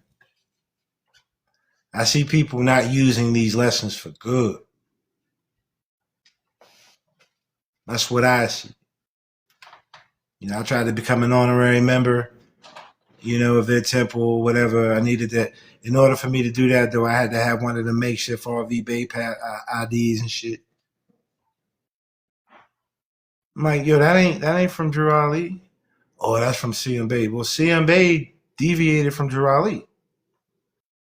Oh, you know, I've sat in a couple halls, brother. Right? I came to this movement to prove Drew Ali wrong when I first heard about him. And when I came into this movement, I found out that I couldn't prove him wrong. Everything wrong that I was proving was wrong. When I really went back and studied him, I'm like, none of this shit goes back to him. None of it. None of that shit goes back to him. The stuff that I hear today, the way it's organized today, like they're not doing anything, man. Nothing that I can see. They're not. Where are the ads? I don't see any ads in any newspaper about any Moorish American businesses that I could, invest in. Drew Ali, we had the what was it? The Moorish Express hauling. I don't see that. You know, I don't see anybody doing real business. So I see people in positions of office upholding a particular character, but fucking draining their people. We're outsourced as a people to this day. Before Drew Ali left the scene, we didn't have to outsource. We had our own businesses and products and services that we could offer to the general public, to every fucking body. I don't see none of that, bro. With all of this stuff, with all of these people attempting to consider themselves leaders,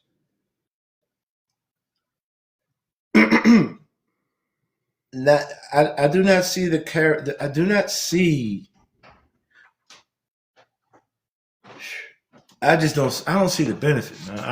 I don't see them working for the good of humanity, bro. I don't see the jobs. I don't see the. All right, if I'm going to the temple and I'm paying my dues and I'm paying my per capita taxes, this sounds like a union type thing here, right?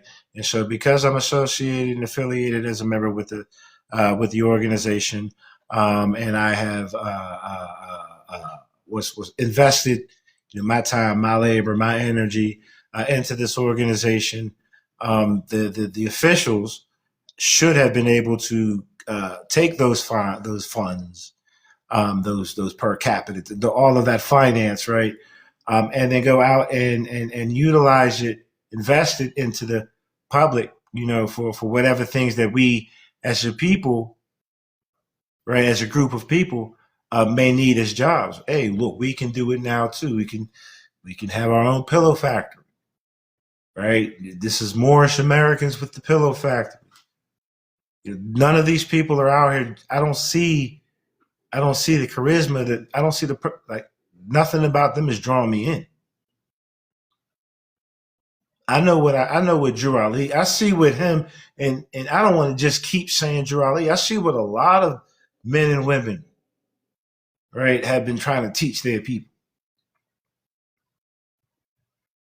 And when I see these people out here doing everything in his name, right, but in dishonor, like that's why I'm not out. I'm not outside with my feds, man.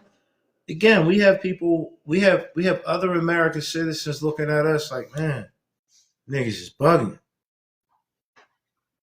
They mad that we in this. We all up in their towns and in their cities with business because they ain't got none out here.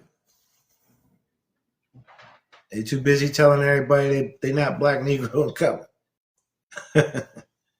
With a business.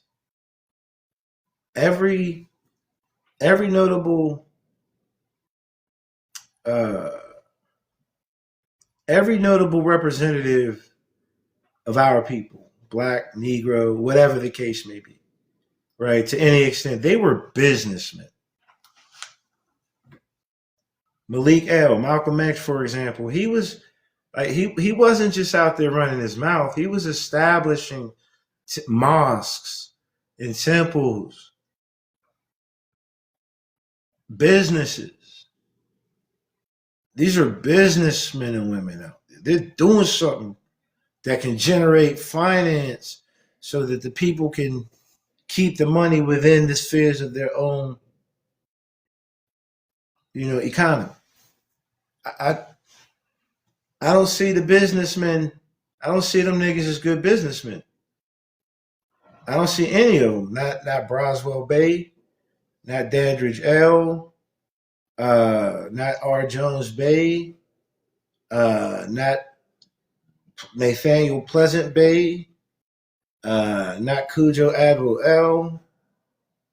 There's a lot. Not Kenu Bay. Like none of them brothers, man. Like not Taharka Boke Bay. Not Light to Jerry Bay, not Rise Mariah V Bay. Like none of these people. All of these people are running businesses, and the people are not benefiting. They themselves are benefiting. All of these people are benefiting for themselves. Taj Tariq Bay, he's a contractor. He's a 1099 worker. Like none of these people are telling these people to some degree they are working within the system, but they're telling everybody else to stay out the system. Let us be your pathway. Let us be the way to you're gatekeeping. That's what that shit mean. Why is all of our energy going to things other than what y'all are doing? RV Bay is just for instance. RV Bay is an authorized American institution. All right, it's a publishing company, but that means that it's working in the United States of America somewhere. It's a business, and then it provides certain products, goods, services, right? RV Bay. Now, RV Bay teaches the people. They're not teaching the people how to do that. They're not making a way for. They are selling information and guiding people to keep them coming back to the information. None of the information is teaching the people how to go and establish another business. All of the information is telling them reject the system. Reject the And to system. take it even further, they have one demographic as clientele. Right. Right. Yeah. I recall there was a Palestinian brother who had he attempted to do business with RV Bay. He had, I believe, he was attempting to have some type of notices, judicial notices, something like that, uh, uh, sealed. I think he wanted to have something sealed, so he must have filled out all of that information and sent all of that to be sealed. I remember um, on the internet.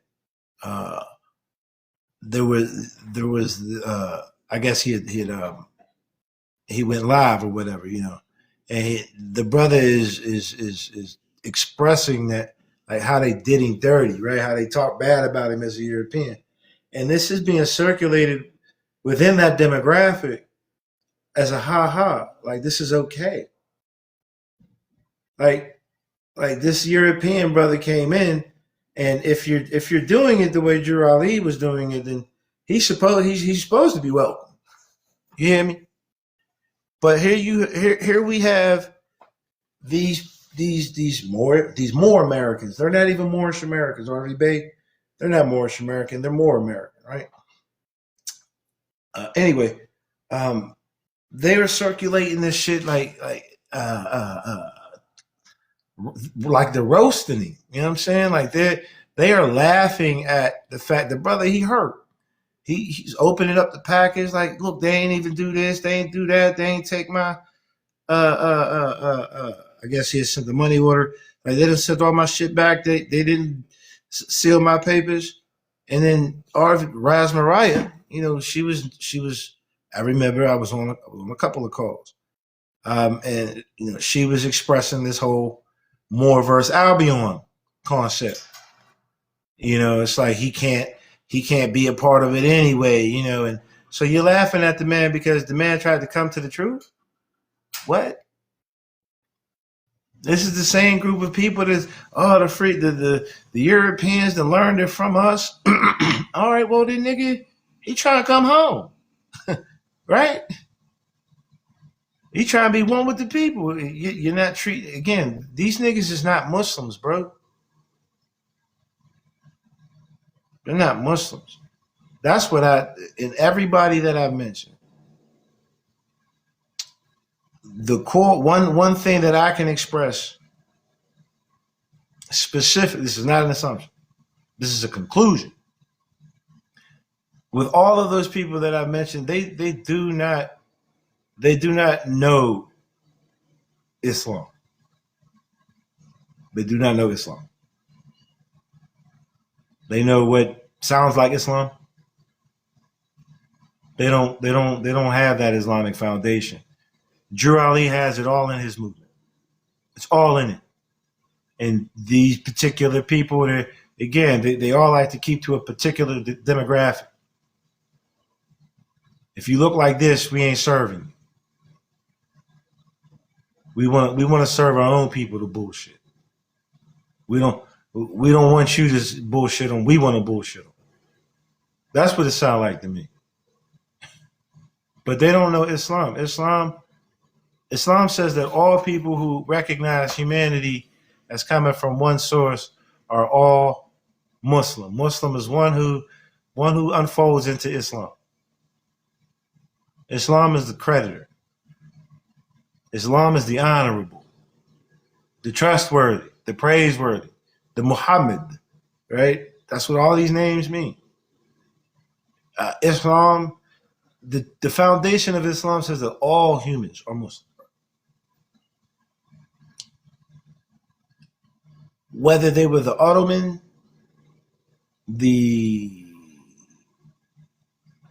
well, same thing. The Moroccan, the Egyptian, whoever they may have been, right?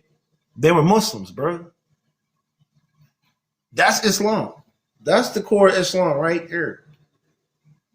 So when I hear these people out here talking about all the pale skinned European, troglodyte nigger monkey, the Albion, the Yakub experience, I'm like, y'all niggas just fucking bugging. Like you have you don't hear that. I haven't really heard that coming out of the temples in the public, but I've been in certain group calls, whatever, within these Moorish movements, the more we'll say the Orthodox or the we'll say the Orthodox, the mainstream Moorish, the temple Moors. Shit, I lost where I was going with that. Just for fumbling with all of that. Now you were saying that you hadn't heard this hate rhetoric coming out of the mainstream temples. And I think okay, thank you. Yeah. So I don't. Right, that's right. So I don't hear it coming out in the public, but in the back rooms, I still get in the little group meetings and shit. I still hear these people who in the public, you know, they're pristine, but behind closed doors, y'all niggas is savages, man.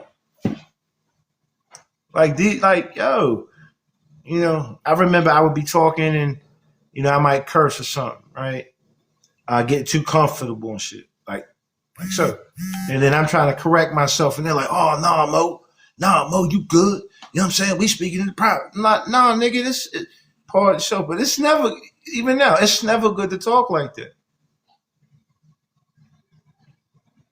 If we're trying to better ourselves, and then the shit that they would be talking about in the back room, like, y'all niggas, this is what's supposed to be in the chambers and shit, the adept chambers.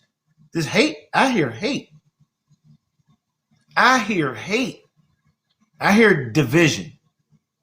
I don't see any balance, which is Islam. I see one side heavier than another side. Always. There's an imbalance. There's an imperfection in the way that these people present Islam. Like, yo, I can't get down with that. Like, but y'all the niggas, you know, I'm the brother who, oh, you've never been to the temple, right? And all you was, yeah, I admit, I was following certain, like I said, I sat in all the halls. I had to learn, right? Like I came to this movement to disprove something and found the truth, right? Man, I need a cigarette. That's what it is, man.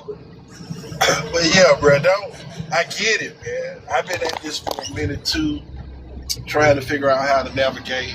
You know what I'm saying? And bro, we are professing a similar experience, but let me encourage you not to waver, bro, because like you said, these teachings are legit.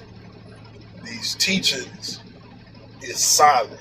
You feel me? Oh. But I think a lot of our brothers and sisters, you know what I'm saying, they try to jump the gun. They try to go to the advanced courses before they really understand the basics, you dig? Because if you talk to these brothers, you ask them what love is. You feel me? Like, they going straight to the dictionary. They haven't taken it within themselves to actually consider what each of these principles are. I'm glad you brought that up, because when someone asks me what is love, I say consideration. If you look up consideration in all of its facets, that is love. That is the first principle. Yeah, and my definition of love coincides with what you just said. Absolutely. When people ask me what love is, it's simply doing unto others as you would have them do unto you. That exactly. The golden rule. Exactly. consider, from my perspective, how you would act if things were on the other shoe. We, as Moorish Americans, we have our creed. When man honors man, he honors Allah. So I have found that golden rule within that concept right there. It does not say when a Moorish man honors man. It does not say when some men honor other men. It says when man sees himself and Allah as one in honor. Nigga, when you have considered for your brother what you've considered for yourself, man, that's beautiful. That's love right there. Yeah, that's what I'm saying. So I did go to the dictionary though. I had to find a word. Like I did my because I had to get right on. Like right on. Yeah, I had to. I was like, all right, what word can I find in this dictionary that is just so consistent with what I understand as love? And it's like love. I've always heard people say love is unconditional. Love is ever forgiving, always giving, never demanding. I'm like, that's consideration. When we're contracting, all I'm looking for is what? A little consideration. If I do for you, all I'm looking for is what? Just a little consideration. That's it. Equity. That's all I'm looking for, is some equity. Love is equity. That's another word for love. Equity. For me. Equity is justice. Hey, see what I mean? Equity is man's just due. His profit, which is his gain or loss based upon his own behavior, his own action. That's love. Give me what's mine and nothing less, nothing more. And may I stand in honor when when things are on the other side for me to do the same to you. I only want for you what I want for myself. I ain't gonna give you any more than what's required of you, and I ain't gonna give you any less than what's required of you. Yeah.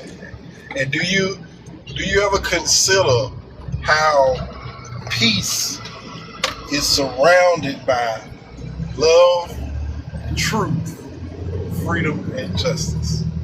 Man, bruh, it's Right. at the center of those principles. Right. I'm talking about, man, like, but our brothers aren't thinking. And another basic duality, real green around here. Right. Real green around here. here. Love instead of hate. Right. How you gonna have all this hate when you were instructed to love instead of hate? Why would you go out into this world expecting people to consider you and you have not given consideration to them? Or even your own matter. You know what I mean? Yeah. Damn. Yeah. Are you familiar with the divine warning by the prophet for the nation? Yes. Yes, sir. Absolutely. Let me ask you this, right? When you read that, I would like to ask you, imagine Drew Ali standing at a podium reading this, right? Who is his audience? Anyone who would listen. Who is not his primal audience? The Moorish Americans. Us. Yes, us. Bro, when I began to read that, understanding that he was talking to the other Americans about us, right? Like, I comprehended. I'm like, yo, he ain't even talking. Because I hear a lot of Moors out here, they love to use a lot of the information out of that. He wasn't even fucking talking to us. He was talking to the other American nations about us. Come help me help these niggas who have fallen from the constitutional laws of their government. They are no longer protected by their government because they out here running around talk about the land is mine. It's only mine. What? That's not what the Constitution says, nigga. Constitution says that the United States of America was made by white person. That's North Africans, Europeans, and Asians. What you mean following after the gods of Europe? They bring in that common law with no equity, bro. They want equity, but they ain't doing equity. They want Islam. But everyone will be seeking Islam, but no one will fight until these principles is 10 toes down, man.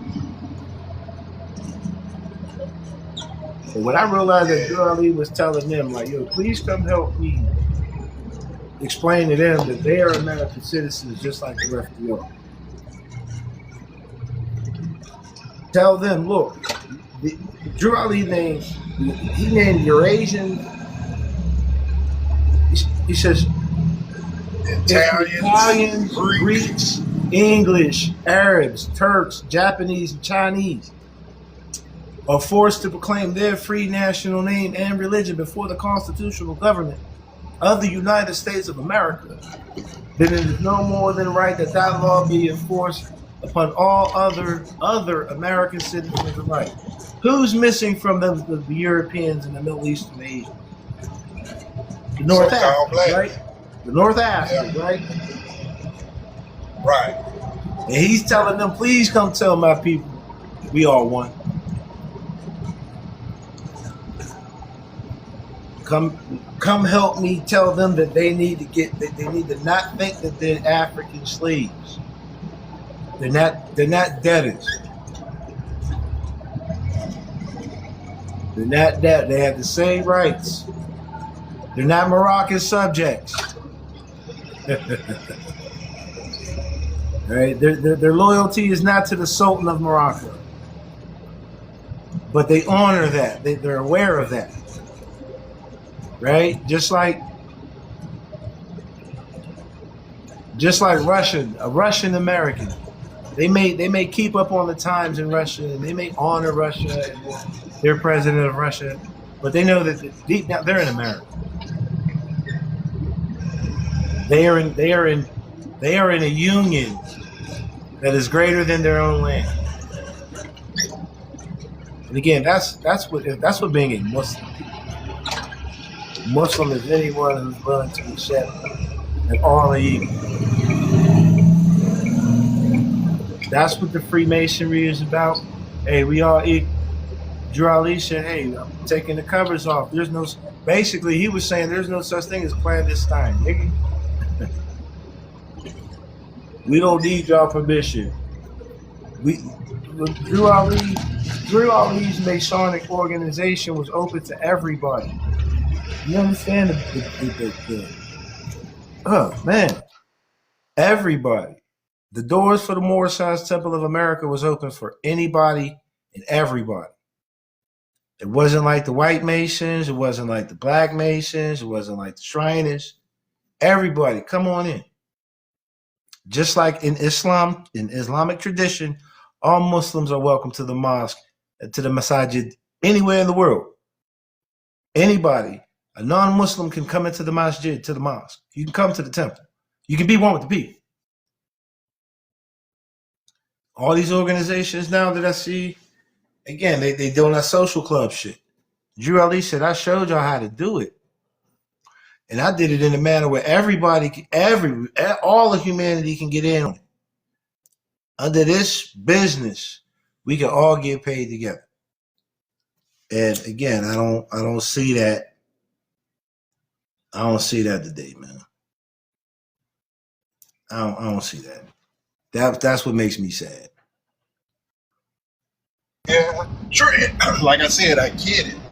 But we also have to consider what we don't see as well, dear brother. You know what I'm saying? Because we see the ones with all this darkness out front. So maybe, just maybe, the ones with the light are in the cut doing the work. You know what I'm saying? Doing the shadow work. Hey, absolutely. without an ulterior motive. They don't. These brothers and sisters, they don't need or want the fame and the glory. They just want people to be Absolutely. stable. I have to believe that in my soul, man. You know what I'm saying? Like I have to believe that. Like just because I don't see it, I know it's working. I know it's working. Okay. And as a matter of fact, man, and I almost spilled the beans right here on your live, but I'm like, nah, man, it's too good of an idea. I want to be the one to bring this forth. But man, yeah, I've been had this vision for a couple of years now. For the I am I. Should you share with myself, and I could give consideration to it, man, I will give it all of the patronage, all of the support that Yeah, is required to make any business beneficial. yeah. But it's the I am I.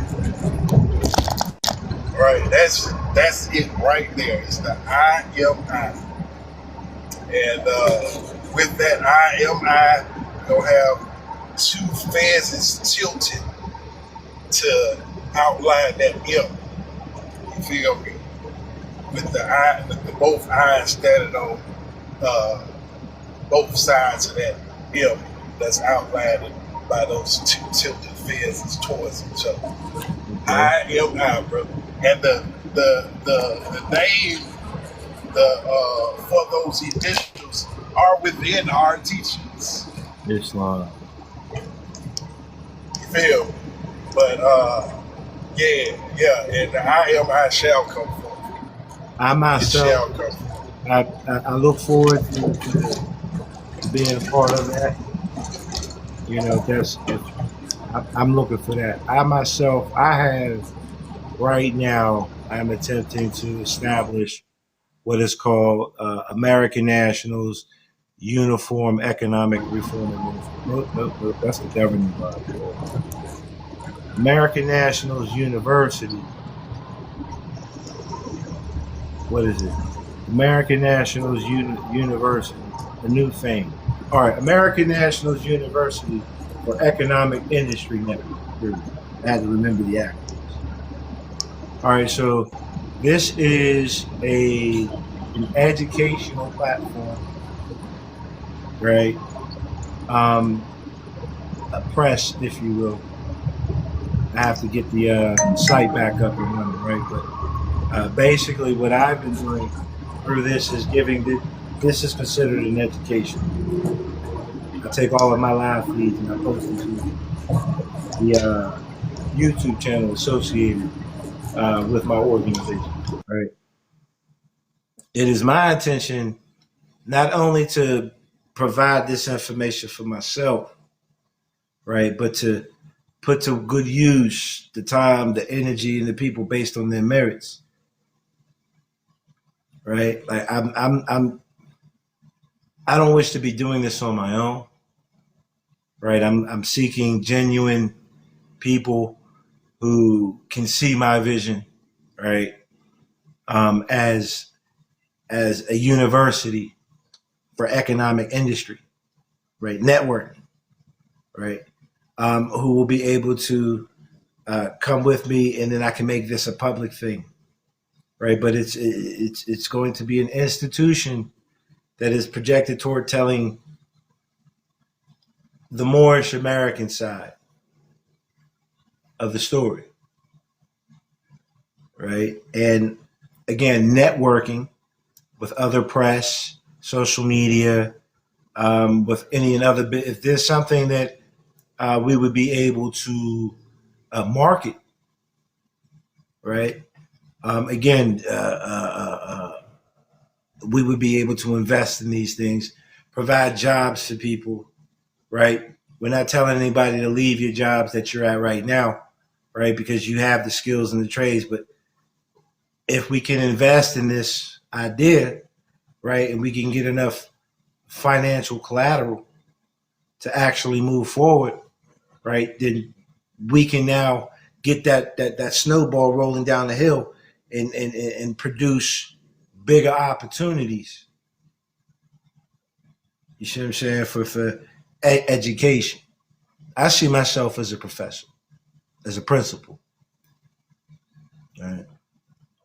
So that's one of the things that I've been working on. So for this information right here, I'll show it to you.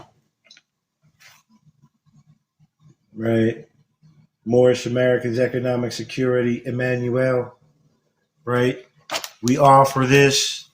Again, it was on the website, but I didn't have enough traffic on the website, so I didn't feel the need to keep it going. I will get back to that. But this is everything that I could find in the public regarding Noble Drew Ali and his movement, as far as the organization is concerned. Right? This is showing, again, I'm not telling people that they will go into this information and just automatically know what to do. You and I know that only the half has been told, right? But with this as a study guide, the Circle 7, the 101 questions, the Divine Constitution and Bylaws, additional laws, supreme word,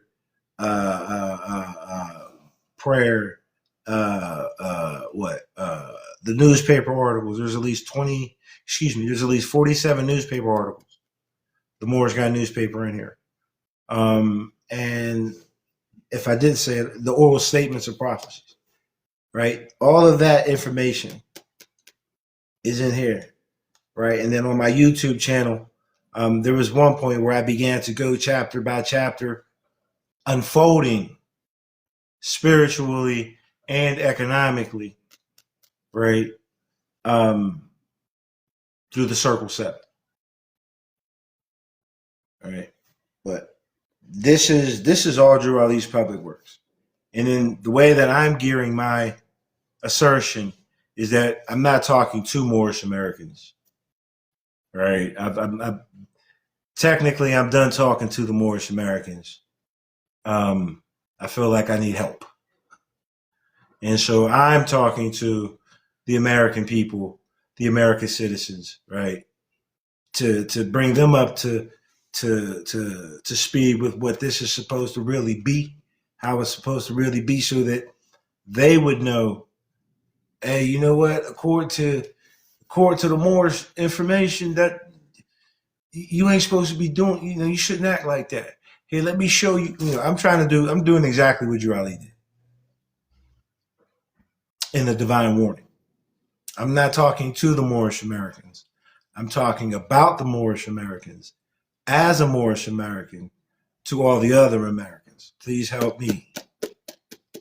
Please help me. Right? I need to talk to the people that know what needs to be talked about. Hey, if we can understand, if we have this common understanding about business and spirituality and all that, all right, cool. I need you to show my people that. If you're a foreign sympathizer, I need you to show my people that. I need you to show, hey, according to this, yeah, man, this is how executive, judicial, legislative, admit all of that. That's how all of it. Hey, it's all in there. It's all in there. You know what I'm saying? Like, I know what Drew Ali brought for me. I know what he brought for us. I'm not looking to be famous. I'm not looking for anyone to follow me to the point where I lose on it. Right? Again, I'm here for the people. I done did what I did for my people. Right? Because I know that it matters to me. I know that it matters to my children. I know that it matters to my progeny coming in the future, and I know that it pertains to humanity. It affects everybody. Right? So I'm out here like, yo, let's study from here. Let's study from yours. Let's get this ball on the roll. Let's get this. Hey, let let anybody who does not wish to be a part of this union, let them niggas bury their own, man. Straight up.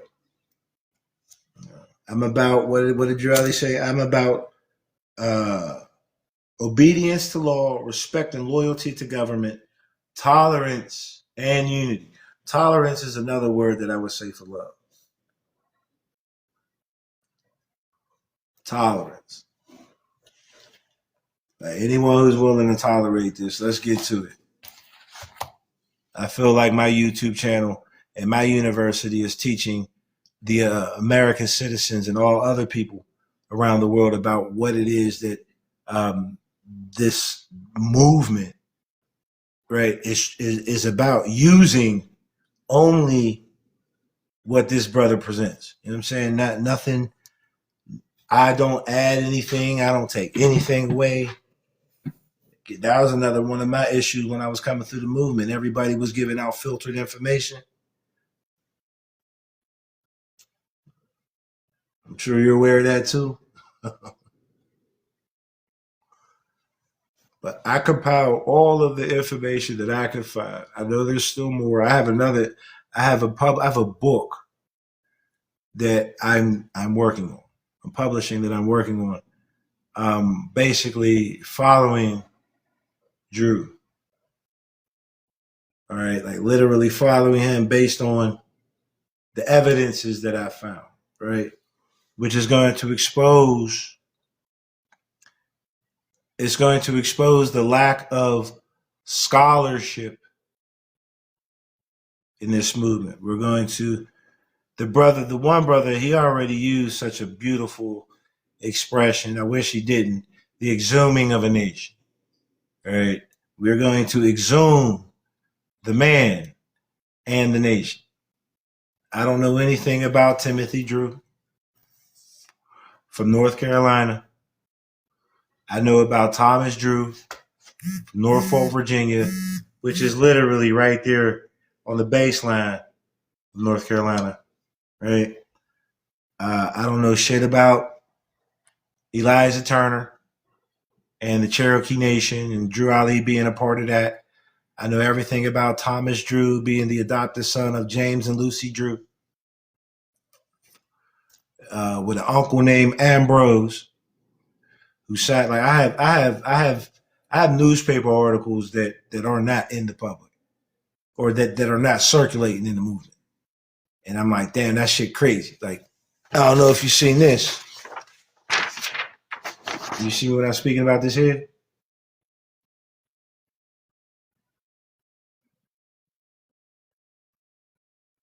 Well, anyway, this is evident. This is a newspaper article where it's showing that a Moroccan prince, right, was an organizer for the Moorish Science Temple of America, right? And I also have the picture of the brother.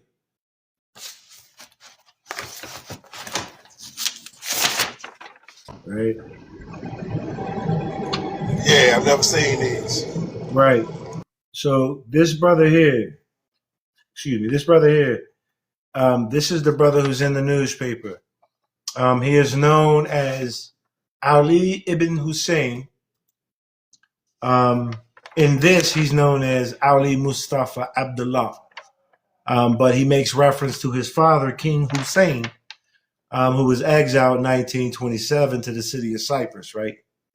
So that's how I found out who he was, right? Just following this information.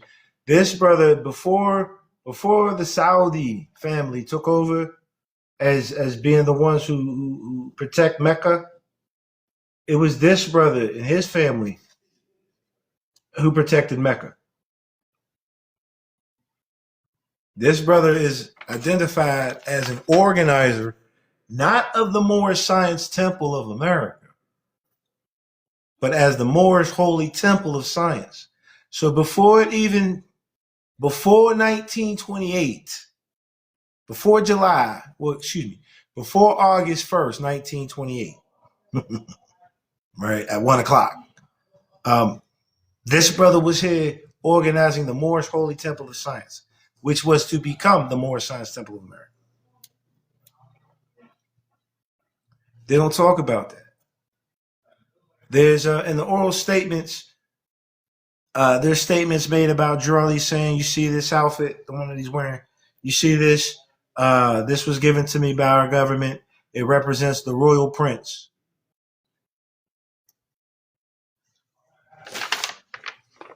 So we got permission from the family. But you hear all these Moors out here talking about, oh yeah, he went to Mecca and made Hajj, and the Saudi prince recognized him. Nah, he was recognized before the Saudi prince. Drew never had to go to Mecca over there. He never went over there. I don't know why these weird ass people keep saying that Drew didn't went over there. Drew said that Chicago will be our new Mecca, and put the circle 7 symbol in Chicago. The circle 7 symbol. Do you know how that pertains to Islam? I do not.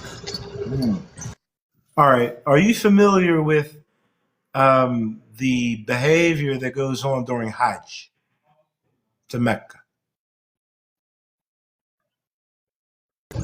No, sir. Okay. So every year, well, at least once in a Muslim's life, they are required to make Hajj to Mecca, to visit the Kaaba, right? And to perform what is called tasawwuf, right? Which is a spinning. And what they do is they go around counterclockwise the Kaaba. You familiar with that part so far? Yeah. They go around 7 times, bro.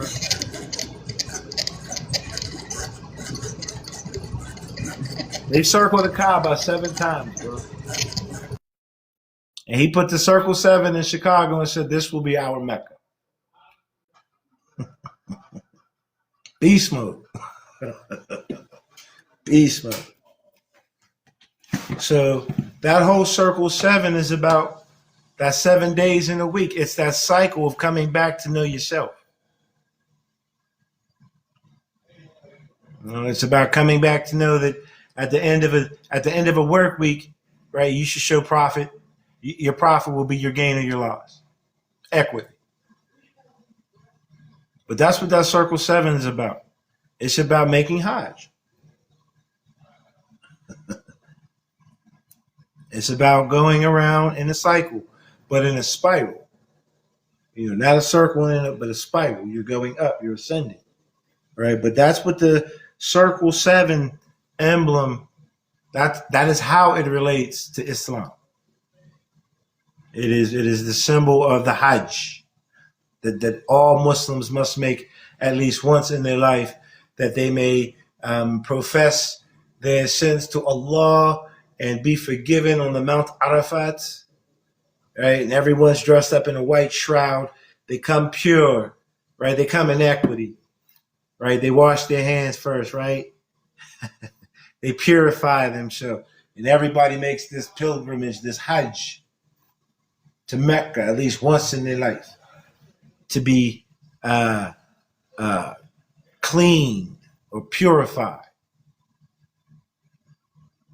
That's what that whole ritual in Arabia pertains to. And then us being Sufi Muslims, we understand that is that interpretation deals with the consciousness rising. According to science, how many days are in a week? 7. How many days are in a year? 7. How many days are in a cycle? 7. Circle 7. It's the Kaaba. It's basically it's the return. It's the return to Allah. That's what it is. That's what it is. So again, when I speak of these things, I look for these Muslims, these Moorish Americans. I'm like, yeah, why aren't y'all teaching that? Like, are they not aware of that? Where is their Islamic foundation? I know that the brother Elihu Pleasant Bay and his organization, his faction, according to their faction, we have our national prayer, and then they utilize they say that there is a universal prayer in which they've ushered their own into the prostrating, and stuff like that. I guess if they're willing to do so. But Drew Ali did not give us that. Drew Ali did not give us that. Drew Ali gave us the prayer, if you will, standing up, which in Islam, Muslims can offer prayer. Muslims are to offer prayer standing whenever they are basically under the possibility of an emergency. And since we are here in America under an emergency act at all times, right? We do not what's the word I'm looking for? Expose ourselves, right? We do not turn our eyes away, right? So according to the Arab custom of Islam, if a group of Muslims were out and about and let's say they were on an expedition, and there was war to be had, when they would all get together to offer salat, to offer namaz, prayer, they would do so standing.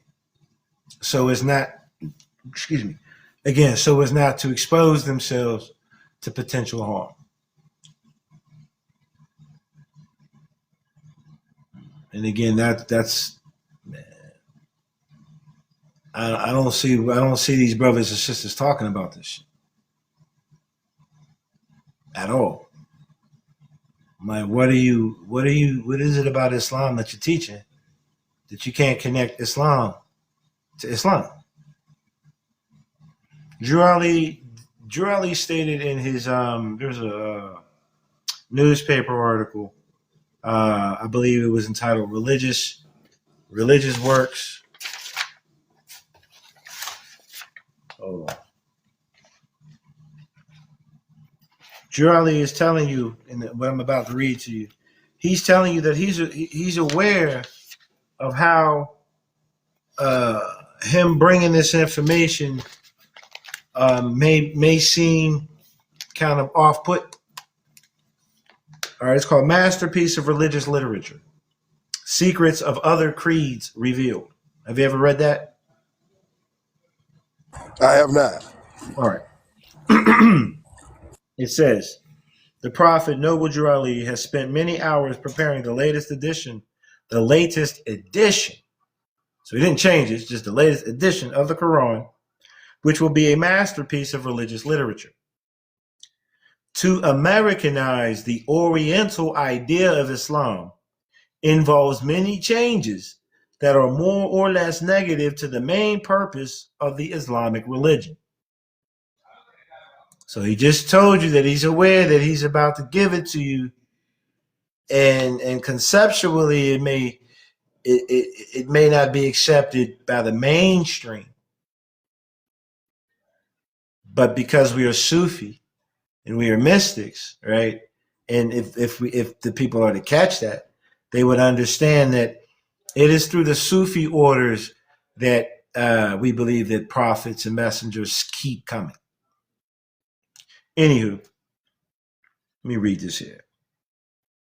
He says, to Americanize the Oriental idea of Islam involves many changes that are more or less negative to the main purpose of the Islamic religion. Such changes are carefully considered with the idea to avoid changing the complexion of the original text. The philosophy of the ancient prophets is the main initiative in the compilation of the Quran. No thoughts of propaganda enter this work, as has been the case of many former religious works, such as the Bible and other books of creed. So now, mind you, let me just stop there real quick. He's saying that he has to present a version because other creeds have been tampered with. He said, like the Bible and other books of creed. If he did not feel that the Quran of Mecca, if he did not feel that it was tampered with, he would not have felt the need to give another version of the Quran.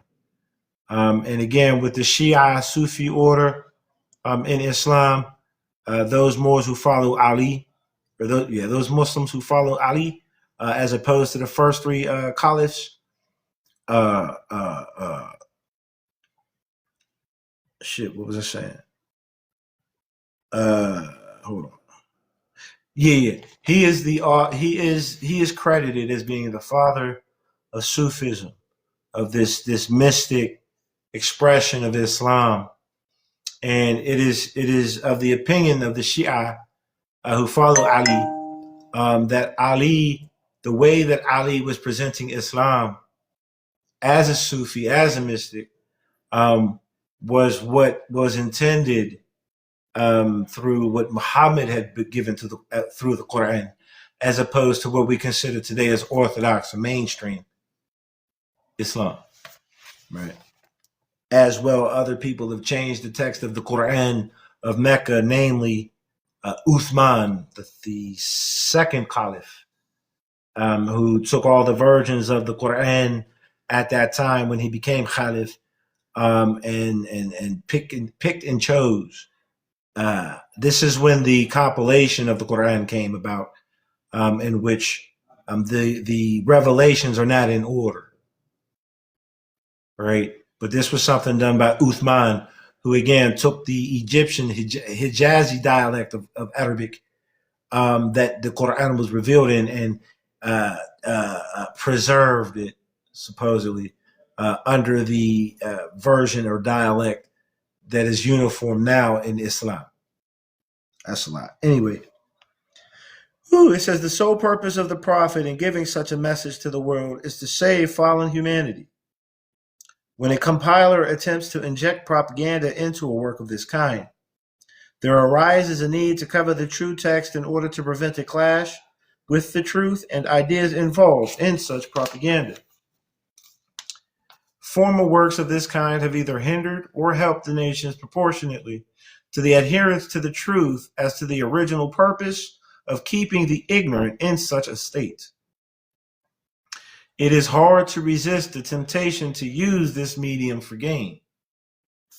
And I'm going to just stop right there real quick and bring to mind the very first instruction in the Holy Quran was to use these for good. Do not use these for bad. You know what I'm saying? All right. Do not use these for your own personal gain. It says, hence, many of the former treaties on works of this kind have been the means to foster ideas of the unscrupulous, wherein they desire to use religious influence for gain.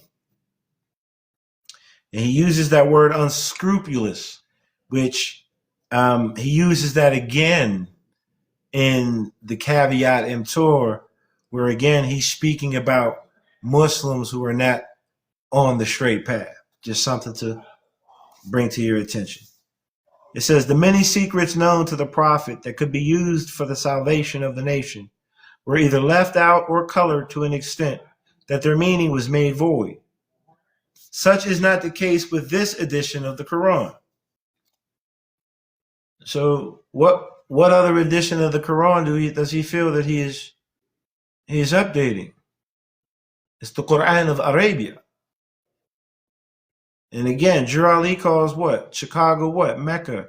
So this is the Quran of Mecca from which we derive our authority, not the Quran of Muhammad sallallahu alaihi wasallam, right? But the Quran of Ali. He says, all the secrets of the ages known to man are put into this work. The secrets known only to the Magi are here revealed.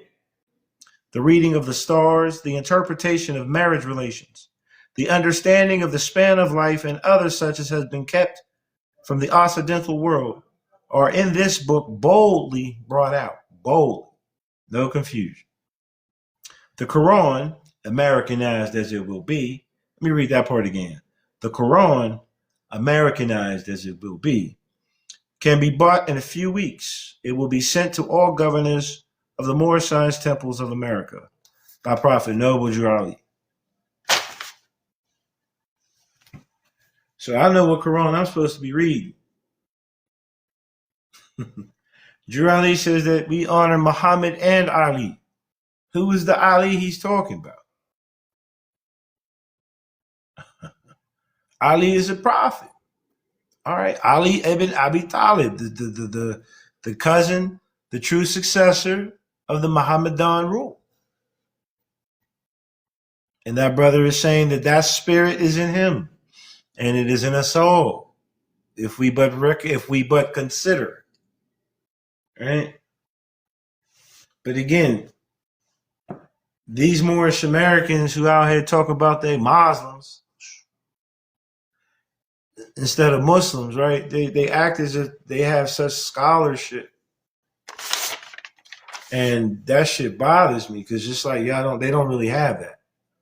They don't have it because if they had it, I wouldn't be sounding like I'm sounding now about it. It would already be out there in the world. It should be. It's supposed to be.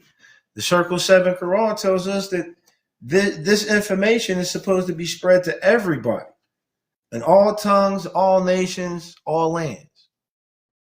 I don't see none of the Moorish Americans getting to that.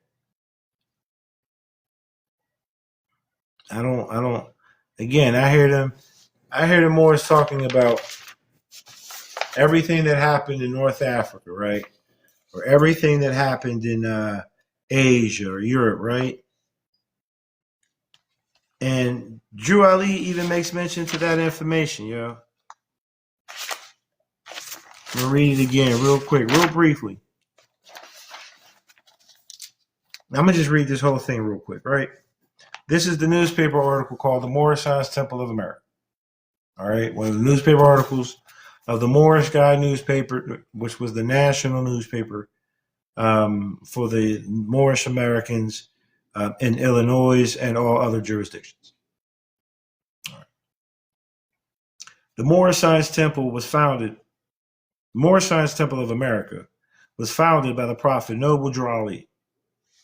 Aside from the fact that it is a legally organized religious corporation, it is building on human needs.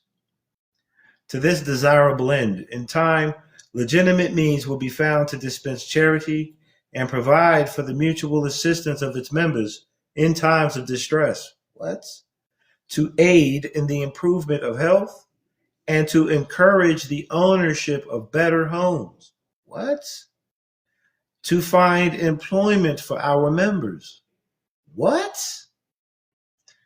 This is what we always hear. To teach those fundamental principles which are desired for our civilization, such as obedience to law, respect and loyalty to government, tolerance and unity. All right. This is the part that I really wish to stick out, right, in regards to these Moorish Americans who they like to bring up whatever may have happened in North Africa and Europe, right? It is most earnestly hoped that the Moorish Temple of America will not in any way be confused with any Back to Africa movement. Such is not important insofar as American citizens of our group colonizing Africa are concerned. Let me read that part again. It is most earnestly hoped that the Moorish Temple of America will not in any way be confused with any Back to Africa movement. Such is not important insofar as American citizens of our group colonizing Africa are concerned. Any of that information, any of that Back to Africa shit, any of that African conquest, colonization, we're not even dealing with that. These are Noble Drew Ali's words. But again, Cosmo L,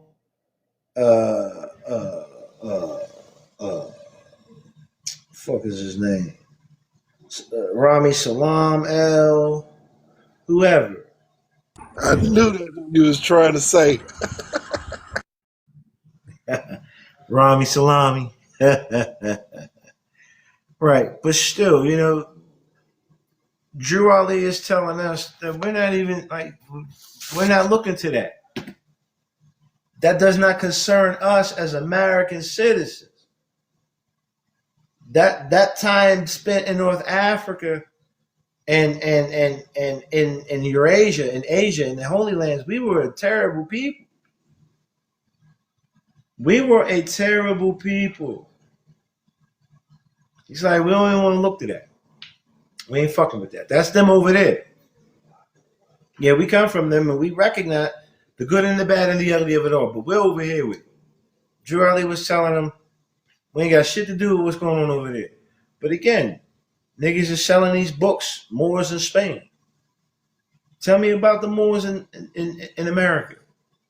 Don't tell me about the American Indians. Tell me about the Moorish Americans here, the North Africans in America. Explain that to me. The Egyptians. I know where, and some people, a lot of the majority of the people that I've mentioned, they can identify names of places here in America that are also over there in Africa, right? Which again would show evidence that our ancestors, the Moorish, came here, right, and set up over here like we set up over there, right? There's a Morocco, Tripoli, Tunis, and Algiers all span together up in the Great Lakes region in the same manner, to some degree, that those same places are spread out in Africa. Damn near copy and paste. Like it's evident. Tell me about those Moors. I don't know about those Moors. I know those Moors are here. Don't tell me about niggas over there. Tell me about the niggas that came over here and established the land along with the Eurasian brothers and sisters over here. And civilized the people who were already over here. We all met up in America and had babies. We intermarried under one union. That's what, if you study the American Indian ideology, you'll see that as a foundation too. All of the Indian nations came together and they intermarried and they adopted in and they accepted, and then the Europeans came. Well, who came before the Europeans? We know that the North Africans and the Middle Easterners came here before the Europeans. Or maybe it was those Eurasians, those Middle Easterners that came over here and said, you know what, we don't want to be them. We want to be the Europeans now. Whatever the case may be. I don't hear none of this stuff talk. I just see a lot of bid'ah. I see a lot of deviation, fitna. See a lot of distraction. I see a lot of non-Muslims acting as Muslims. That's what I see. Again, these people, I don't think they really know what it means to be a Muslim, brother. When I go outside, any man, woman, child, any beast, any fowl, and anything that has life in it, when I look at it, I say, that's a Muslim. That is a creditor. That is a peacekeeping, peacemaking, in harmony with the all entity. What did Drew said? That is a deity. Drew said all of these things are deities, according to the Circle 7. So when I look at everything, I see the deity. The deity that is in me sees the deity that is in everything else, man. That's the foundation of Islam.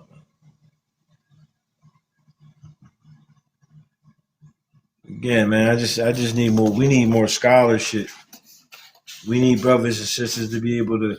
We need the sons and daughters, to get up there and knowing these things and being able to take office. If you can vote, you can take office. If Drew Ali told us to vote, then why wouldn't he have us expect us in time to take office, to have representation in this government? You got Moors out here talking about we're a separate and independent government. What the fuck is you talking about? The Hungarians have the Hungarian Club. They're Hungarian American. They have They have people they lobby with and for. Every other nation has their people representing to some degree in American government. The Moorish Americans have nobody, man, nobody. Niggas just playing in the fucking temples and playing in the streets and shit, man. They ain't really getting to nothing, man. That's sad, man. That's fucking sad. What was it? I don't know if it was this term or his first term. President Trump. He had made a statement that he was putting a ban on Muslims, on foreign Muslims. Mind you, Drew Ali told you about foreign Muslims. I see too many correspondences. But anyway, he made this comment about how he was going to ban foreign Muslims from coming into the country until the American people, could basically figure out what's going on, right? Now, if he's saying we got to stop the immigrant Muslims from coming in because we don't know what's going on, then that would imply that there should be Muslims in America who can speak on it. I mean, with efficiency. No, yeah, you know what? The actions between such and such, that's not condonable. Or even with, again, the brother from New York bringing in that socialism, like that tribalism type shit. Like that. No, we would be able to explain that in Islam, tribalism is not the way in Islam. That is the way of the jahili. That is the way of the ignorance before the people came to Islam, in which every tribe was doing. Again, they were under common law. It was everyone for self. In Islam, all who are Muslim are one family, so that's one nation. It's not a tribe. All tribes as one. So we wouldn't. There would be somebody who would be able to speak to certain facts relevantly as a delegate of Muslims in America, and I would believe, I feel as though, through those litigations and arbitrations, if you will, that any ban that may have come to immigrant Muslims would now be able to be lifted,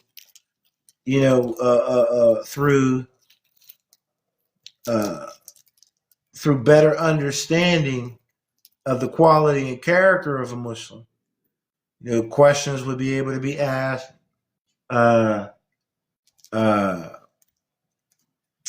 Behavior watched. Hey, are they radical, agitating? Are they foreign Muslims? A foreign Muslim is a Muslim who says that we must kill everybody. A foreign Muslim is one who does not accept all as Muslim. That's why it's a foreign Muslim. It's a it's an oxymoron.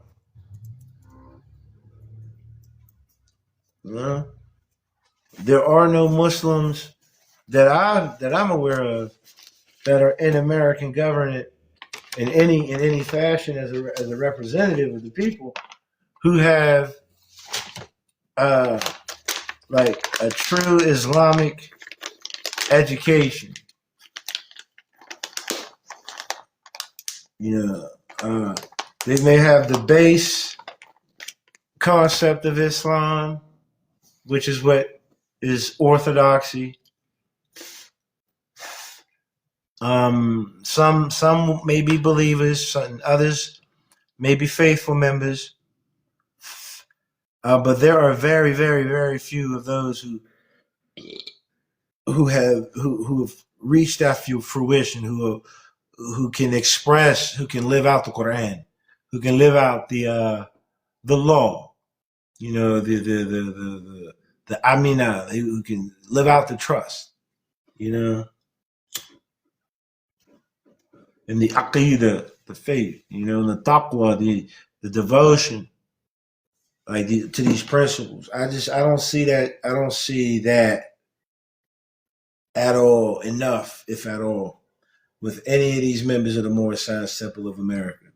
Like, this is what I mean when I say they don't know Islam.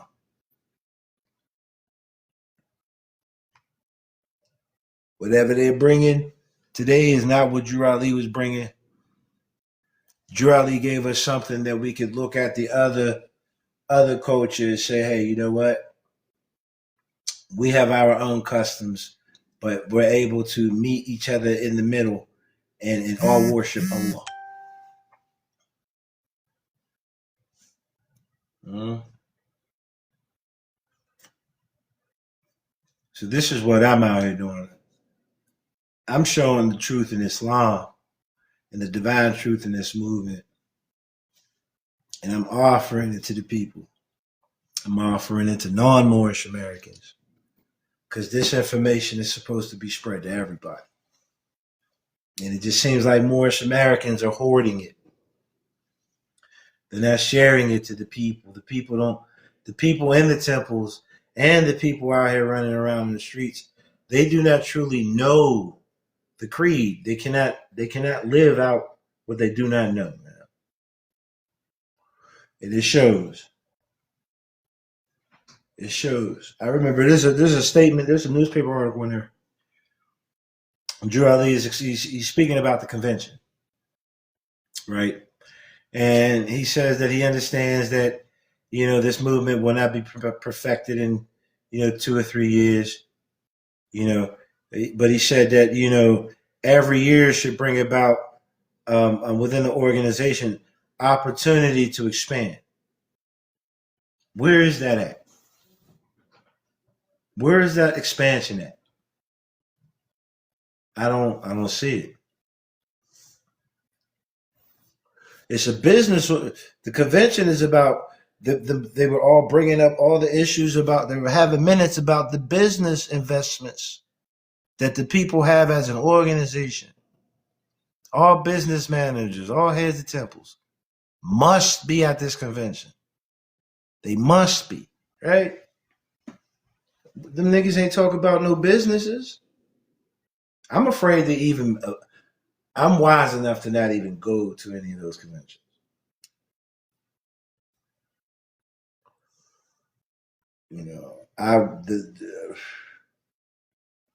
I feel as though I would be attacked.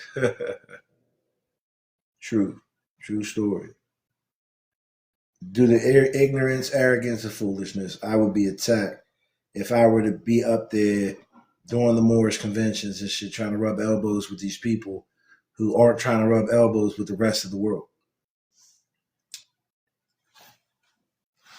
Now, I remember I was dealing with I desired to become a member of the Moorish Science Temple of America, right? I'd already studied all of this Moorish information outside of the temples, and I had plateaued. I couldn't really move with it, right? So I'm like, well, let me see how shit's going on in the organizations. Maybe I could get some more understanding, right? So I became a member. I cannot remember the actual temple, branch temple, but I believe that it was located in like Reading, Pennsylvania, maybe.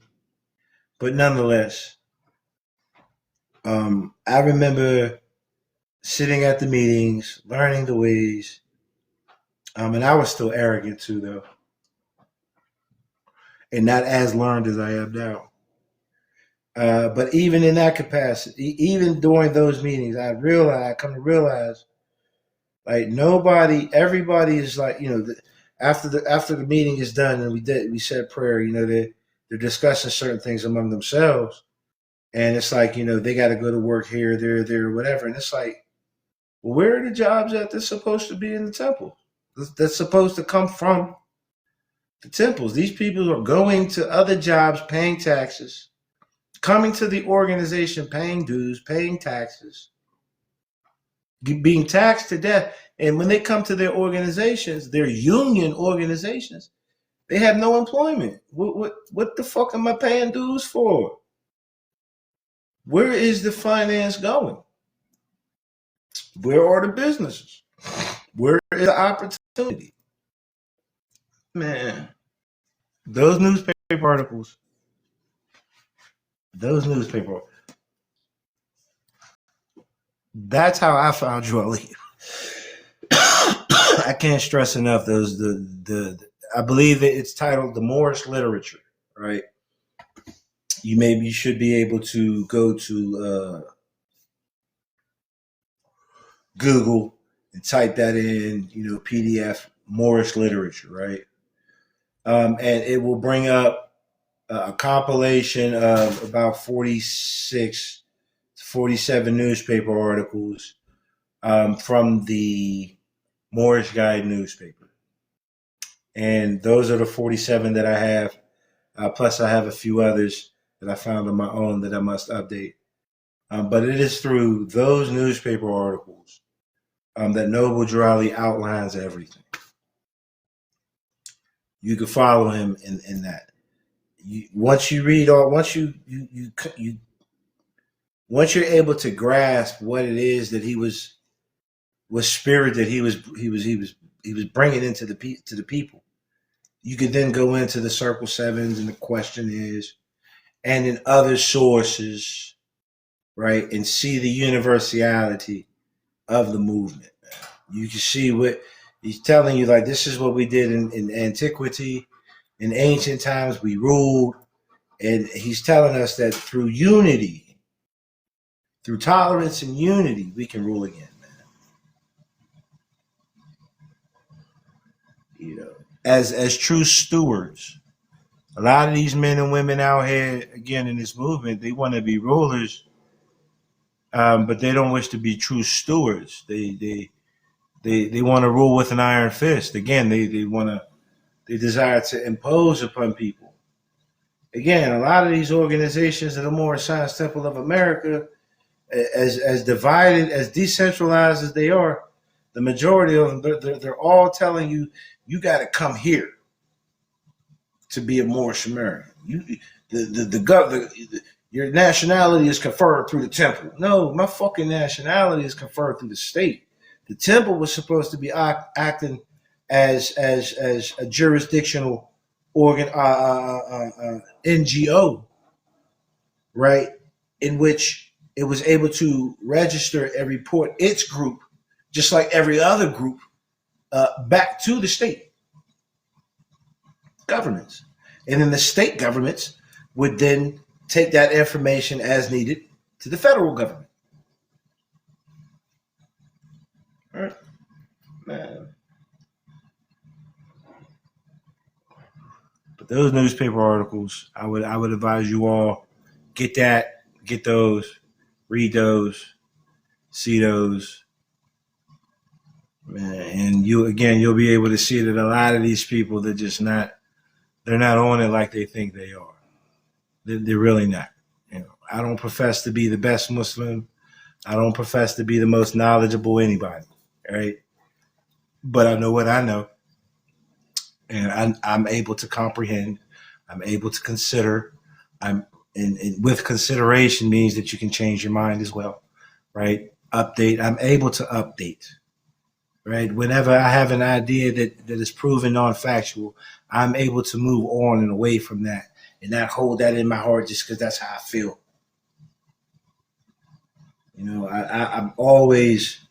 I welcome correction.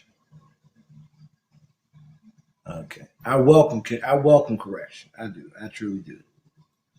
Because I'm here to see it right. I'm here, man, business, man.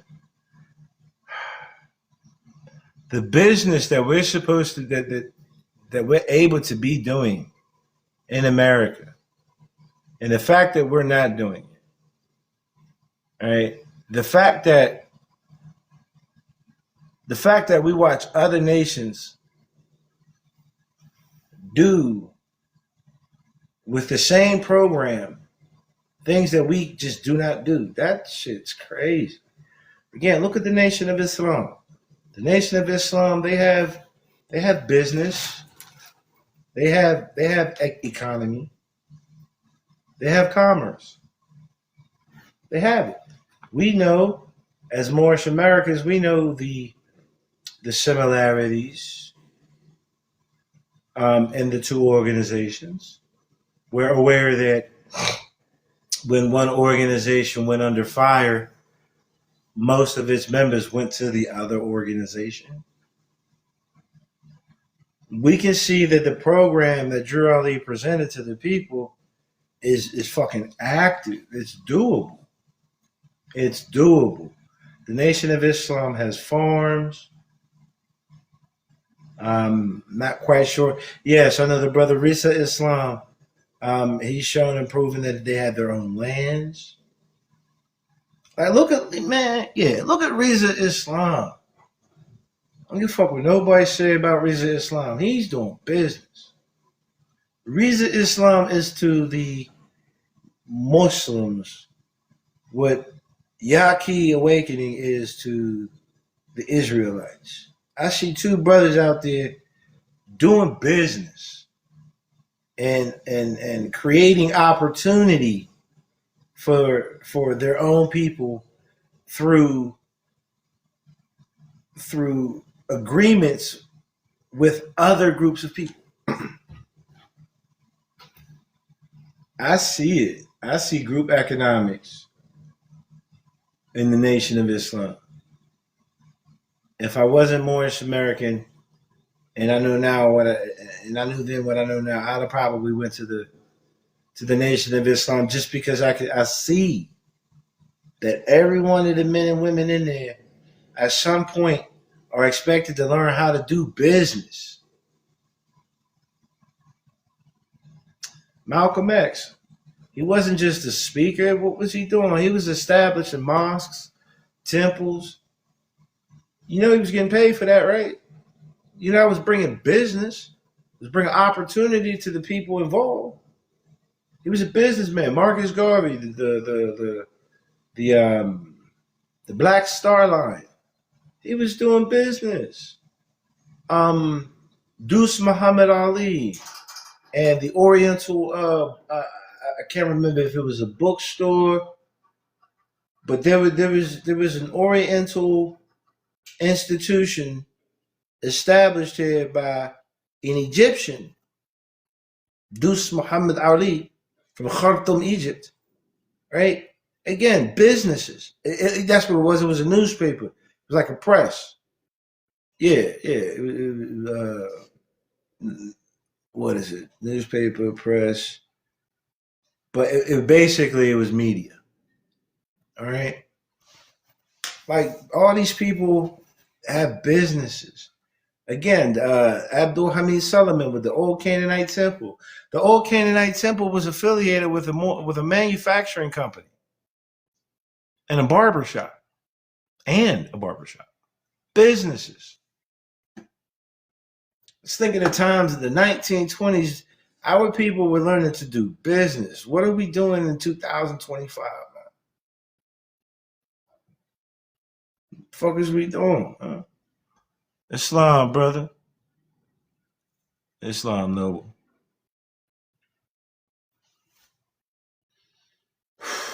Who's another group? Even though he didn't succeed, again, I bring his name up. Umar Johnson. Umar Johnson was attempting to establish something other than a religious organization, other than a social organization. He was attempting to establish an education system, a foundation for his group of people. He wasn't out here running around talking about don't use the system, don't pay your taxes. There's a secret Social Security account that you could just draw from if you just remove the dashes, or if you go and get a foreign EIN or like, man, what? This is what these people are selling, man. In the name of the movement. In the name of the movement, these niggas is out of line. They out of order. Would anybody like to come up? No? I appreciate you all for listening, man. I'm gonna go ahead and get off here. Let me see here. It is law for the Moors, absolutely, to be industrious and to teach the children such. Absolutely. It is fucking law. Yet the law, I don't see the Moorish Americans carrying out the law. I don't see the Moors carrying out that law, being industrious. I see a lot of them trying to establish tribes. I see a lot of them trying to establish their own governing bodies, right? But I don't see any of them trying to, as you said, be industrious and teach the children, right? Again, Drew Ali had what? We had an auxiliary for the women.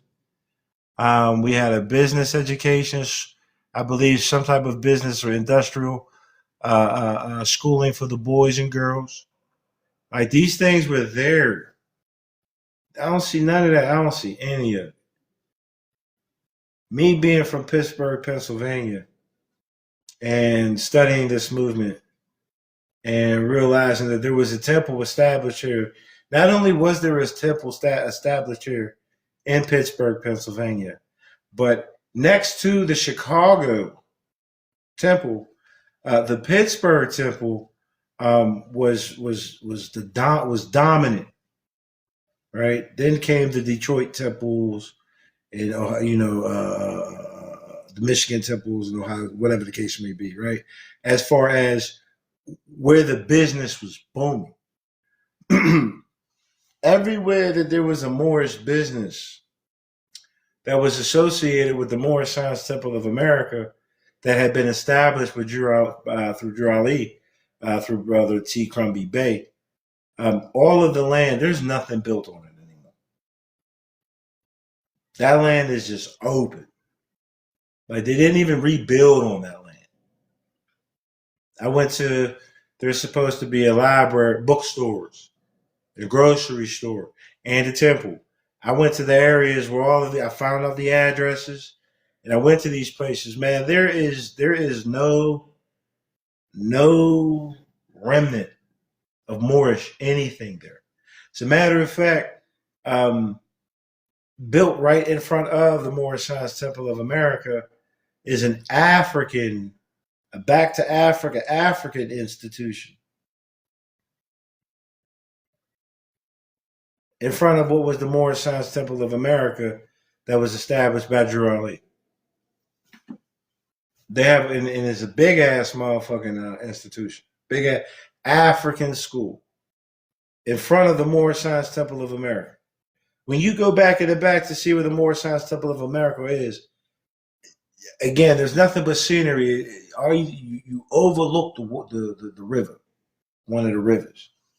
Now there's houses on one side, and then the area to the other side of it, again, it goes into the African institution. So there's nothing out here. And the Moorish Science Temple of America that was out here, and I say was because I found out, to the best of my knowledge, that they're no longer up. But these were the resurrection. These were the Jones Givens L. Moors. These were the following Paul Moors. If you did not know that their Moorish Science Temple was a Moorish Science Temple, you would walk right past it. You would not even know that it was a Moorish Science Temple of America. There is nothing outside that says Moorish Science Temple of America. And to be honest with you, I've ran into a lot of these brothers out here during my own manifestation. And a lot of these brothers, they're fucking starry-eyed boogie woogie to fuck out. Meaning they are as superstitious as it comes. They are as passive as it comes. They are as arrogant and ignorant as it comes. Again, they're as They are, yeah, they are as they are as dogmatic as they come. That was not the organization established by Drew Ali here in Pittsburgh. And the temple that was established here was actually bombed by the Pittsburgh police. I have a picture of the temple after the bombing. And this bombing happened because T. Crumbie Bay was one of those people who attempted to take charge of the situation and, not fall in line with the prophet. And they got into some bad business dealings. And this shit got out of hand. That's what happened to the Moorish Temple of America here in Pittsburgh. And it is so in Pittsburgh, the Moors are so fucking hated. I mean, it's hated, bro. We get no love out here, right? And again, which is another reason why I don't necessarily wear my fez out. Because to be a Moor in Pittsburgh, to be Moorish American in Pittsburgh, understanding the activity and the ignorance and the deviation that came through the temple in Pittsburgh, like, you are an enemy to Pittsburgh as a Moorish American. Nobody wants to do business with Moorish Americans in Pittsburgh because T. Crumbie Bay and subsequent others lost sight of what Drew Ali was bringing to the people and became radical. Didn't know that. Yeah. Now, mind you, T. Crumbie Bay, in one of the newspaper articles, we see a brother, T. Crumbie Bay, and another brother from somewhere else. They were authorized to oversee the business enterprises within the movements and the Detroit temples, seeing as though Kirk Lomax Bay was being removed from office due to his going against the leadership, right? So we have somebody who was already affiliated, who was already aware of the misdealings, and it just so happens that nigga was out there being just as fucking out of pocket as Lomax Bay. I studied Lomax Bay too, because he left the movement and became a prophet unto himself. There's a whole group of people who follow Lomax Bay under, I think it's El Azadin, right? That's the name, Ali Muhammad Azaldin or something like that, right? And they look to him the same way that a lot of Moorish Americans look to Drew Ali. Because he took the people who went with him into mainstream Orthodox Islam. He did the same with the movement that Warith Deen Muhammad, the son of Elijah Muhammad, did with the Nation of Islam, bringing them back to a mainstream concept, more conducive with Arabized Islam or Oriental Islam, as opposed to Americanized Islam. But yeah, he did his works. He went to Libya. He tried to holler at the Turks. Again, he get land. All these people out here using the same program that Drew Ali gave us. And again, I don't see any of this stuff out here. I see all of the devastation that came with people acting outside of this movement. But I don't see Islam, brother. I don't know if he came in or not, but I don't see the active. I don't see what needs to be seen. All right. You know what? Appreciate you all for coming. I keep trying to get out, but then everything else keeps coming up. Another thing keeps coming up. I appreciate you all for coming. As always, I'm your brother, man. Just come to show you the way. Keep these Moorish Americans on their toes. Right? And I'll talk with you later. Islam.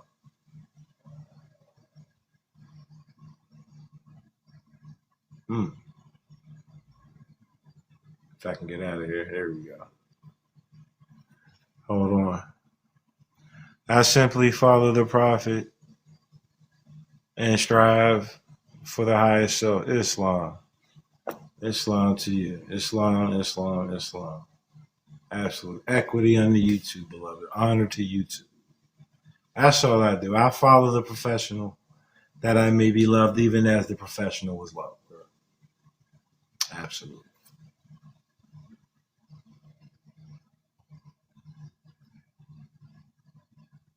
Again, trying to cut this off. There we go.